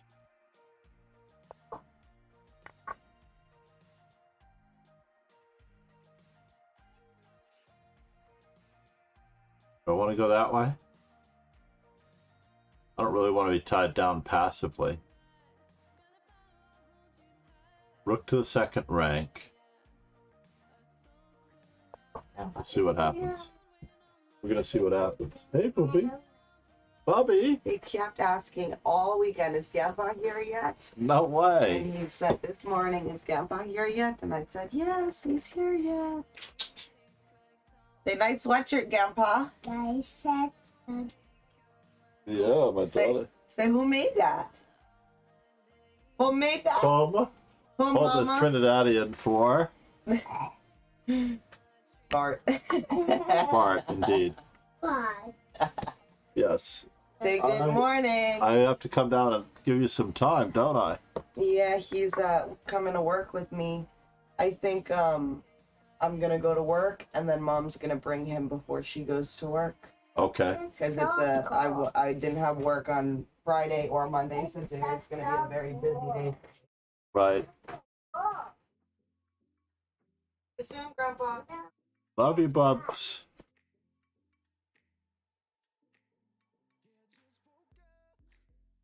All right, moment of truth. How bad is it in this position? Did Lauren? What happened to Lauren?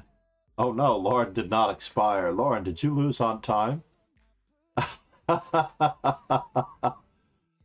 Very practical choice. I didn't even know that I was playing d4, d6 transposed. Yes, and and I think you have me here though, Andrew. Andrew 72.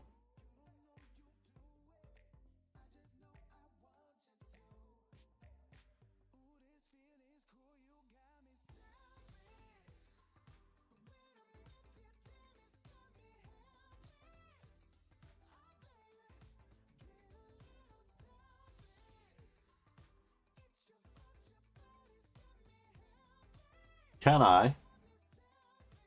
I do anything to stop this?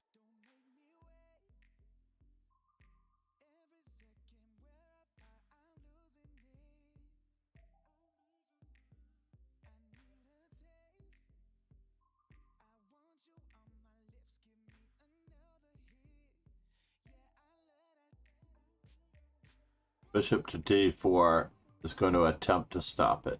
Yes.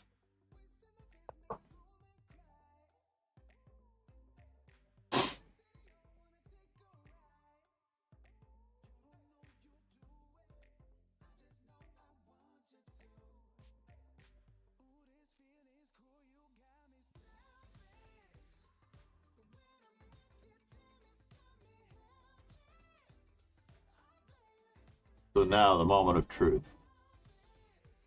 Have I trapped his queen? I don't know. We're about to find out. We have not really trapped his queen, but...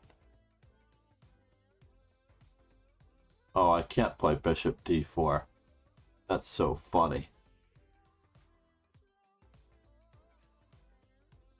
So funny. So you're threatening that way.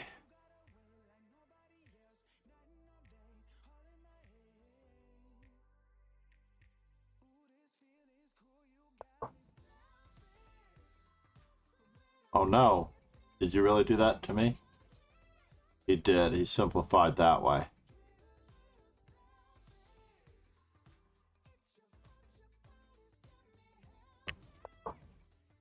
I'm attempting the best I can. I believe the coach should have me there. Wow, the coach did not go for it the way I thought he was going to go for it.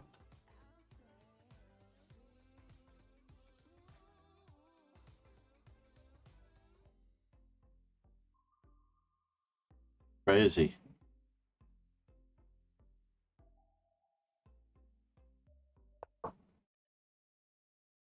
Going to attempt some form of defense.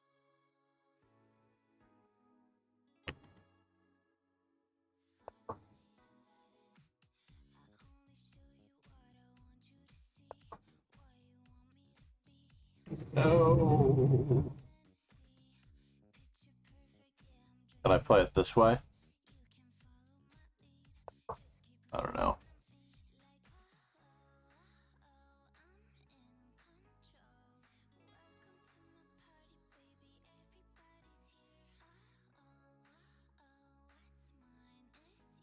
Ay, ay.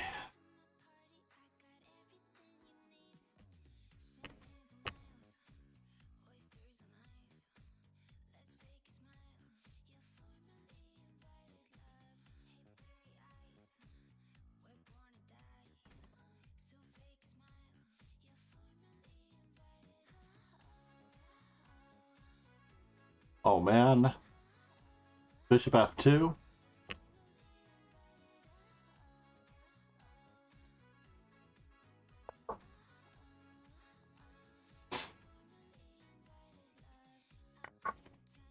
I'm getting mated in so many different ways. I am getting mated in so many different ways.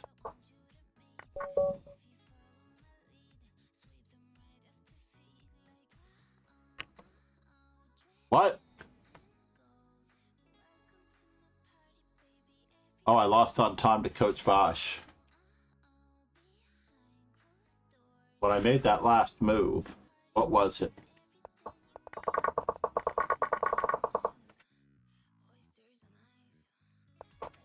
I hope all of you are able to, yeah. There's the lead chess interface for very fast games is a smidgen glitchy. Like when you get down to the last few minutes, I don't know that chess.com is any better, but the allocation toward bringing up a game, like I knew I should have gone back to the other game. Yeah, it was a moral victory, if such a thing counts. Thank you, Coach Voss. I'm very happy for the follows. We should do 10 as well. 10 in honor of my 10K. I've played 10,000 games on Lee Chess since the beginning of the pandemic. If you can believe that. I've played exactly 10,000 games on Lee Chess since the beginning of the pandemic. Check this out. I opened my new account. I had an old account that resembled my Internet Chess Club name. On the Internet Chess Club, I was Alakine. So I was Alakine on this server as well for a very long time. In fact, I don't even know if I could even find the Alakine account that I had on this server. But needless to say, heart of the pandemic, I open up the account because I may or may not be streaming. This is also my office venture and name. Coach, that was a very good game. I was very lucky to survive that. Where do you coach, by the way, Vosh? We're 10,007 right now. Let me go back. Wonder if it's going to cycle through every game as it rotated up. What about my history? Let's just see how much history I can actually go through. We go back to 3 new Twitch followers, rapid. I guess it doesn't go back that far. How did I do in this game? Oh, this is the fellow I stalemated. This was one crazy game. I need to learn about this. So let's just do a quick study of our openings. I meant to play bishop e2 to stop g6. Queen to g6. By the way, so instead of moving, you got queen g6 in pretty quickly. Bishop e2 was the move that I played to stop that originally. Black is just better here. What happened? Knight takes e5 is not the best move against the Archangel variation. It felt like it was the best move against 90% of it. Deimantė can draw with a non. That's probably the game that I recall.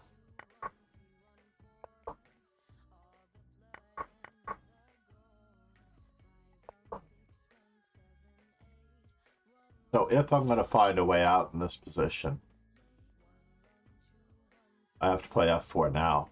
I did play f4 now. Queen to d1 or queen to d2. I did play queen to d1. And then you played the novelty, the great equalizer. No, you did not play the great equalizer. Knight on e to d7 is supposed to be equal, and then I get to play c4. So you played knight to g4, and I probably still could play. You're just overworked. There's absolutely nothing going on here.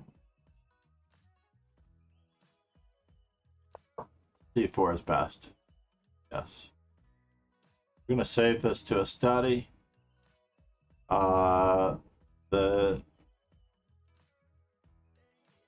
It'll come to the top if I can find it.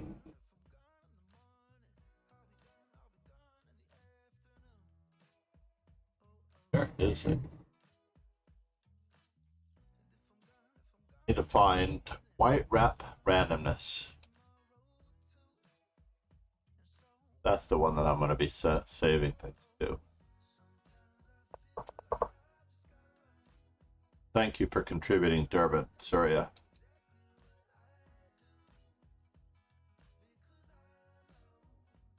Then we're going to go to this one. The Deimantė. Oh no, Surya was Surya. Deimantė was. Thank you for the game. We're going to do another. We're going to do another one here shortly. We're going to analyze each of these games as quickly as we can. So it gets queen c7. I believe that Tal played queen to g4 anyway.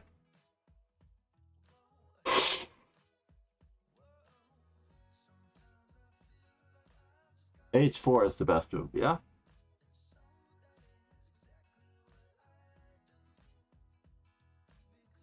h4, and if c takes d4, c takes d4, queen to c3, check. Bishop d2, queen takes d4, knight f3. Queen e4, check, bishop e2. This is all known theory that I did not know. If I play the early h4 line, I can sack all of this. Wow. That's craziness.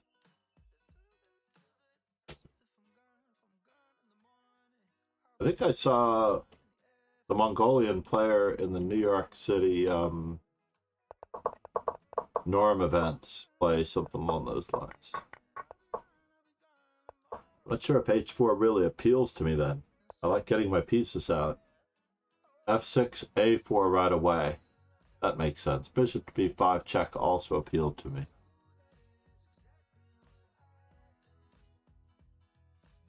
Yeah, bishop to b5 check or a4. Ah, got it. That's why bishop to b5 check. Best. And now I'm just worse.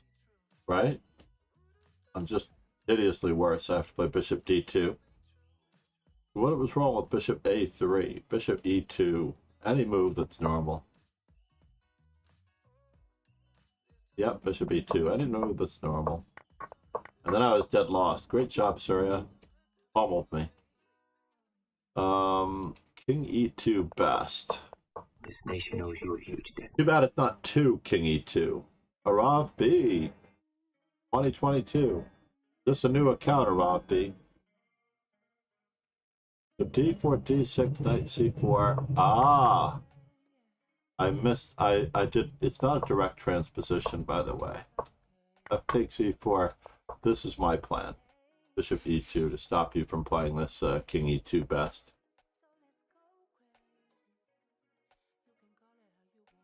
This is my plan.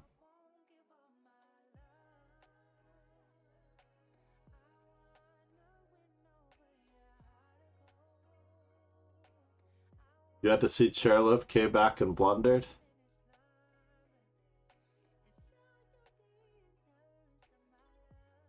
What kind of chairlift was it, Andrew? 72. So this is Andrew 72.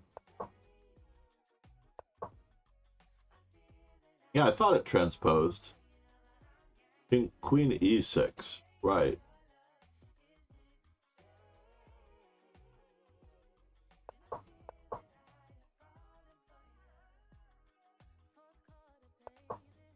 But you didn't blunder.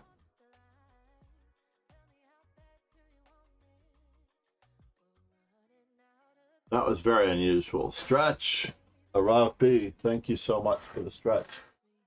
I am going to return some books. With every stretch, I return some material.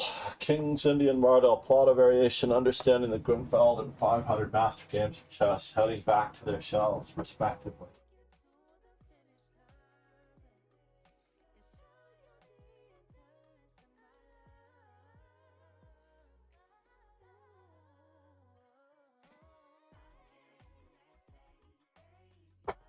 Ah, Mardell Plata and Grunfeld.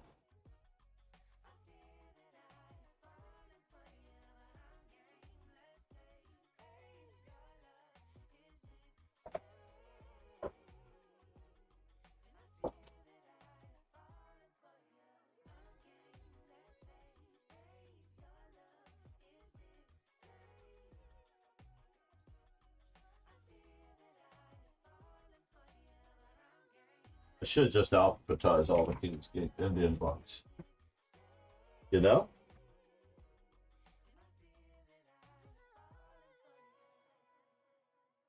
Ruby's Cafe, thanks mate. Murray Hill, Soho, East Village. Wow, this is actually quite a good bag. Ruby, thanks mate. Ruby what? Ruby's Cafe. That was 2002.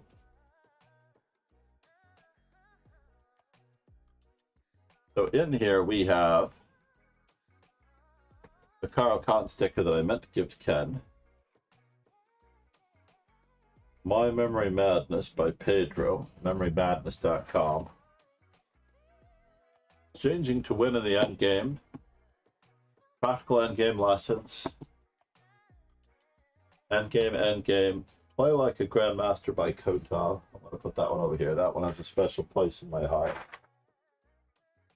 Further endgames. From the middle game into the endgame. Practical Middle Game Techniques by Danny Kopak. Always a great author. The Life and Games of Carlos Torre. And Notched Opportunities on the Chessboard by Bill Lombardi. Quick Victories in 200 recent master games. This is actually the model. It really is the model. Bill Lombardi, great man. Thank you, sir, for being a friend. Ruby's New York City Landmarks. I like this a lot, this bag. Definitely gonna have to get more Ruby's bags. Thanks, mate. Never thought I'd have a custom bag that I desired. All right, back to the Rapid event. We looked at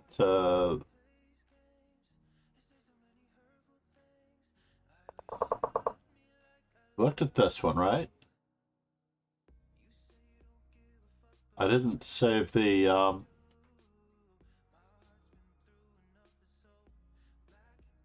this explicit. Why is this explicit?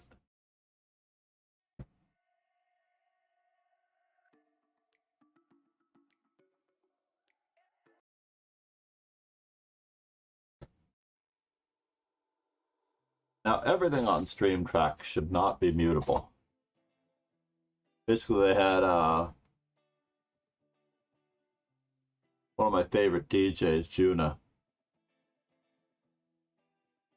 I did her music, and then I found out it was all muted because it was all copyrighted on soundtrack by Twitch, right?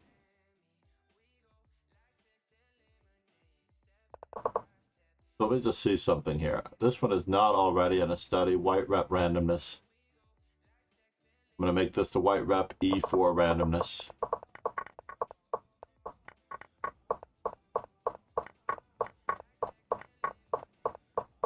This was terrible.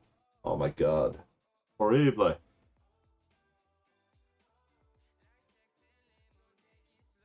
Wow.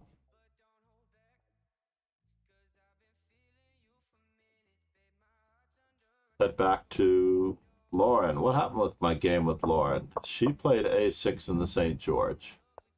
All well and good. Knight F3 is probably best. I chose Bishop D3, the second best move. I still didn't choose Knight F3.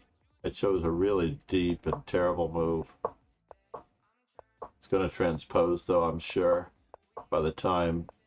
Nope, I managed to avoid all theory as usual.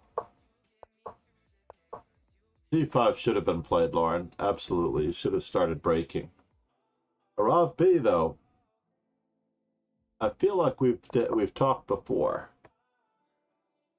Have we not talked before, Arav B? Thank you for the stretch, by the way.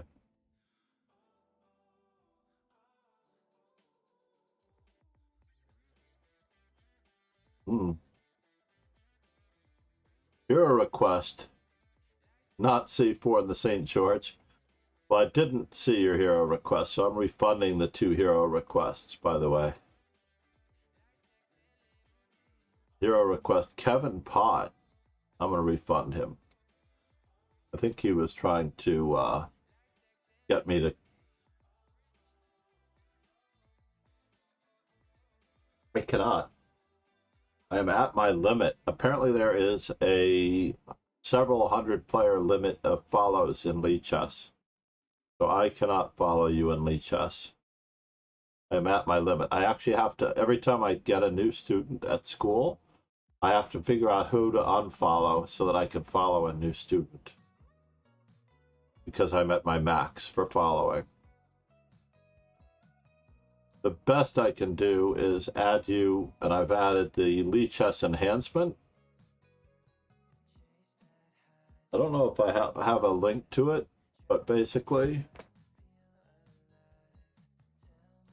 if it's there. Yeah, there's Lichess Notify. I've actually had to resort to extensions outside Lichess. But it won't be the same effect. You're trying to gather followers, and I cannot follow. But you were here with the same request last time, so you've just got a new username. A4 was not the best move. Queen to C2 was the best move.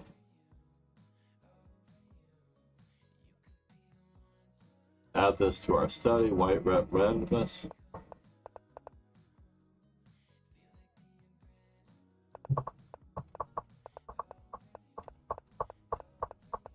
I feel like I messed up around here, Lauren. Yeah, this was not a good idea. I did not realize that you had both knights going to this square. I need a pawn on E5. So rook to E1 or knight to E4 were definitely better. You had 2 minutes and 22 seconds left. This is an automatic decision anymore because I don't have enough attackers. Wait a minute. You spent 2 minutes on King G8? Lauren? Really? Tell me it isn't so.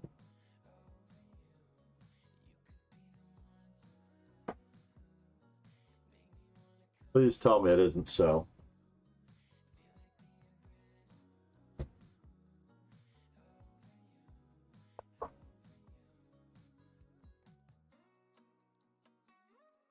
Wow, you went into super hyperdrive slowdown mode there, yeah?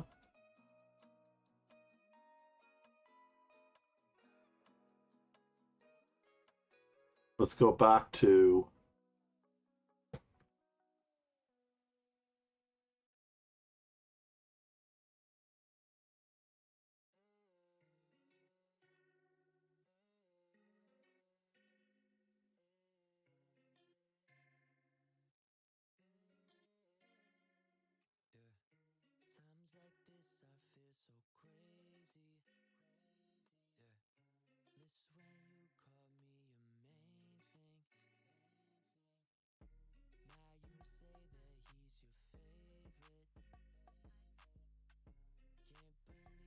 I should turn off the chat, right? But even if I turn off the chat, I can still see who's in the waiting room looking at the games with me.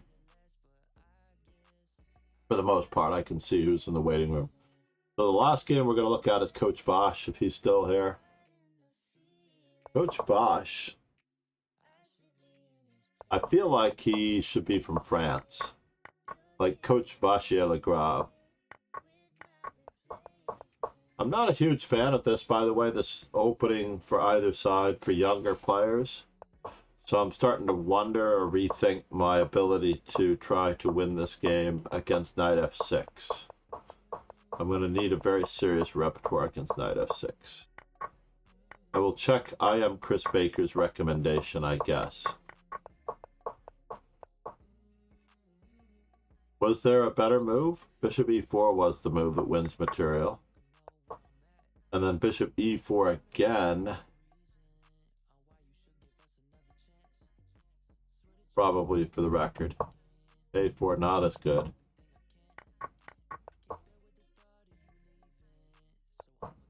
And g5 was a good move, yeah. That's fascinating. Bishop f3, queen c4. All good. And then bishop c6 perhaps? Yep. That was my plan. Maybe even bishop to d5. I was looking at both of those moves, I recall.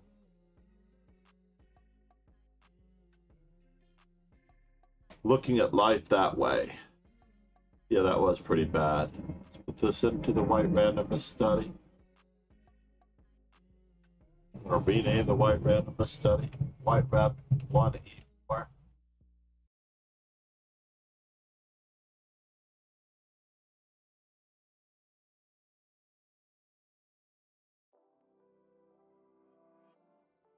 I don't mind anybody knowing my repertoire, by the way. It's going to make me a stronger person. You are here from Argentina. What part of Argentina? I have only been to Cordoba and La Falda. La Falda is in the mountains outside Cordoba. Lovely little village. Lovely, lovely little village. We are going to do another simul. 5. Where did it go? I want to save that one. The one that I just had, I want to save that title.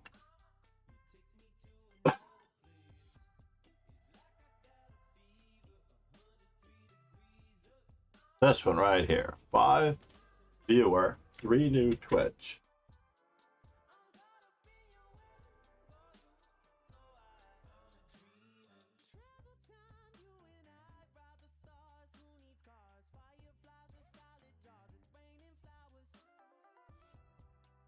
It is here. Oh, it's under quick. 5 viewer. 3 new Twitch followers minimum. Copy.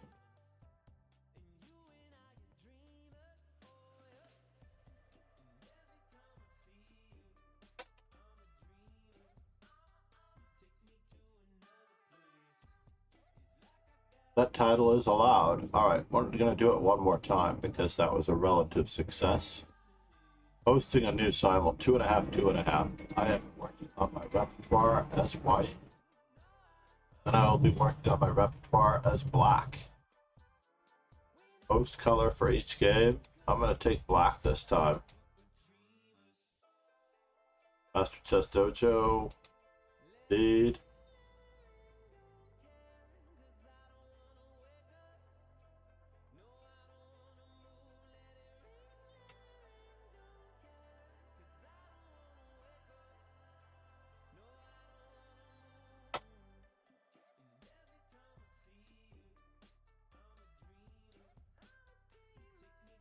We're going to start this at 9:15, maybe.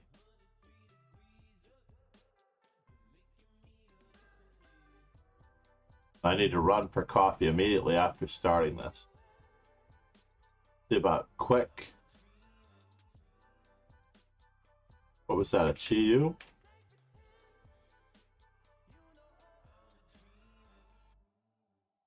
Chiyu Zhao. 5.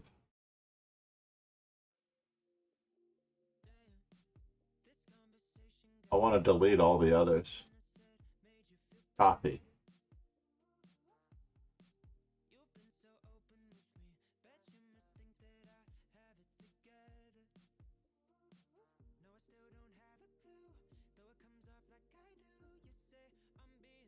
I can't put second in here. I don't need the rapid in here, do I?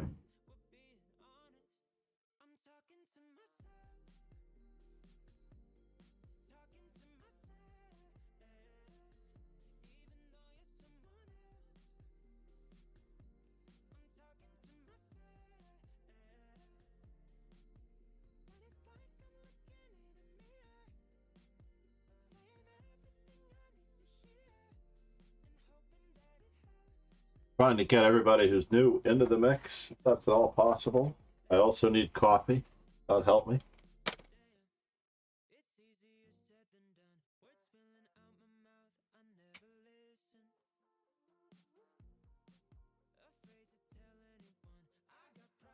Unfortunately, I burned my cup, but I have a backup cup. Logic. All right, Logic is one of the regulars. Got one of the regulars in. I'll be right back. I promise. I'm not going anywhere. Cheers. Oh. I have to pick this out before I can walk away because it disconnects. Hopefully check it out quick. Let me know where you are. Hold on, I know where to stop it now. By putting in the copy command.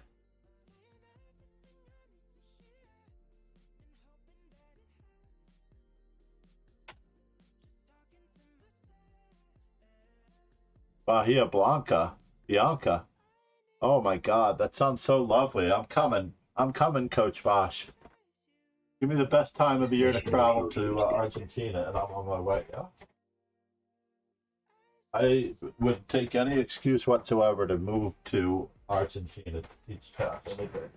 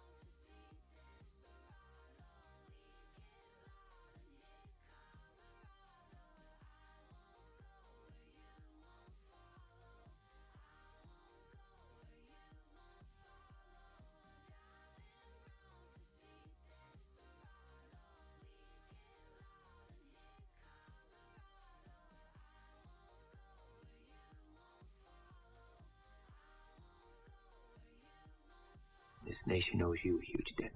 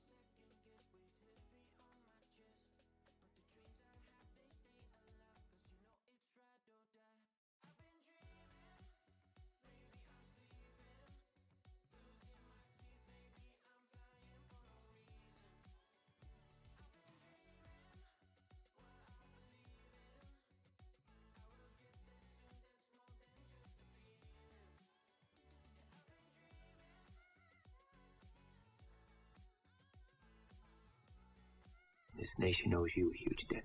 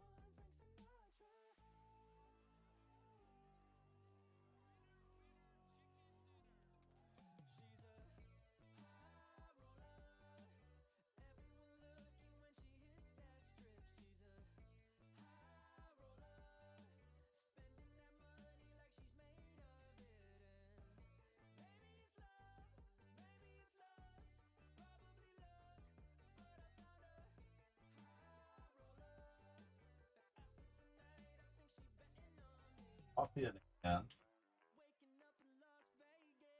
Books from the weekend. Not the singer. Books from the weekend. Just bag. Just board. Just set. Just clock.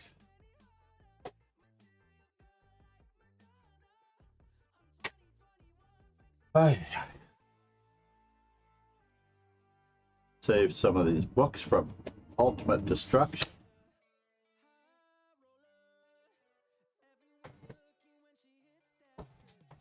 I should actually see what the recommendation was against that Caro-Kann line, but maybe we'll do it after the next one. I'm black in all of these games, right? So we're going to learn. Who do we have? We have Nungor 122. Got it. Hold on, I should go back to the coffee. I put up coffee as a command a little while ago. Add me, please. I will get you. Abripal. Uh-oh. I might have to do a greater than. So there's the coffee command. Delarashem. Delarashem. Hold on. I don't know if I can fit logic as well. Delarashem. I am. No, Argentina is one of the most beautiful countries in the world.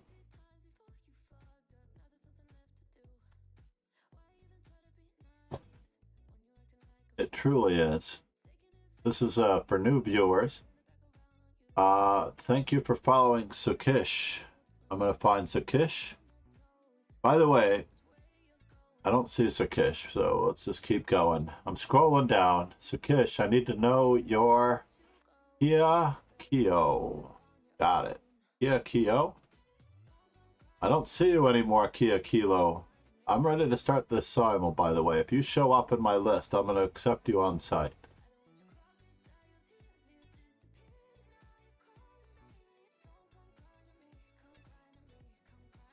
There are so many new viewers here. The moment I see your name, I'm going to add you. Gustavo Villas. Got it. No, because I need the training. Happy you could join us, Abi. Got it. Thank you for following Hex Group. Hex Group, I believe, has been here before. Thank you for following. Sukish. Did I get Kia Kyo? He's not back yet. Gustavo, I got you. In theory, I have all 5 of you. Gungor. Oh no, our window is over the alert box. Thank you for the follow. Mohammed 001. Need to put that into the content windows, and I need to rename this Simul Full.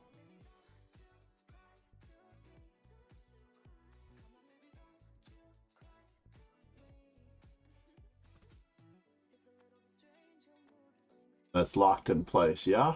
Good.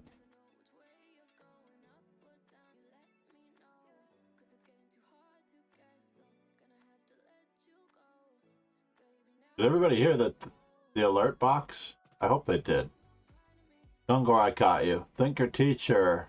Link please to the simul. I'm trying to get Zion Pasha. I'm just trying to fit everybody in. What happened to Hex? Oh, Hex gave the Alright, for now, there was a fellow who followed that I don't know who he was, and he did not show up. Starting it with these 5 for now. 5 at a time. 5 at a time. I will be able to tell if you check in, if you have not been in the simul. Alright, good luck everybody. Abi Rupal. Abi Rupal. No, I just don't have it. I just don't have it. Against that, I'm going to go with the English defense. B4. I'm going to go with my standard reply to that one. It's not a real opening. Okay, so now, big moment of truth, Gustavo. Do I play the Sicilian or do I play Caro Khan? I'm playing the Caro Khan because I'm old. I'm playing classically because I'm old. This nation owes you a huge debt. H4, this is not actually helping me. By the way. Thank you for the follow, ChessGamer49. I wish I could have seen that Twitch viewer alert to make sure that it worked. I just want to make sure that it worked. I'm going to rewatch the stream again later just to make certain that it worked.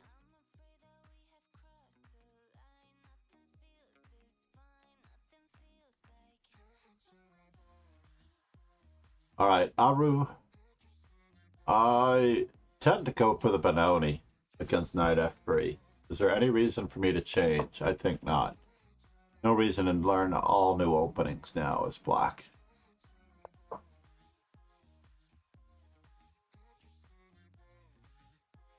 Classical chess, Gungor.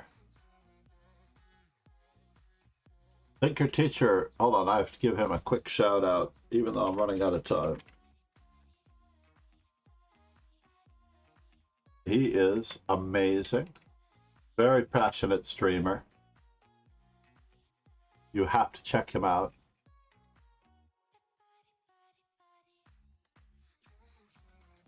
Muhammad M.E. Oh, I'm sorry, I didn't get you in time. I'm going to take the first 5 at the moment. I like using my...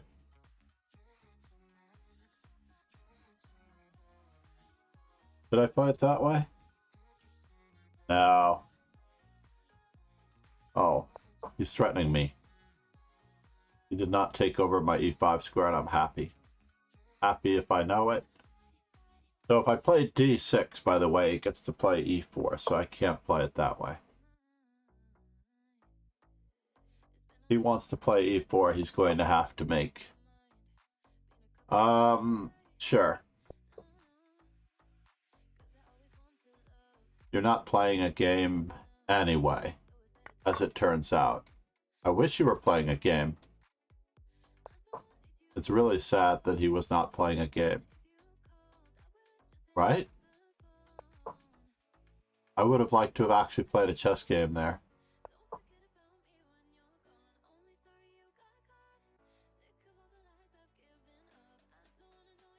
That was not a draw. That was not a game. That's the drawback to the game.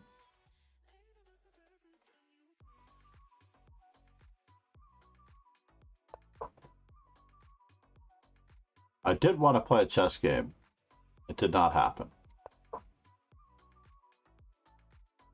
So now...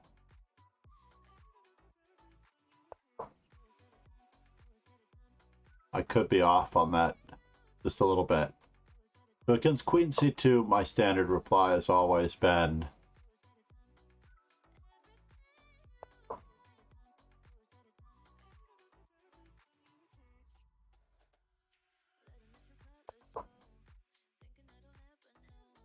Bishop E2. Wow, a classical Benoni.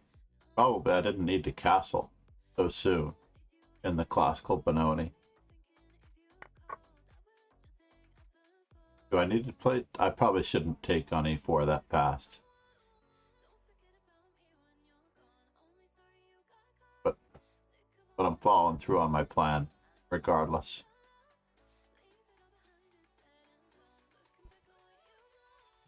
So D4. Bishop takes. He's got C4.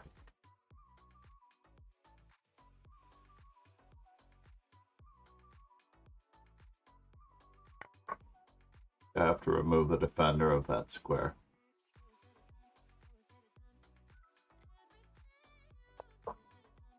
I haven't seen a classical in so long. I almost want to play knight h5.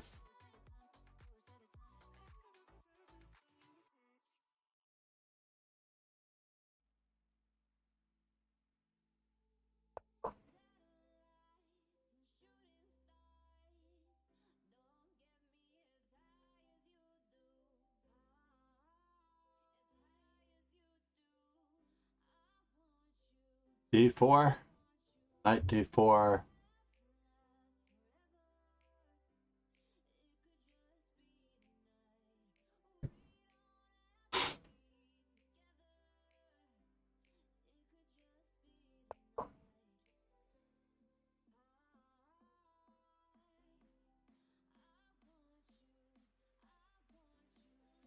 So castles, knight F6.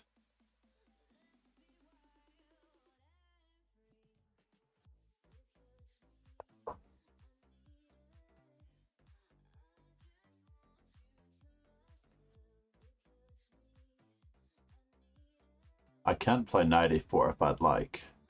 Should I?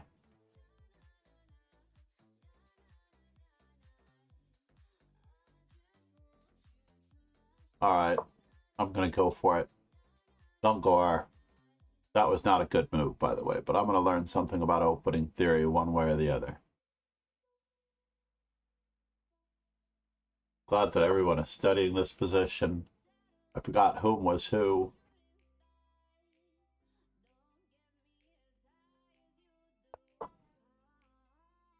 We're no longer in the center. I have to play it this way.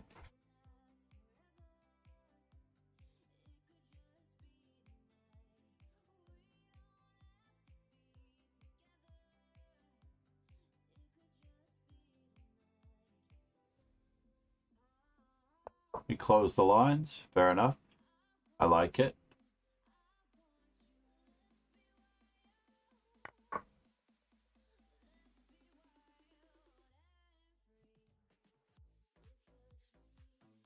We're just exchanging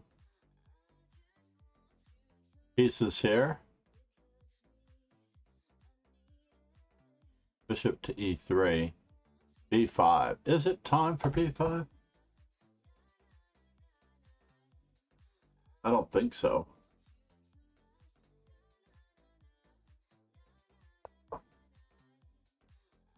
Can't make up my mind. This is a small problem. Whoever that was, I apologize for taking your free piece.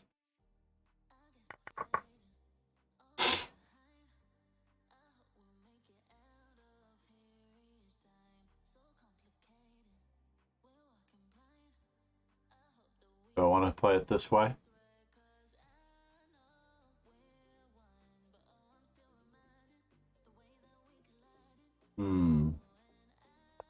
Yeah, you can do it that way if you'd like.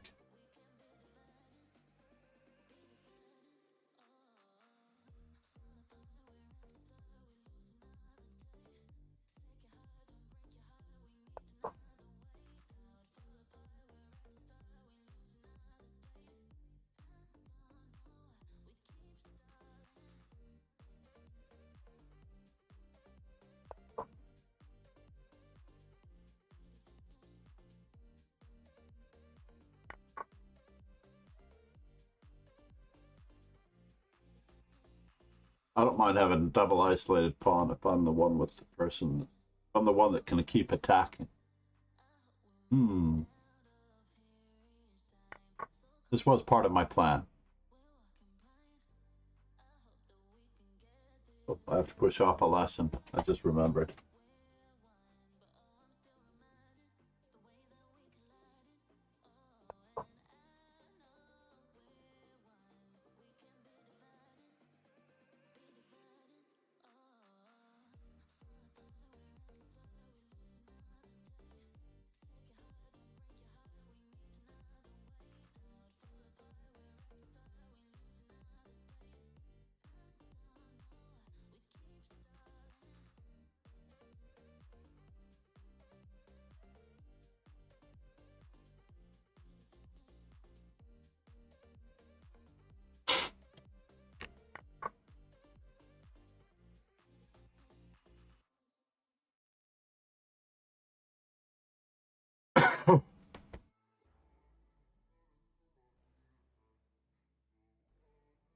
Can I play it this way?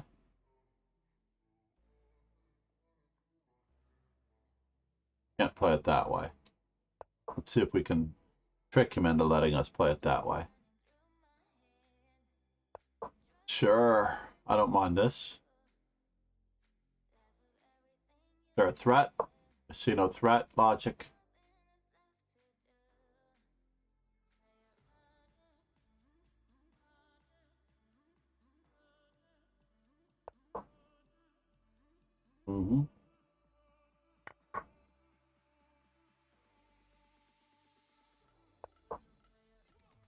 Who has...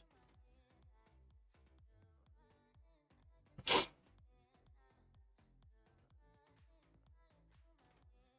he really let me play b5? Can't argue with that.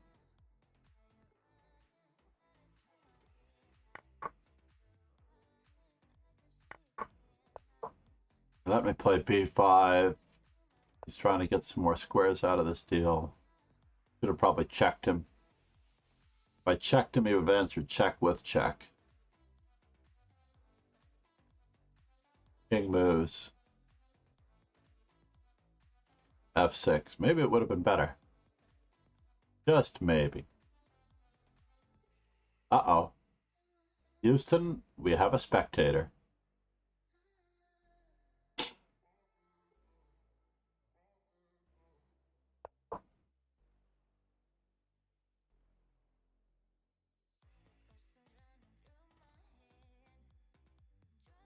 But we get the check in now. But what good does it do us?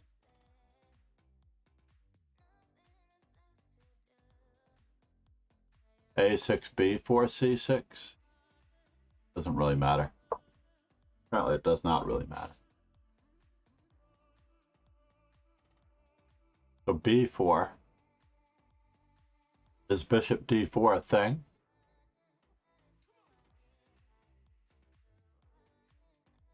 Where is the knight going?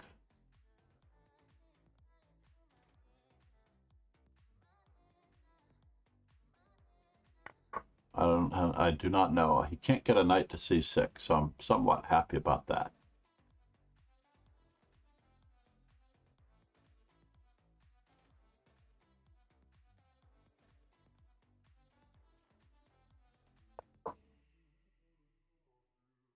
We're diving in on those two weak pawns. My B7 pawn is weak though, so I don't necessarily know that it's as good. Here's coordination. Now the king cannot go to D2. Quite happy about that. Exchange sack.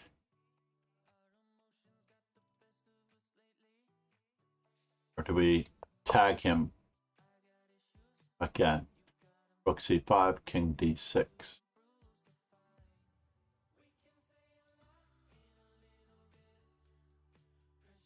So A4. There's no breakthrough on that side of the board.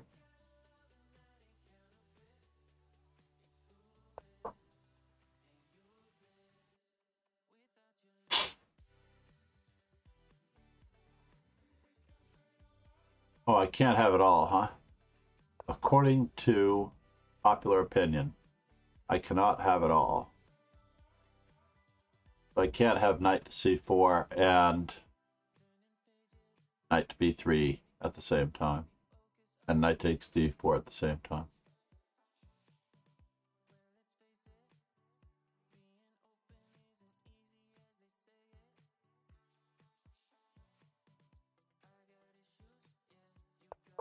Here we go. We're off to the races. Takes. Rook takes. Sorry, I've got more rooks where that came from.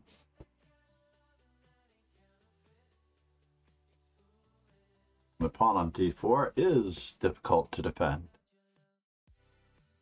The king on E1. What did you do to stop me? Knight A3 did not stop me from checkmating you, sir.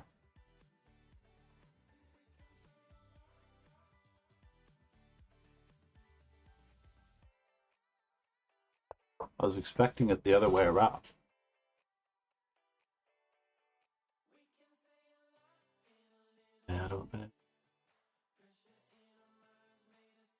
Knight to D2. Knight takes E4. So this has to be guarded. That has to be guarded.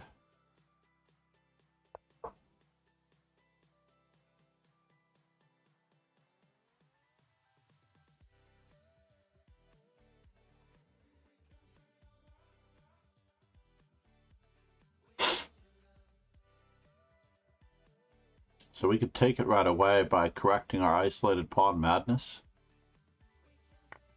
Let's do that. Let's remove the defender the old-fashioned way. That was not what I was expecting. Maybe it was. Maybe it was what I was expecting. Knight to C4, bishop to D4.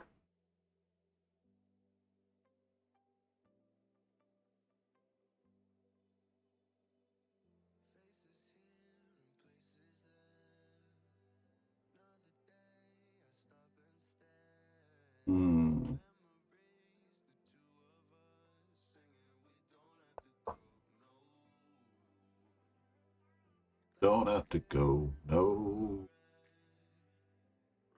Is c4 a good square? We'll find out. Oh! I just gave away my queen. I thought the rook was attacking. You got me, logic. I was going to play h4. I was going to play knight takes h2 and h4, and then queen takes g3. That is so silly, yeah?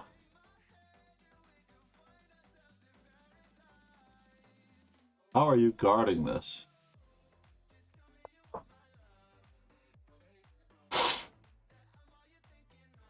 Yeah. That was silly. That was truly, inordinately silly.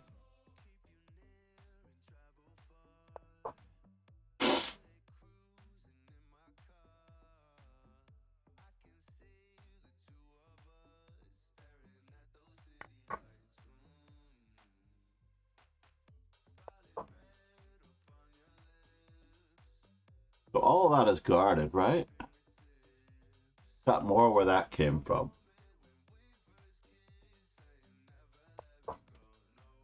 Never let me go, no.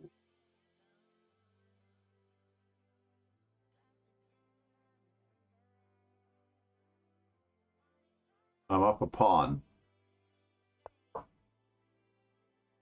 I am officially up a pawn.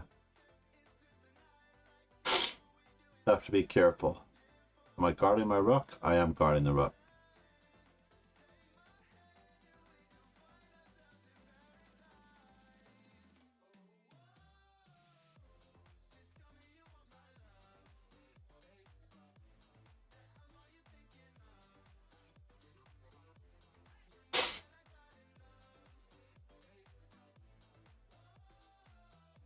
"18 seconds.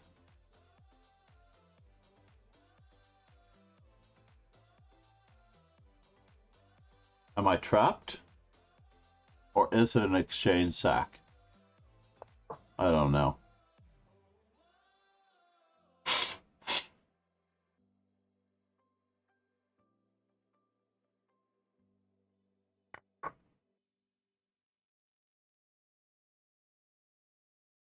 It does look pretty rough, I have to admit. Do I attack?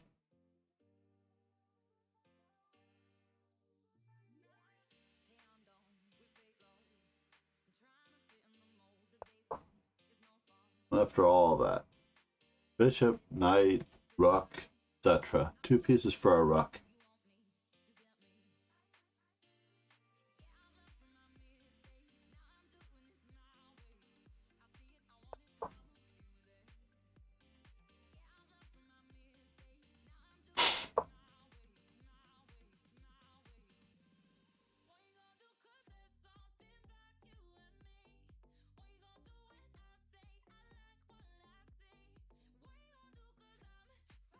I really need that one.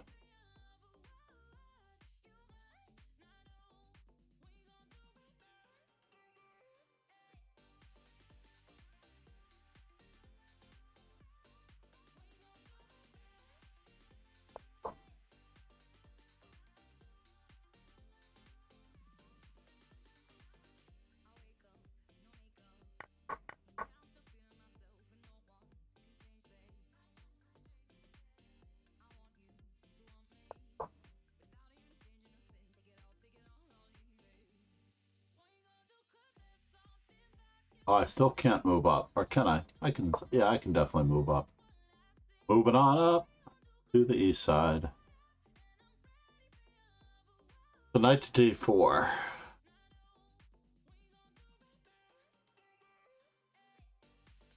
d3.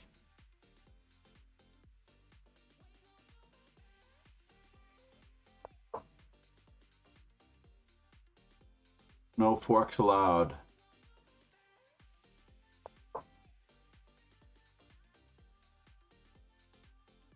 Mm-hmm. I'm on my way.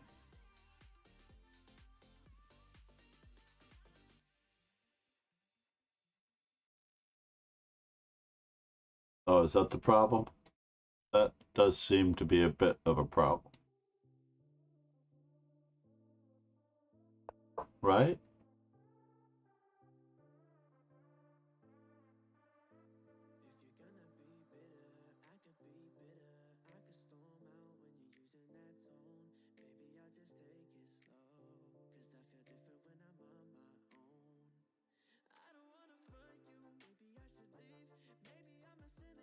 Check.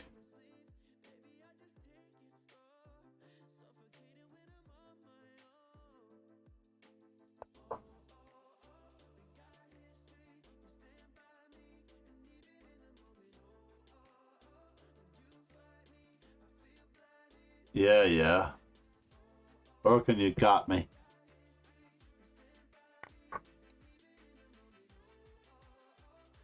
At least it's not a full piece, right?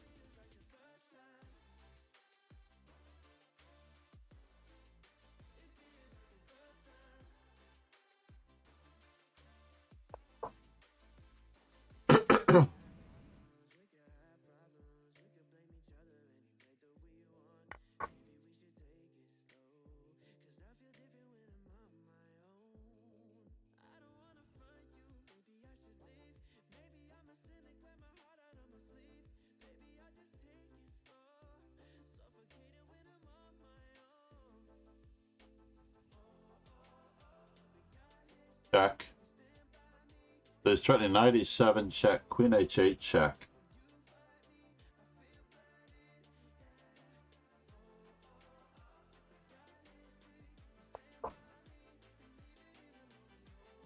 Oh, I did have that move. I didn't have that move. He was threatening rook takes g2 as well.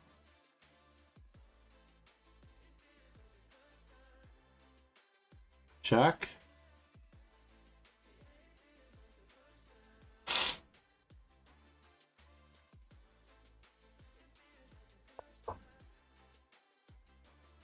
Desperation.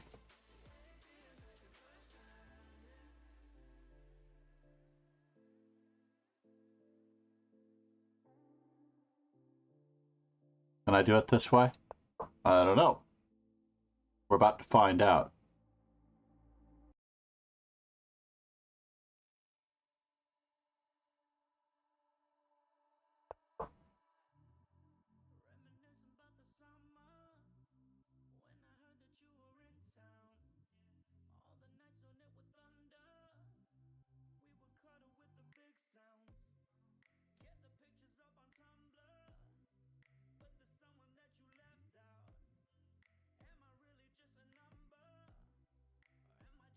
Ah, bummer.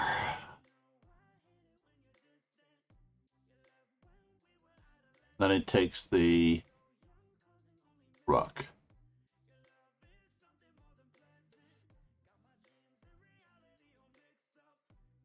Well, that's a bummer.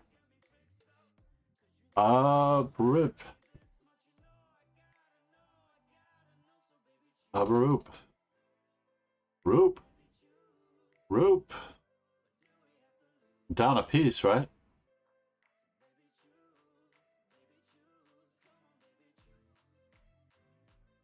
I'm down a piece. And here I'm down an exchange. That is far less bothersome, actually.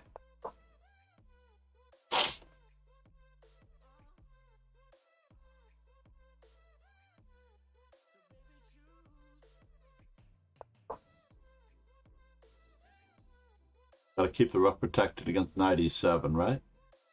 Yeah, knight e7, queen h8.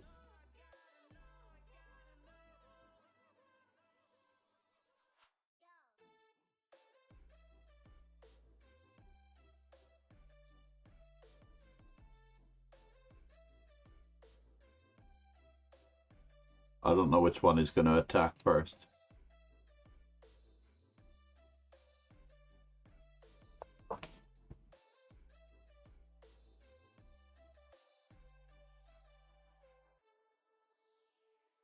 Wise guy.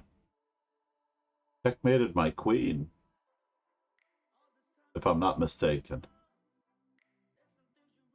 Very close. He's got one more move to threaten knight e7, king h8, queen h8, picking up the rook.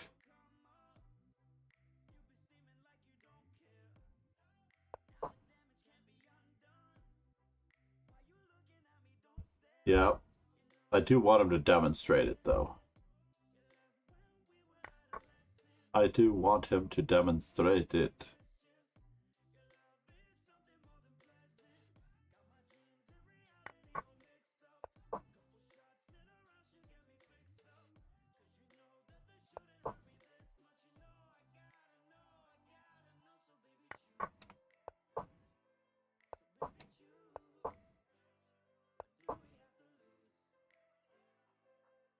Can I?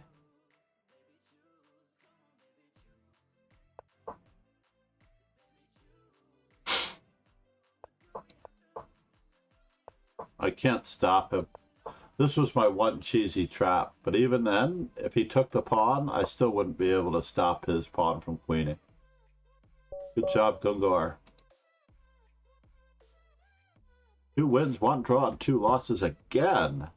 This format has proven itself too many times over, yeah? So what is the best move here against this? C5 is the most aggressive move. Bishop takes c3 seems ridiculous. Check the lead chess users for practical play. Oh, I call this the practical play database, by the way. Congratulations. Good job, Gungor.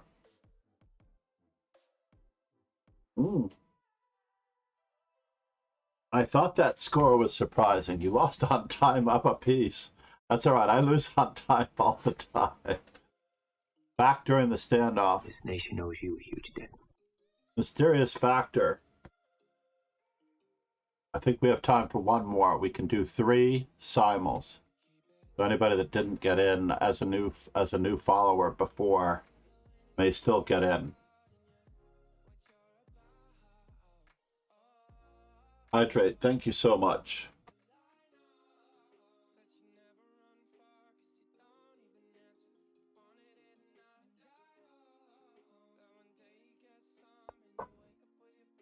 Hydrate is taking care of your streamer.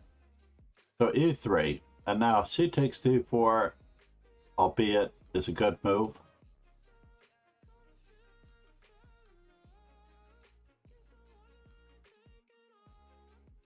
Not necessary, perhaps.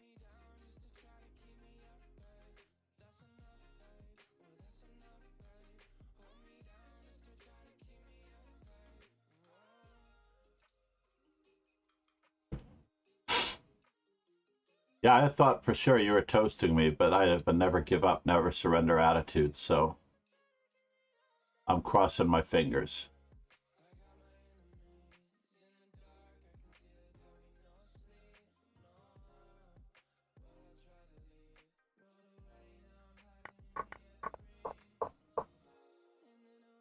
This was very bizarre, right? What did it think of my knight e4? My knight e4 was completely random and unnecessary, right? Oh, king d1. And I'm hanging and I lose a lot of time. Yeah, that's what's wrong with it. In reality, let's do this for the study. Black. Oh, I already have a white one. Black Sicilian rep.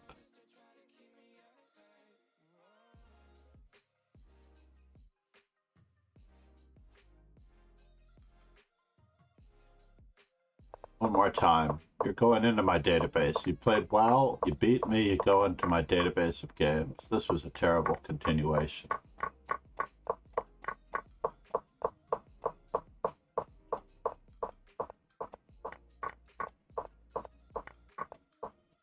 Gongor. The simul.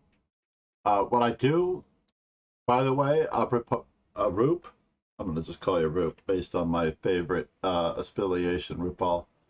Roop, is we have a regular dojo calendar where I play against viewers, with viewers, and all the time.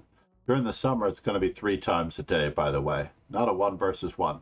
We also have a reward, if you check the rewards, where I play a match, yes.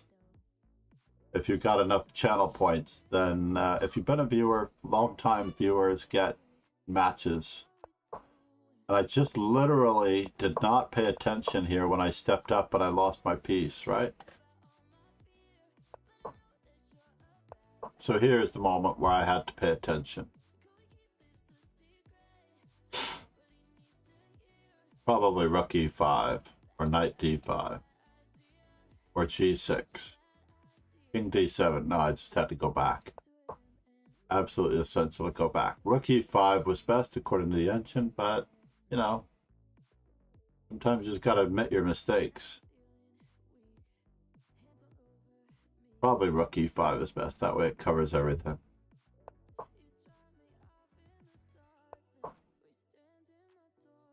Yeah, it was up a pawn. Nicely done. And there were no saving chances in that endgame, by the way. No saving chances whatsoever in that endgame. Let's look at the next one. Logic. I hallucinated in that completely hellacious attack. Yeah, let's not give away our queen. Yeah, g takes f5, possibly. The move I was entertaining was knight takes h2, as I told you. Knight takes h2, and if king takes h2, h4 with double check, and I'm in.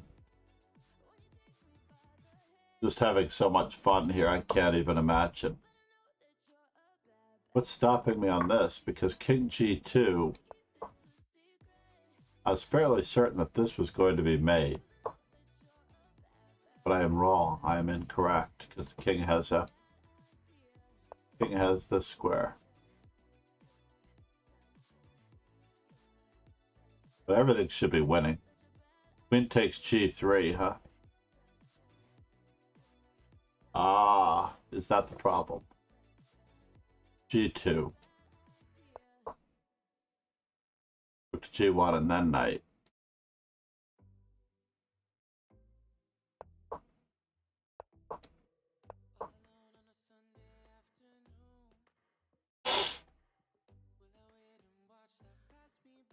Hence why g takes f5 was good.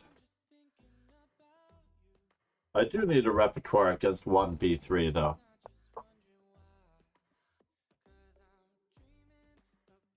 In the Masters database, black scores greatest with c5. Yes. d5. Transposes, right?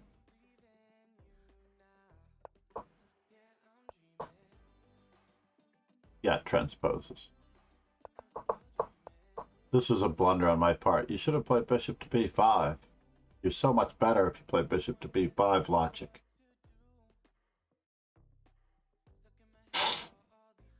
Yeah. MCD. Best player MCD. I feel like I'm suffering from allergies because we had such a spate of warm weather earlier.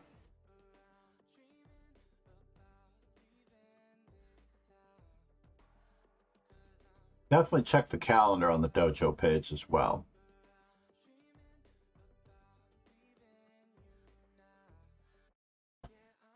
Dungar, you're very hospitable. No, you played well. Mysterious factor.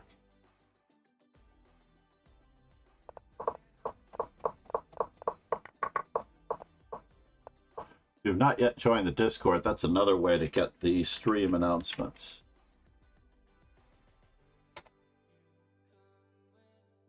Because I'm not always able to send them to the members of the thing.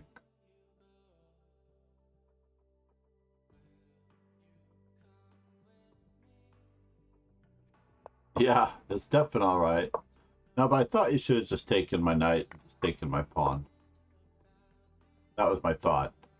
So yeah, you take the pawn first. Oh, you have b4 as well. That stops me from castling on that side of the board.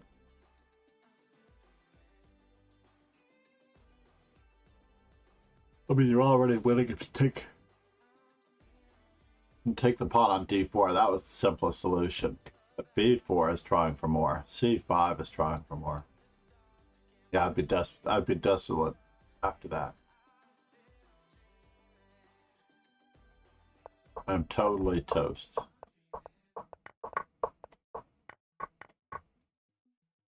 The rooks are coming. I believe that I prefer rook fc1 for poignant effect. Look on an A to B1, and I'm just like, I'm lunch meat. I am lunch meat. Yes, I did the stretch earlier, by the way. I did do the stretch earlier. Or did you redeem another one? Hold the phone. Let me make sure that you didn't redeem another one. I apologize. The hydrate from Gamer and the hydrate from Chess Player. All right, I'm gonna have to finish a lot of water here. And you do have another stretch. Now, why don't I get the notification? That's what I want to know. Right?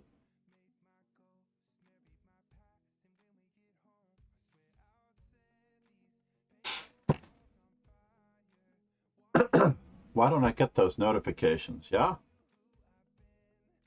I'm switching over to YouTube Music just because I need a lift. Let's see what happens here. When I close that window, it goes away. And then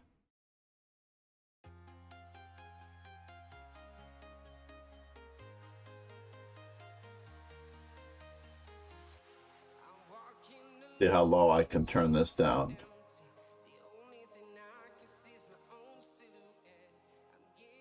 That's as low as I can turn it at the moment. Hopefully that's low enough. 8:30 p.m. in the night in India. Oh, what can I return?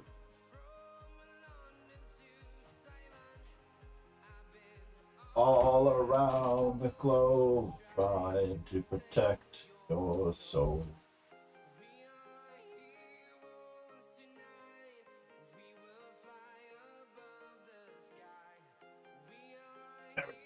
Play Like a Grandmaster by Kotov.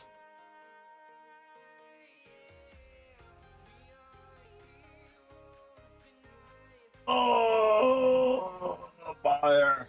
Lund. Rook versus Two Minor Pieces by Esben, one of the greatest chess books ever written. Kotov, JKLM.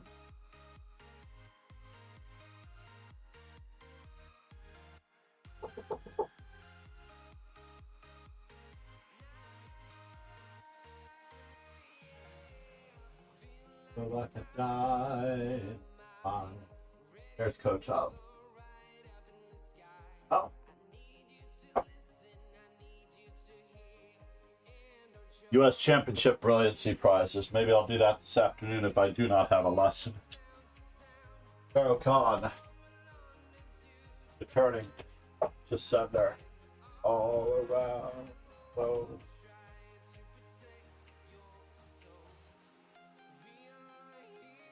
And Willems. Chess Player's Toolbox. Oh, thank you for that stretch. Helps me clean up the room, by the way. We will fly above the sky.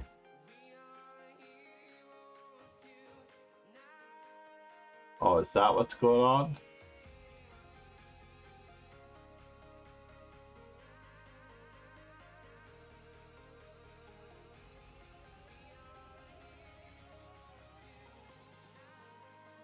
Gongor, you played well. Namaste. You played very well. That's all I wanted to say. Honestly.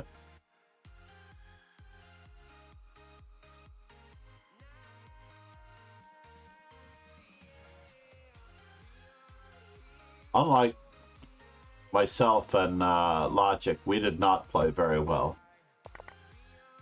But I need to put it in the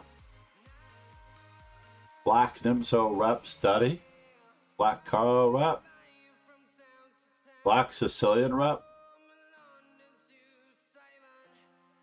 Yes, it's Black Sicilian rep. The reason why it's the Black Sicilian rep is because B3 is going to be met by C5, and you could have played E4. And of course, your game would have been on its last throws then. You would not have had a chance to survive then.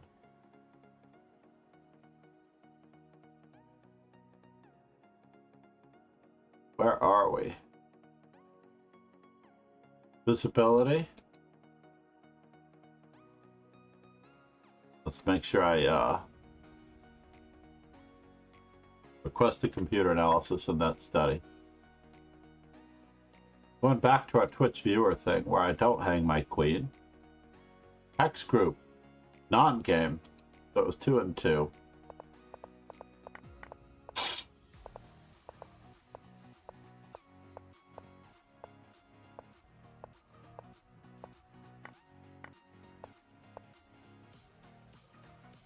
B5. C takes B4, all correct. Rook C8. Rook C8 first, huh?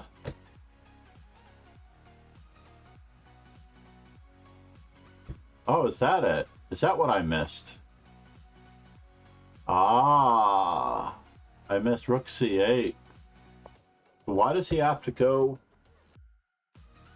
to B1? Oh, because he can't go to D3. Got it. And he has to stay on this pawn. If it goes to B2, we scarp a free pawn.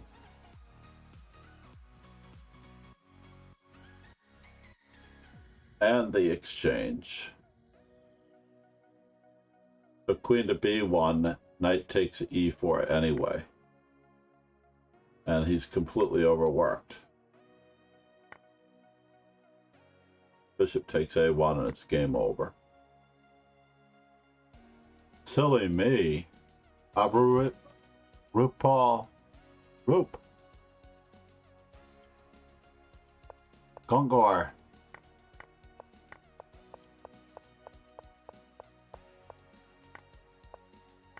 Yeah, I'm treading on water here. I lost a piece to F4, right? Rook to C8, last chance.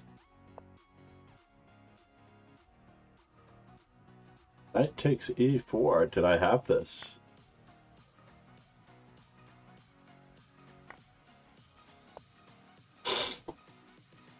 Oh, there's that tactic again. Not to mention the long diagonal.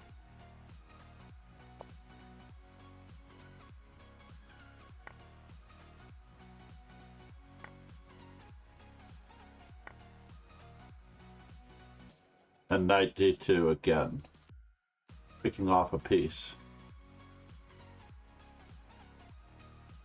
Probably had, oh, it doesn't work because the rook is here. Rook takes E3 could be better right now. Let's do that. Let's put this in our black randomness study.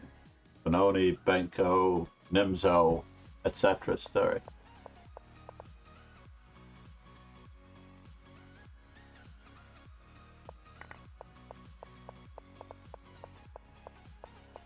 Can't believe that I missed all of that.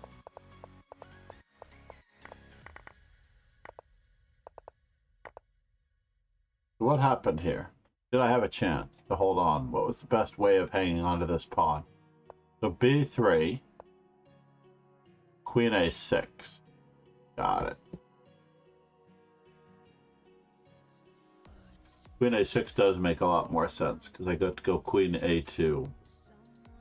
He doesn't want to return the exchange.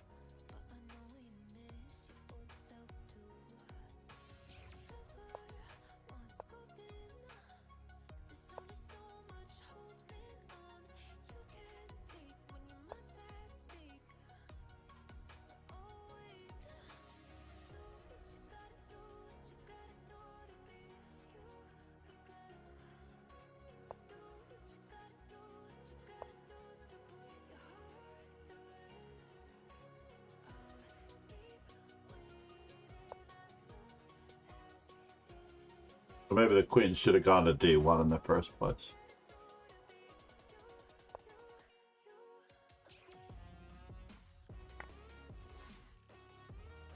Oops. Gegenspiel.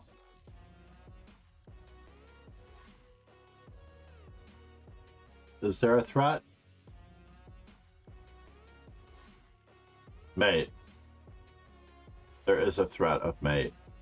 Rook takes G2, queen to F2, mate. That's no good, right? How do I study openings? I don't actually study openings. I study the games that come from the openings. So if I like the position, I play the opening. If I don't like the position, then I don't play the opening. So yeah, you can create a lead chess study. I wouldn't create too many. You should only create as many as you need. The reason I have so many is because I have a variety of different students. So I have like one for each student. And I have like 3 for me. So for example, I'll do it with the next game. Hang on, Root. There's so many different ways to study, basically. But yeah, this game is lost, so we can go back, probably. Was this you, Roop?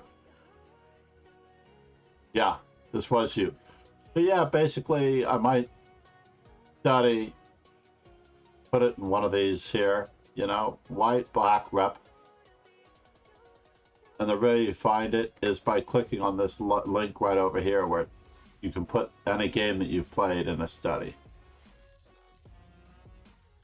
When will we have Simul? Hold on, chess player. You're right. Let's get to it. And then I basically study this game from the start, honestly. So I should be playing b6, objectively. Bishop to b4 check seems to be smiled upon. But c5 gives me the greatest practical chances of winning. If I check the Lead Chess Player database, it's confirmed. c5 gives the best practical chances of winning as black, if I want to win. But this is me as black, so you can see that I have played d5 30 times in this position. Oh, no, I've had d5 played against me 30 times. I've never played d5 in this position. That's fascinating. In my 10,000 games, I've never played that. Let's see, is there a game that I haven't yet studied? That game was a non-game. Game. Just checking Gongarool's game again. I apparently can put it in a study again. Did I not already put it in a study? Usually it doesn't allow me to put it in the study twice. Oh, it was already in there. Never mind. Delete chapter. Sometimes you do the same game twice. So there's 2 games there. Play. Simultaneous exhibition.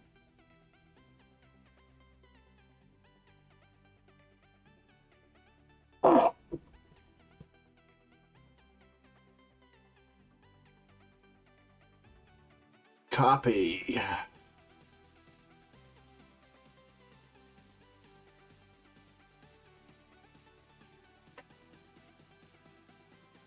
Five viewer.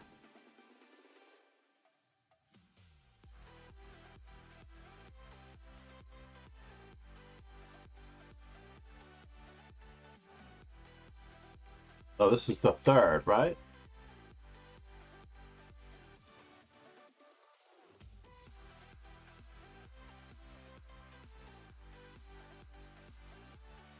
Am I going to make it? I don't know if I'm going to make it. 5 minutes.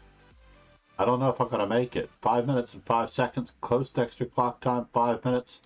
White. Master Chess Dojo. We must start right away. We're going to start at 10:15 a.m.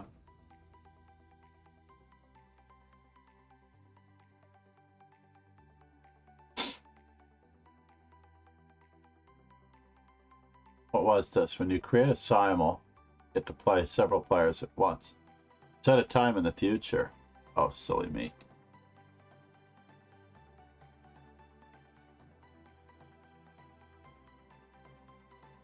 All right, let's do this. Who do we have?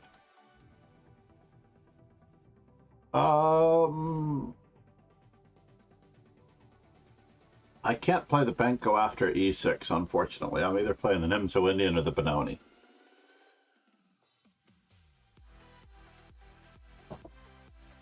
I can play the Blumenfeld counter gambit, though. Chess Coach Andres still hosting me. Namaste, Chess Coach Andres. You're the best, man.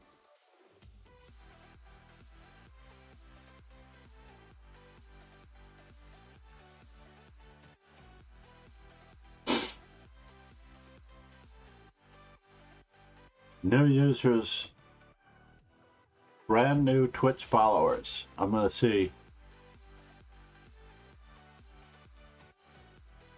Thank you, Roop. I stream every day, every single day. Check the calendar.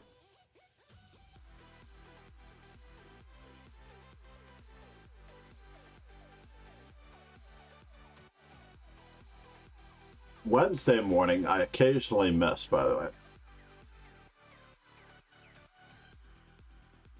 Yes, but if I get 5 new viewers,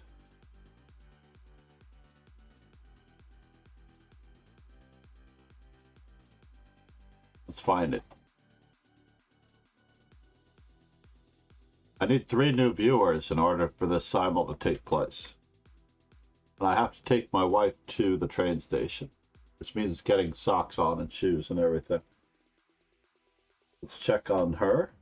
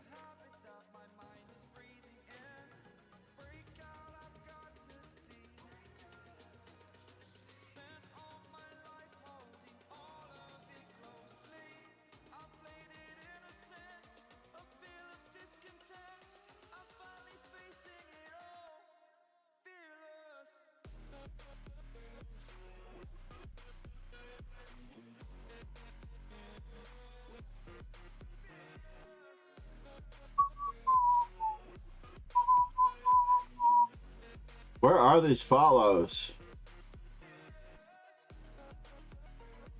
I'm just going to scan back to see. We need 3 new follows. You think I had a tactic later on, though, in the... I'm ready to check it out. No nonsense. No nonsense. I love the name, man. No nonsense. No nonsense. That's how I read it with the colon behind it, right? Not with these glasses. These have a good prescription, but I can imagine with my old prescription reading glasses, it would be no nonsense. I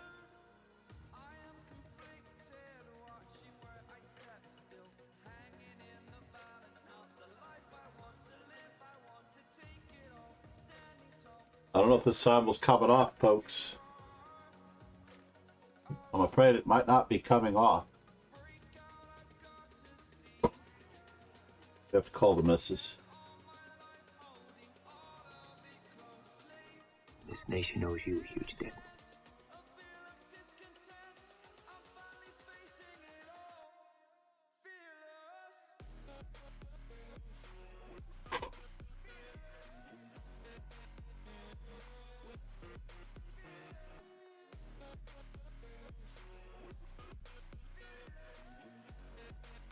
This nation owes you a huge debt. All right. Arthur on Twitch. I'm looking for you, buddy. What's your name? Lee Chess is Indian chess player 47. Thank you for the new follow. Vera June. I don't see Vera June. You have to go back. I'm only take absolutely all new ones. Athra, I think that's you. And Arthur, yes. And Scon.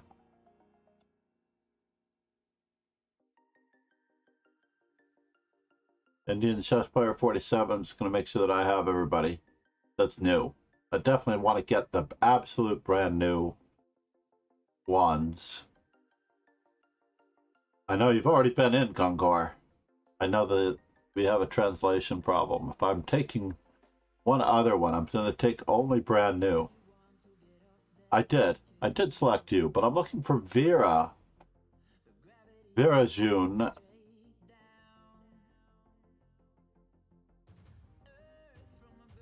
Unless that wasn't you. Indian chess player 47 I accepted. This nation owes you a huge debt. Got it. DigiWorld. I'm just waiting for those Vera World. And I do need to get the simul started soon.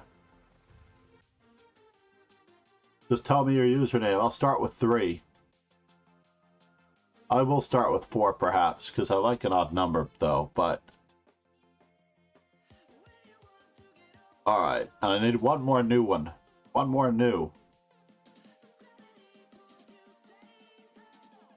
What do we got? I'm scrolling up. I want to make sure I didn't miss anybody. I must get it started now. Oh, there you are. Gotcha. You have not played yet. Let's do this, everybody. My wife is going to be yelling at me, I know, but hopefully the train is pushed back. Alright, so I tried E4 earlier. This is going to be the D4. D4 session. Good luck, Indian chess player 47. Good luck, Scanlan. No nonsense. Roop, good luck. Heartthrob. He's a real heartthrob. Roop.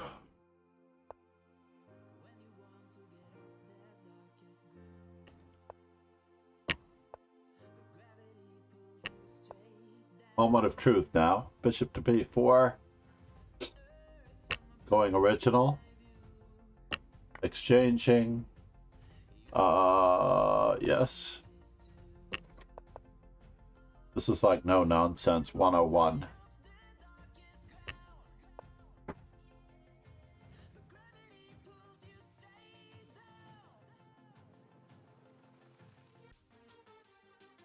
All right, so here we have Moscow Gambit.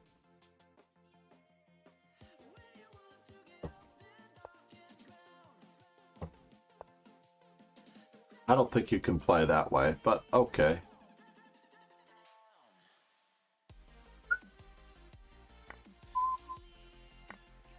It's true, this is where I got most of my strength from these positions here. He takes D5 and they,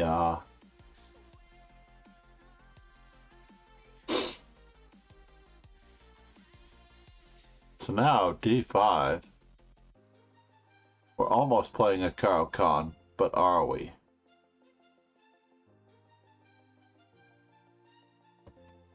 I guess I have to put my knight on a square that can use E5, right?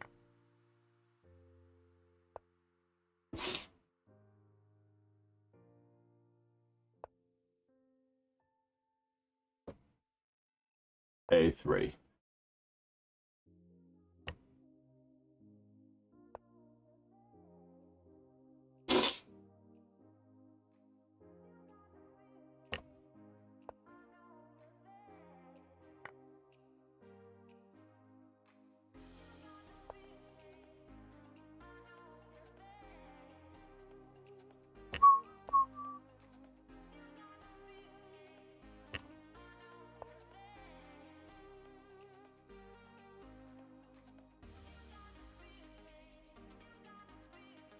Interesting. The Queen C7. I don't get it.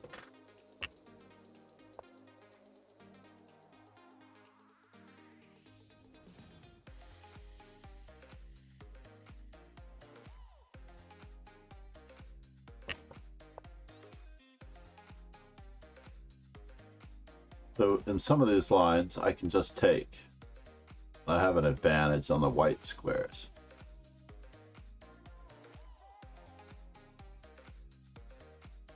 I feel like this is one of them.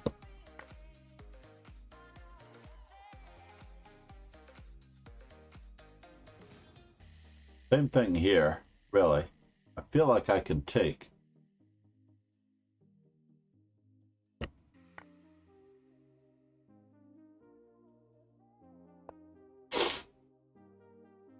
All right. Seems to be a timing issue in that one. Just gonna start our minority attack a little bit early. That's all.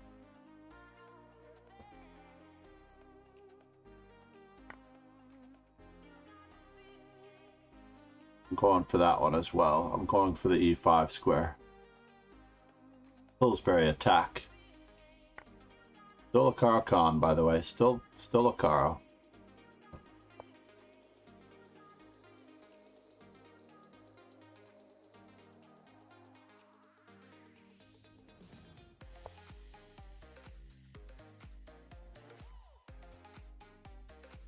Queen is very precarious there, yeah?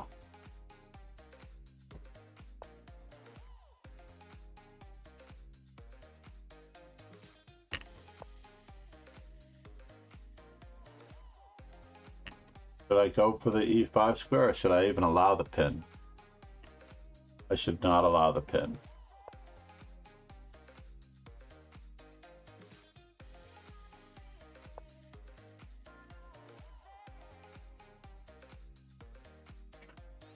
Knight to e5. I'm gonna play it this way. I'm gonna play f4.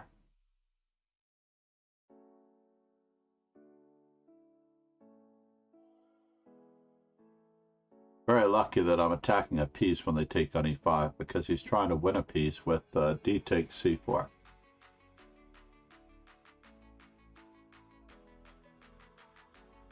Bishop pair? I really do want the bishop pair, though. I want it back, I should say. I want my bishop pair back. Uh-oh. Wow, that's craziness.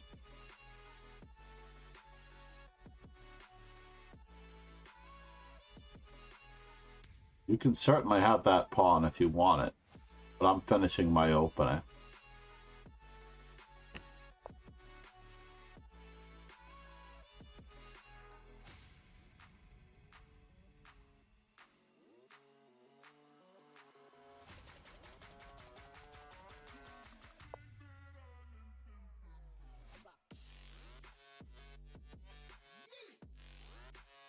This is not a pin. Oh, it is a pin. That's too bad.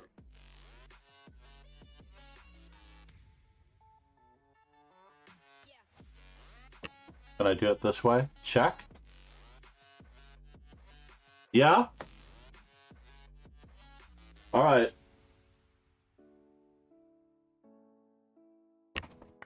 Uh-oh, I knew I was running out of time. Wow, you took that? Fine. I forgot that you were attacking me. I apologize to everyone in the simul, as I'm going to have to exit stage left. I was given I have 4 minutes to randomly finish this.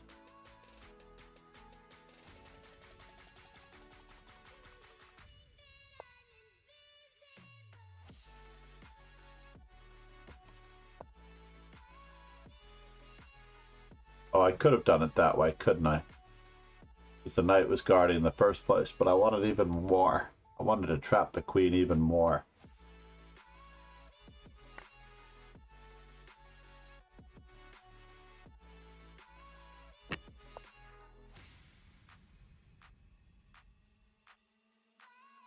Did I lose something here?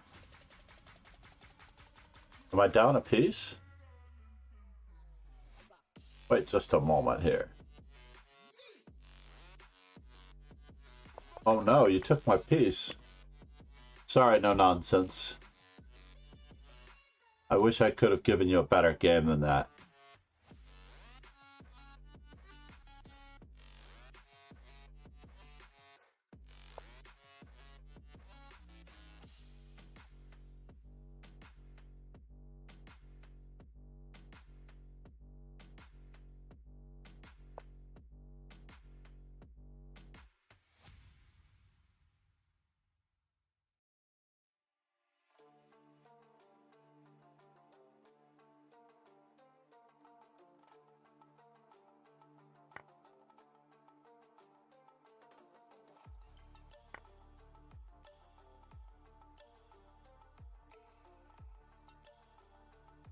Let's keep locking it down. We're going to keep trying to lock it down.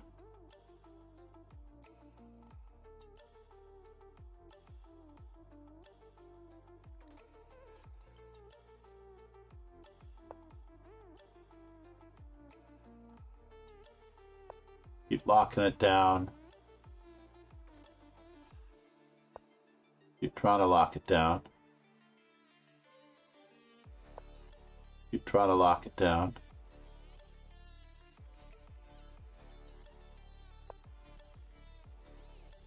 Regression.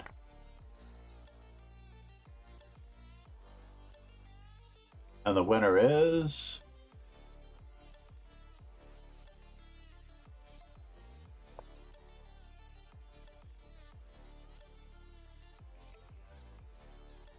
Oh no, did I lose a piece? I lost a piece. Good game. Thank you for the draw offer. I appreciate it. No nonsense. Ah, Gungar, you got me. All right. Who's left? Did I sack a piece for nothing?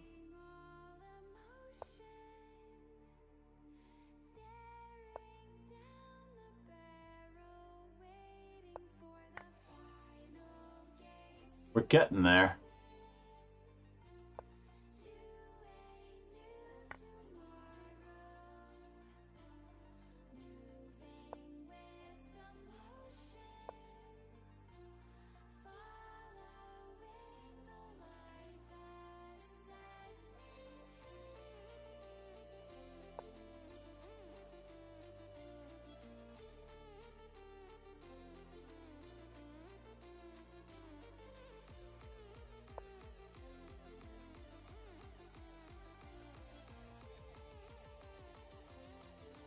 Down a piece, right?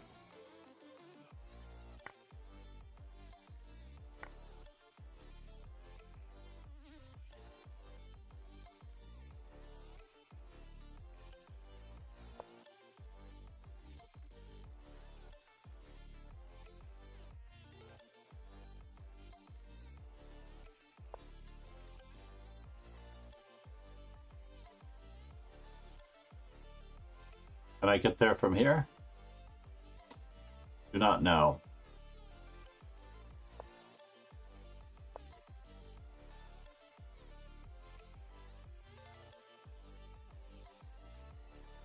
Almost allowed myself to get mated, right?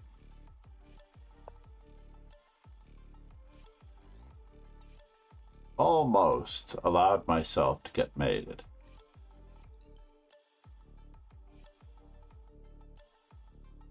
I need to exit stage left.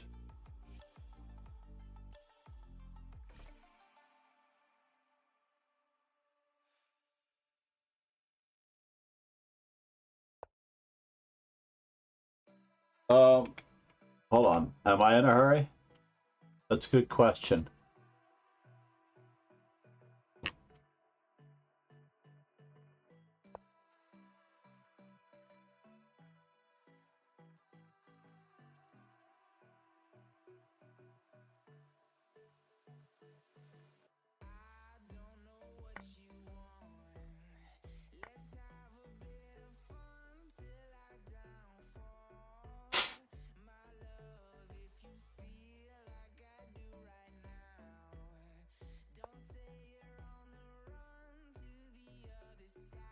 Is that correct? Is she the one to raid? It's a Tuesday. I missed Monday and I missed Sunday. Uh-oh.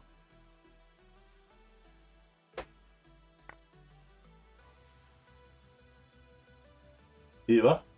Yeah, we're in the car. Oh, you're in the car? I'm on my way. Okay. What time is your train? 10:38. That doesn't leave us much time. All right. Oh yeah, that's correct. All right, bye.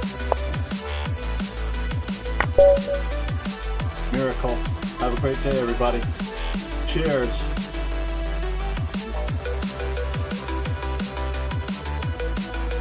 Oh, gotta remember to end the stream. Thank you all for being here. Cheers. Miracle.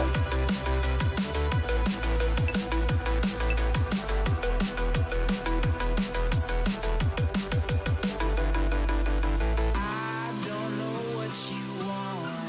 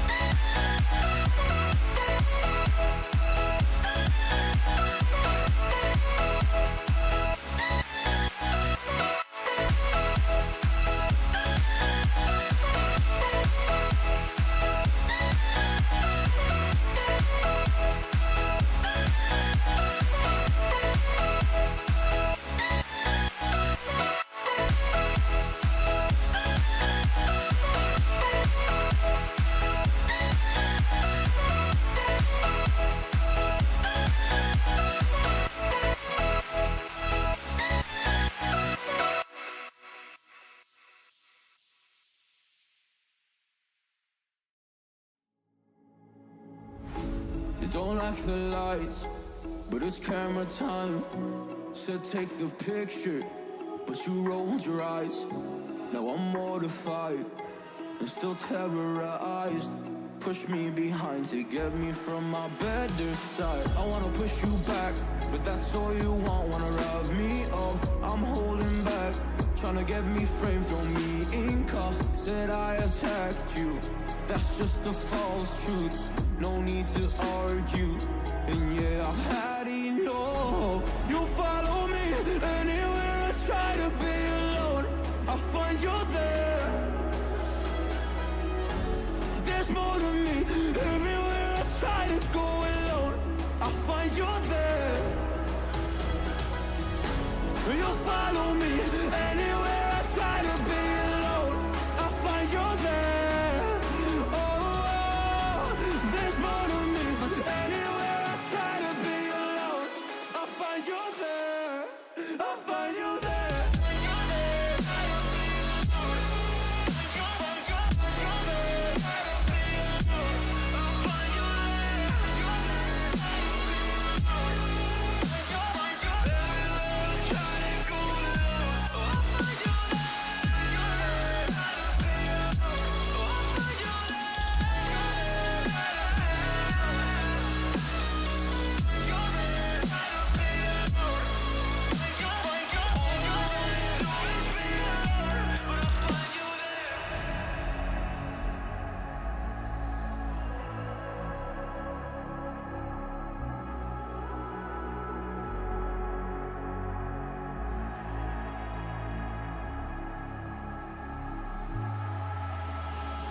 I'm so scared to leave my house, so I cannot run free from this. Always being watched by you, and that's so inconsiderate. My privacy, does that exist? Probably haven't heard of it. Need to live a different life, cause lights and cameras are in it. Trying to find a silver lining. All I wanna do is avoid the violence. But you're here again, I'm losing it. There's no more screaming in silence. Get out my face, turn off the flash. I hate the fame, no more of that. Leave me alone, or I'll collapse. I need a break, don't feel the crack. You follow me anywhere I try to be alone, I find you there. There's more to me. Everywhere I try to go alone, I find you there. Yeah, yeah. You follow me anywhere I try to be alone, I find you there. Oh, there's more to me. Anywhere I try to be alone, I find you there. I find you there.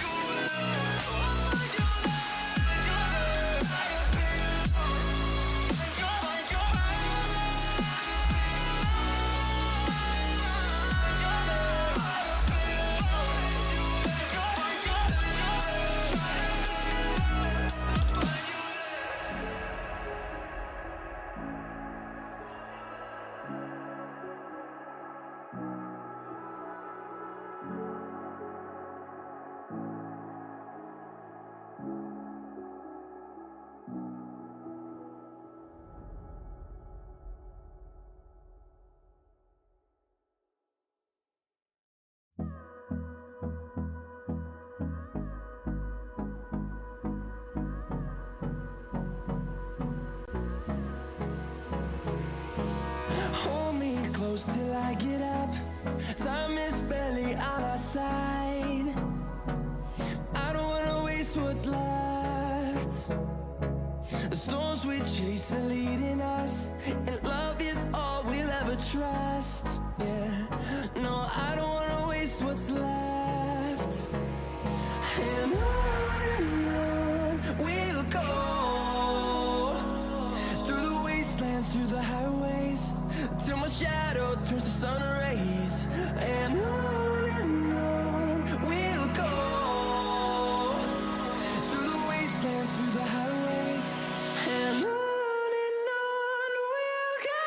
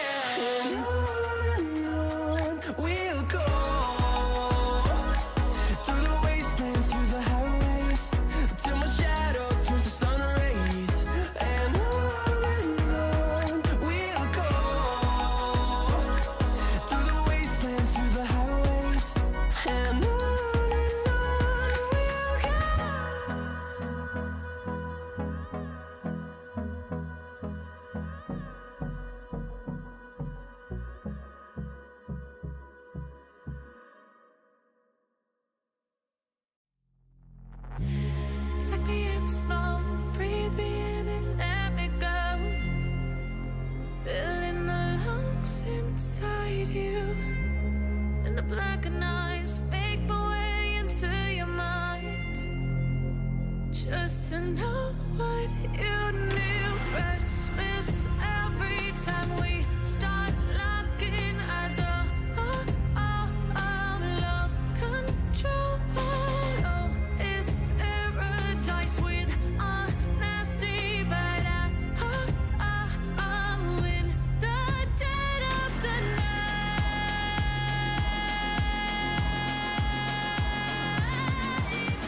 Let the darkness take control.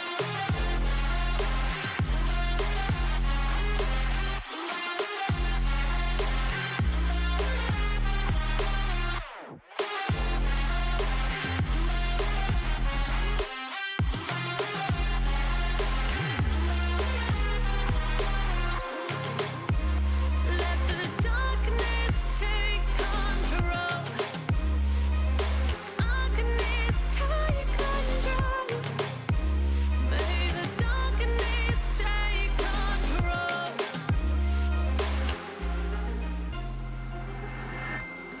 Take me in the smoke, breathe me in and let me go. Sink to your heart to find you. Open up your eyes till you're blinded by the lies, so you can see what you do. Restless every time we start locking eyes. Lost control. Oh, it's paradise with honesty, but I'm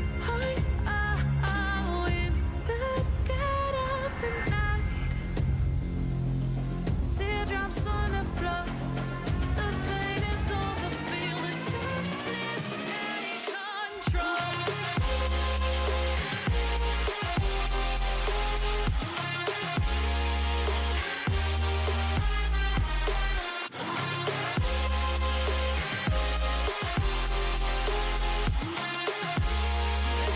Darkness take control.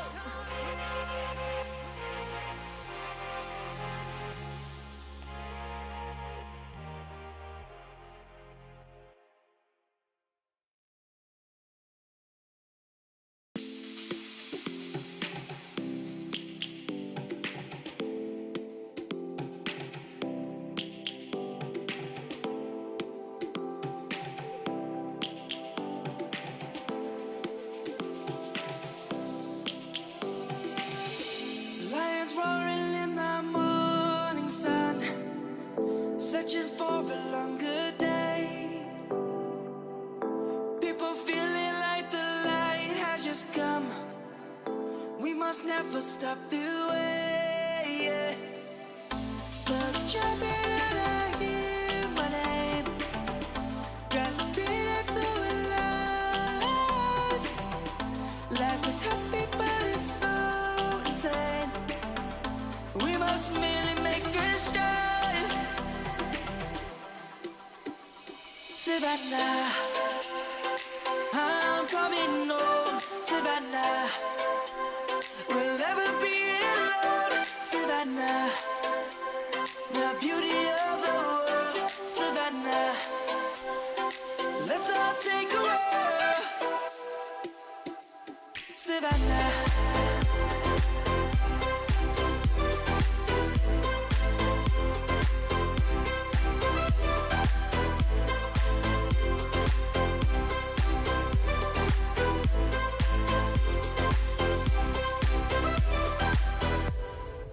Light is gonna come. The birds have just begun. We will always take a stand for the people, for the land. Let's go back to when we were young. For the animals we stand. Let's go back to when trees were swung. Kids across the land. Savannah, I'm coming home, Savannah. We'll never be alone, Savannah. The beauty of the world, Savannah. Let's all take a walk, Savannah. I'm coming home, Savannah. We'll never be alone, Savannah. The beauty of the world, Savannah. Let's all take a walk.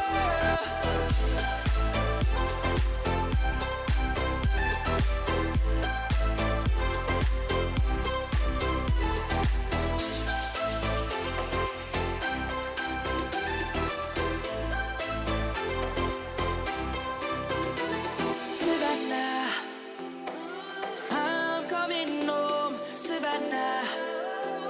We'll never be alone, Savannah.